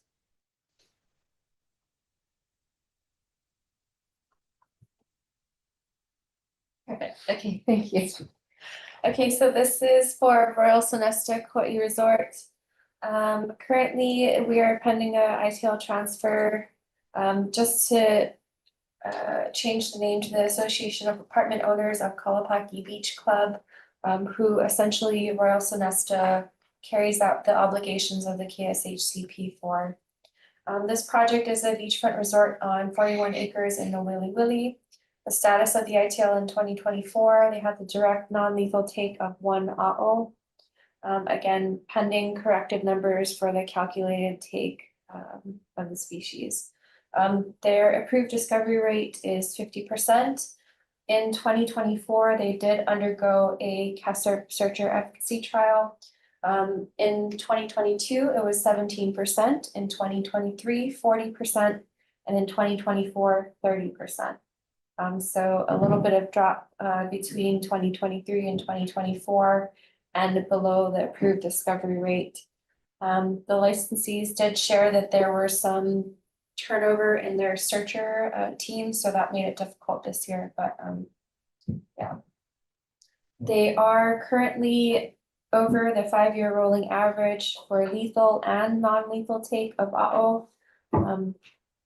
So of course, indicating that take continues at this rate, they are going to exceed their permitted take by prior to the 30-year permit term.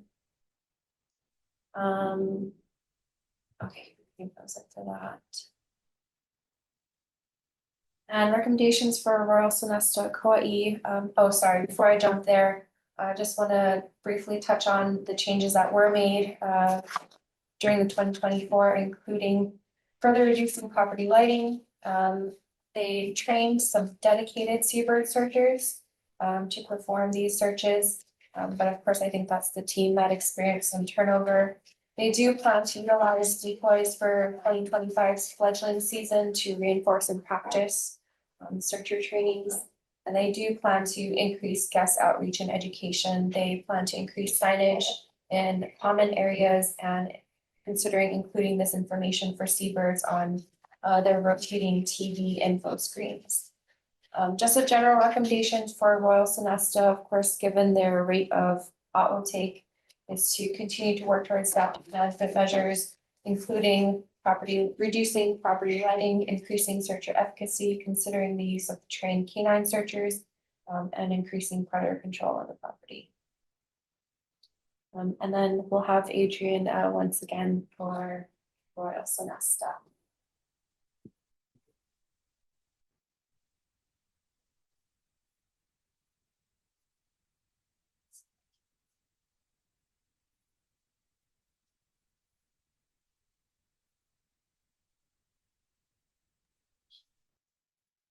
Thanks, Kelly. You guys are going to recognize this presentation. So hopefully that means it goes smoothly. If I can find the share screen button. All right, here we go. Hey, my name is Adrienne Gall. I'm a wildlife biologist contracted by the Royal Sonesta Kaua'i Resort to assist them in their compliance with the KSHCP, the Kaua'i Seabird Habitat Conservation Plan. The Royal Sonesta Kaua'i Resort is located in Lihue, Kaua'i, right there on the coast, and kind of in the middle edge of town, right near the port. and surrounded by golf course and condos and commercial spaces. The primary contact there is Hana Taito.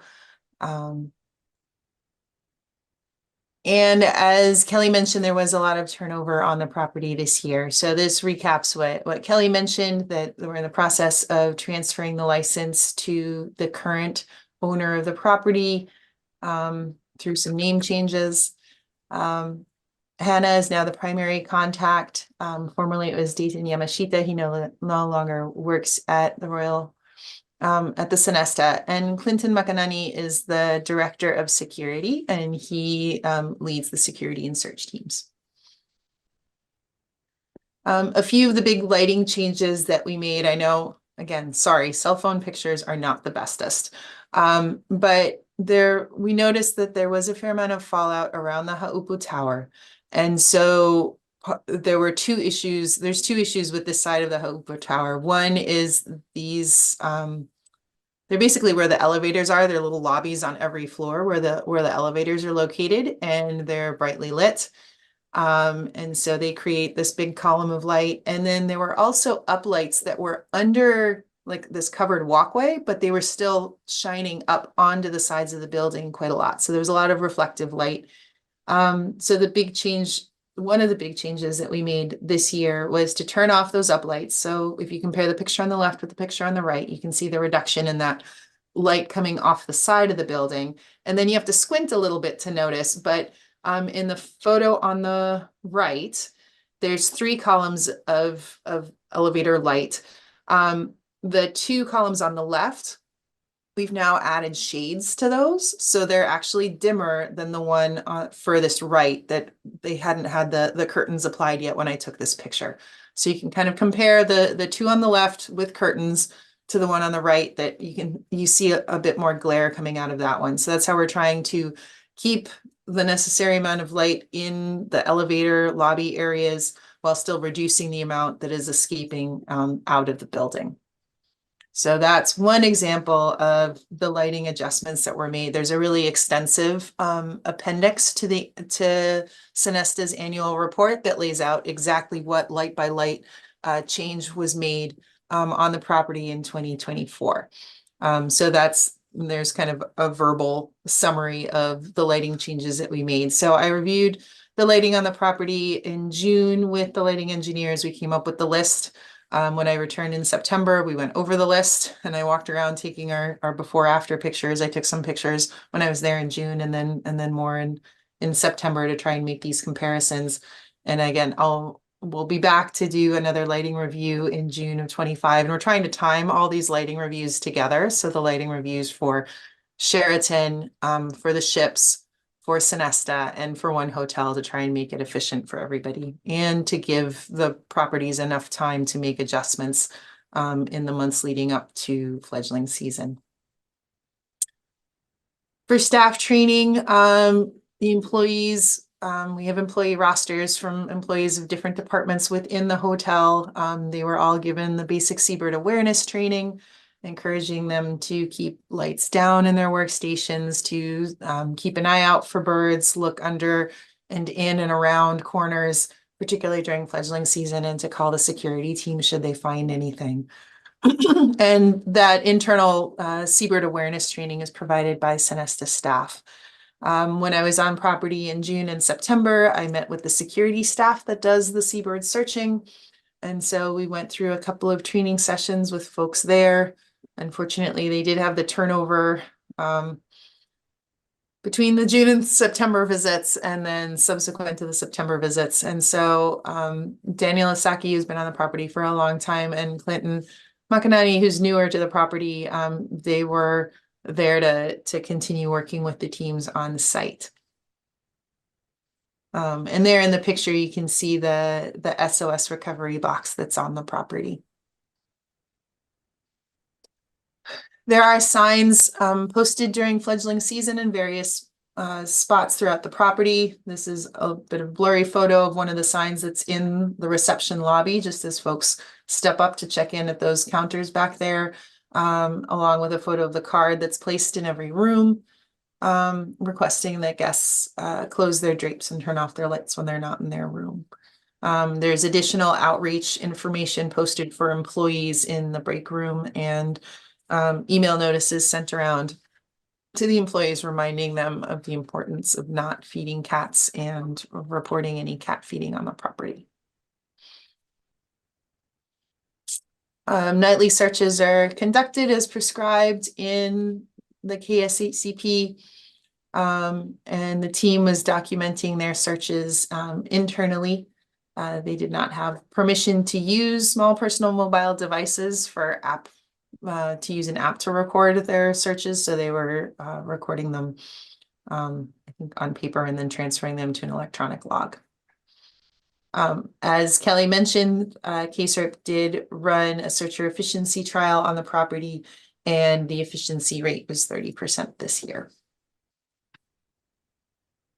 This is the search route. It's an approximate outline of the property in red, and then the orange lines are the areas where the searchers walk the property. For Honu, there are daily searches of Kalapaki Beach from the 15th of May to the 16th of December this year. 2 observers per survey, and they walk the interface between the grass and the beach, and then down along the beach, searching first thing in the morning before the beach gets raked. And those are performed by members of the Sonesta security team. There were no nests found in 2024. There were nestlings found on the property in 2021, so the property knows that this is a possibility and they are vigilant for that. There's the map of Kalapaki Beach and roughly the outline of where the searchers start as they're doing their beach sweeps.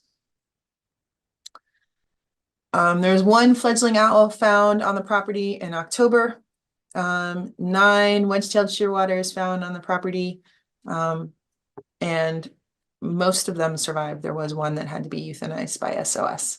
The 1 owl was successfully released. This is a map of the where birds were recovered on the property. So the green diamond is the 1 owl that was found in the kiddie pool or next to the kiddie pool. And then all of the blue triangles are wedge-tailed shearwaters, and the blue triangle that has a yellow circle around it just means there were 2 birds found in the same spot. We calculated a take for 2024 using both the permit value, searcher efficiency value of 0.5 and the outcome of the most recent trial of 0.3.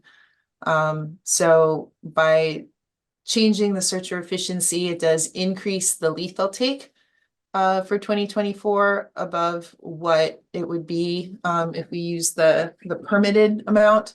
The non-lethal take doesn't change because that's not dependent on a searcher efficiency rate. This is figures showing the annual take at the property over the past 5 years. So the 5 years that the permit has been in effect. On the x-axis, we have the years. On the y-axis, we have the total take that is estimated. So accounting for searcher efficiency and survival probabilities of birds that are submitted to rehabilitation. The dotted lines represent authorized take. The blue dotted line is the 5-year rolling average. So not the total, but the 5-year rolling average for Newell shearwaters for ʻAʻu. And then the pink line represents the total take allowed under the permit for band-rumped storm petrels over 30 years. And the green dotted line, which coincides with the pink one, is the total amount of take for ʻUaʻu for Hawaiian petrels over the 30 years of the permit. So in this figure, you see that there were no Newell shearwaters found on the property in 2020 or 2021. But then there were birds recovered in 22, 23, and 24. And in both 22 and 23, the number of birds recovered exceeded the 5-year rolling average. If we compare the take calculated using the permit searcher efficiency rate of 0.5 to using the trial searcher efficiency rate of 0.3, Again, the non-lethal take, which is in the dark part of the bars, doesn't change, but it does increase the amount of lethal take. Which then pushes the amount of lethal take above the 5-year rolling average for 2024. Looking at the 5-year rolling average, on the left, the first 3 columns are the 5-year rolling average for lethal take. There's the authorized number of 1.1, the lethal take using the permit value of 0.5 for searcher efficiency, and then compared to the trial value. And both the permit value and the trial value are exceeding the 5-year rolling average, as is the non-lethal take. And a reminder that exceeding the 5-year rolling average does not mean that you're in violation of your permit. It just means that you are on track to exceed your take over 30 years. It doesn't mean that you are currently in violation. For predator control, so the team that is searching for birds during the downbird season is also recording any predators that they see. And so that is nightly observations of predators on the property, and then they're reported opportunistically throughout the rest of the year. This is a map of where predators were observed on the property. This parking lot is outside of the permit area, but it is a lot that's used by employees. So they told us about the cats, so we recorded them there. But you can see that there's cat observations distributed throughout the property. And it's worth noting that this area over here to the west of the resort is a heavily used commercial area. And then this area up here with the golf course, obviously not as heavily used by people, but then going up here, there's a lot of residences on this side and this road up above the property and condos back over here. The contractor deployed and checked 3 traps year round, 711 trap days, and the traps were moved according to those observations that were recorded and reported to the trapping contractor. And there were 19 captures, and then in addition to those 19 captures, there were also 4, it was either like trap tampering events, or somehow the predator got itself out of the trap, but they were traps that were sprung, but the predators were no longer there. And that's a problem for this property in general, is that folks know that predators get trapped on this property, and so they may come and tamper with the traps. And if an animal has been captured in a trap and is then released from the trap, it's highly unlikely to ever get captured again. So it's a real challenge for this property because it is in an urban area. It is easily accessible to a lot of people. They experience a high rate of trap tampering, and that's frustrating. So as I said, the lighting changes that were implemented in 2024 are detailed line by line in the lighting report that is appended to the annual report that was submitted. As far as changes for 2025, we're looking at both increasing the number of staff that are searching the property at a time, and also reinforcing good searching protocol and good search behavior. We're looking at adding Seabird information to the screens that are on that are near the pool and inside the building. So in addition to the static printed ones, maybe increasing the distribution by adding electronic screens to information to the electronic screens. We're grateful for the decoy trials that were run by KSHCP and for their reports that show us exactly where we need to improve our search efforts.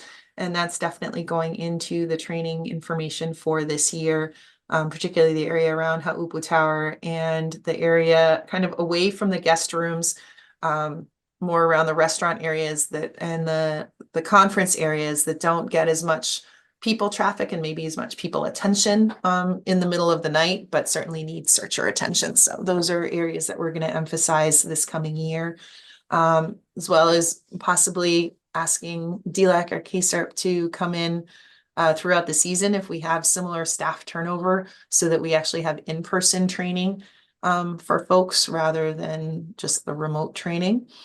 And the resort is seriously considering the use of detection dogs, or at least engaging with conservation dogs to run a trial on the property and see how that might be helpful to them in increasing their recovery rates on the property. That's what I have for Sonesta.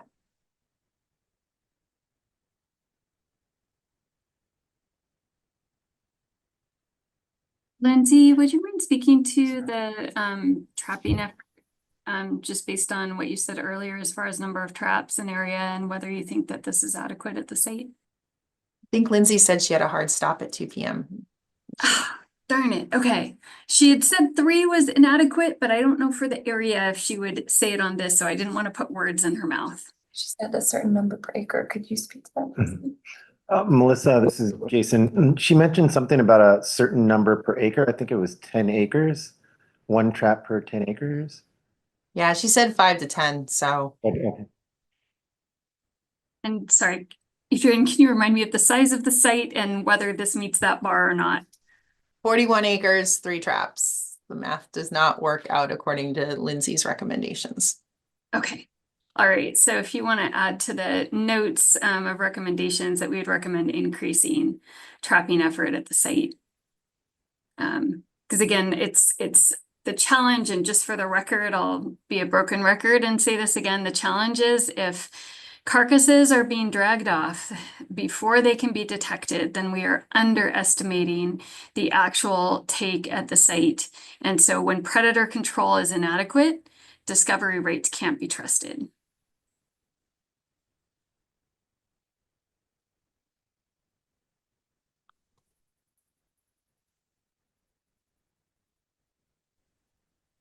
All that being said, not all the traps in the world aren't gonna solve some of the public issues here, so I don't want to necessarily dive too far into that, but just recognize the work that is happening on that front. And is there anything that do you feel like you have the information that you need to be able to continue to work forward on that front, Adrian? On predator trapping? On the public components and potential disruption of that trapping effort.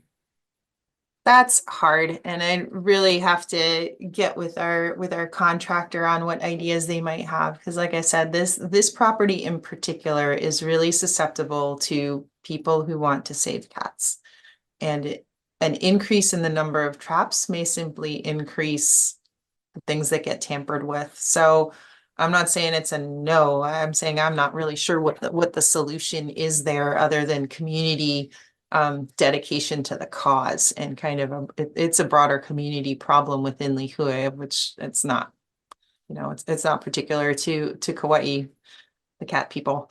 But it is a challenge, but it doesn't mean that the predator can't control or contractor can't maybe consider what additional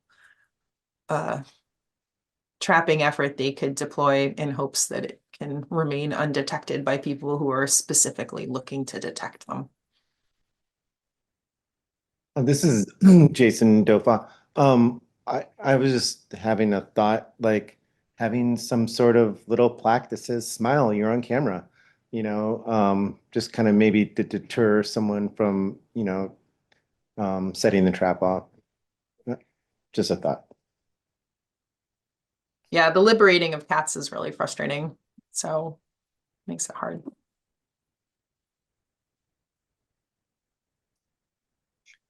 Do we have any other comments from ESRC on the presentation? I guess kind of following on that train of thought, the challenge, of course, with predator control in this context is that predator control on its own does nothing. It's the working hand in hand between predator control and searching that gets to where we need to be.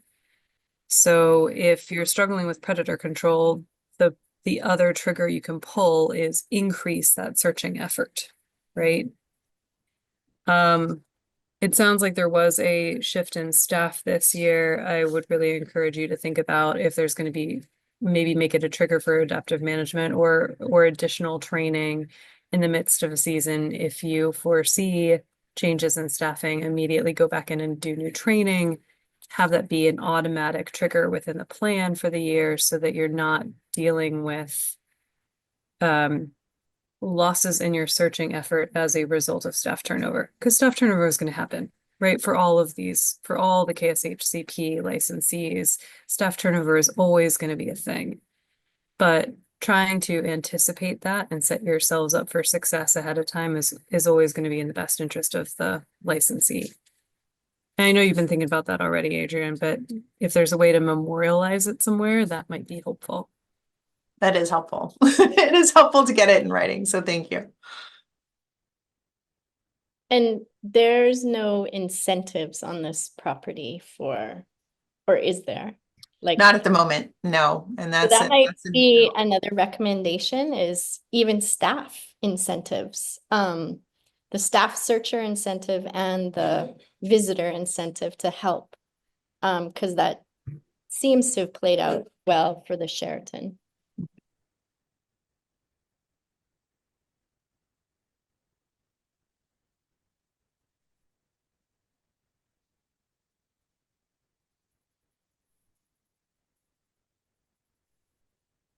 Okay, we're gonna go look at Zoom to see if we have any comments and our HCP email, and then we'll go back and bring up our slide for recommendations and go from there. So do we have any testimony on Zoom? No testimony on Zoom. And in the email? Nothing in the HCP email.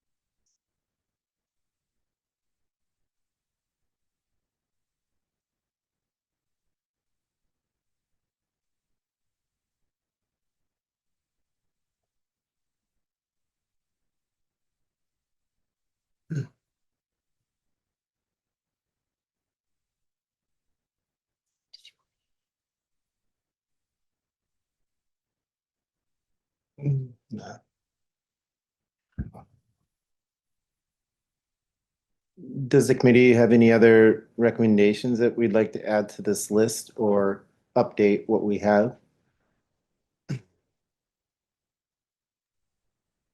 I'd like to see a recommendation for having a plan for staff turnover and training and ensuring that there's always adequate numbers of trained staff to conduct searches.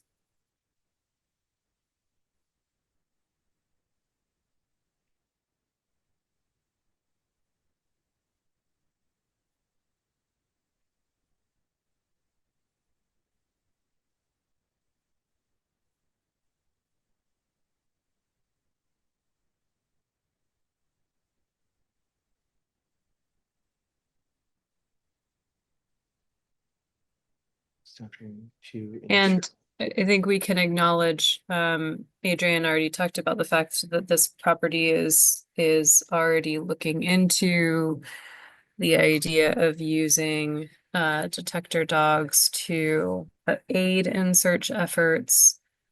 I think we would we encourage that, or at least I would say we encourage that.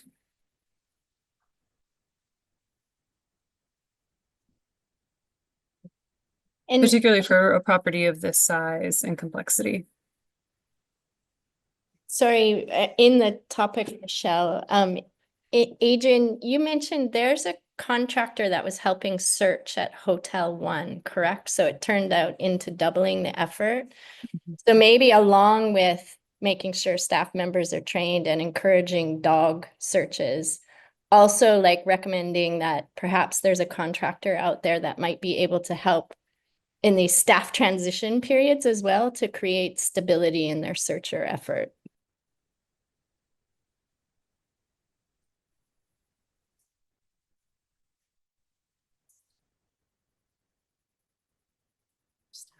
I mean, we're kind of talking around it here, but really what we're trying to say is please use adaptive management to get the searching effort up to the 50% that was permitted in the license, right? Like that's the big thing here. And there's a couple different ways to do that. And maybe we shouldn't try and be explicit about what that should be. I think some of that's up to the property to define what it could look like. But at the end of the day, we're going to be concerned anytime the searcher efficiency trial is identifying that the searching is less than that which was permitted in the PIP, right?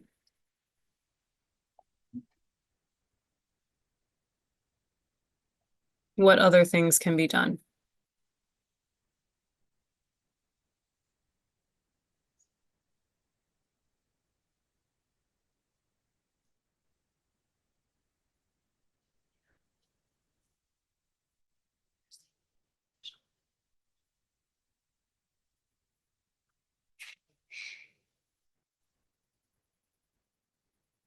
Yep. To get to the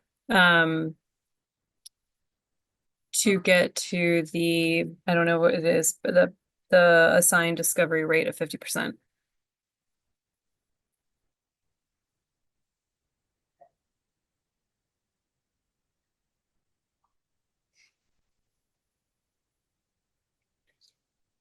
This also may be any property that is not getting to their assigned discovery rate. I would recommend additional searcher efficiency trials in subsequent years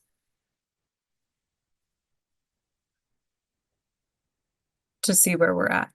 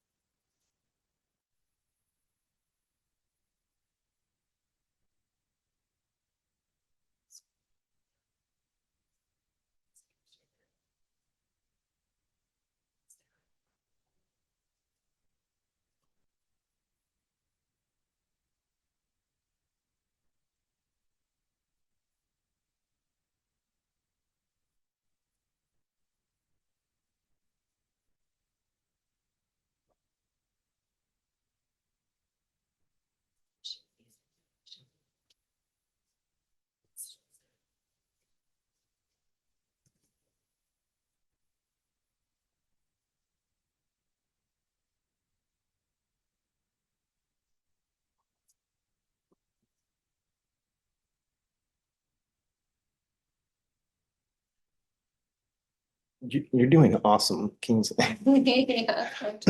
Typing and listening to everybody is hard sometimes. Oh, AI.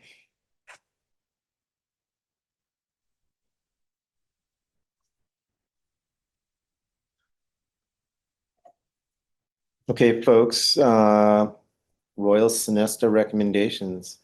I think we have them here.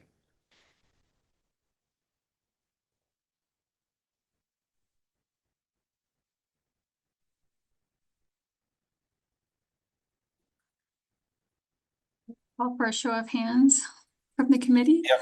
I was just reading them one more time. Yeah, let's do the hands to file this one. So 1, 2, 3, 4. Okay, awesome. Approved recommendations here.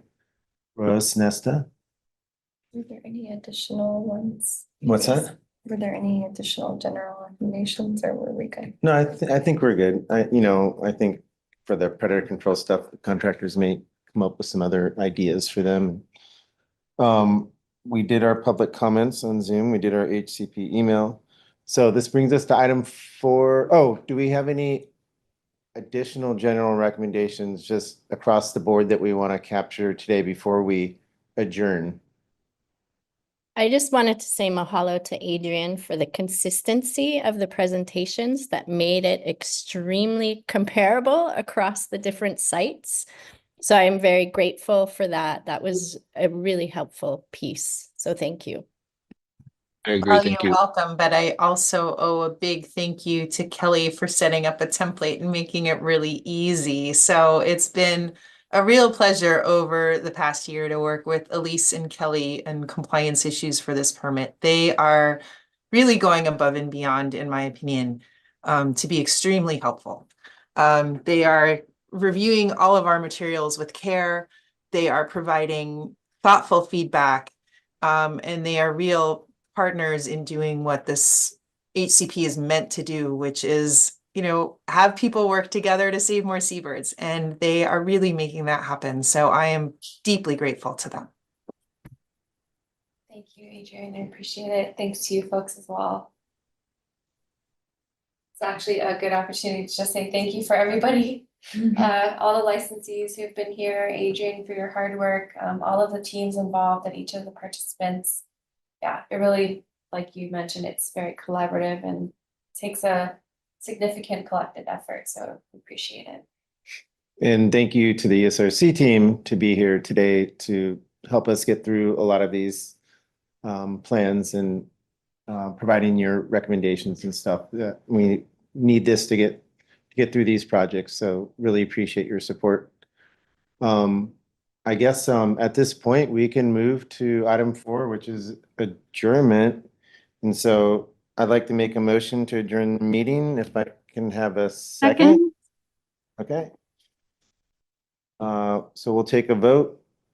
All in favor, say aye and keep your hands raised. Great, thank you. All in, let's see. I don't think there was anybody not in favor. So motion passes unanimously. And the time is now 3:08. I just really want to say thank you everyone for your time today, and we will see you tomorrow. Have a great day. Thank you. Thank you all.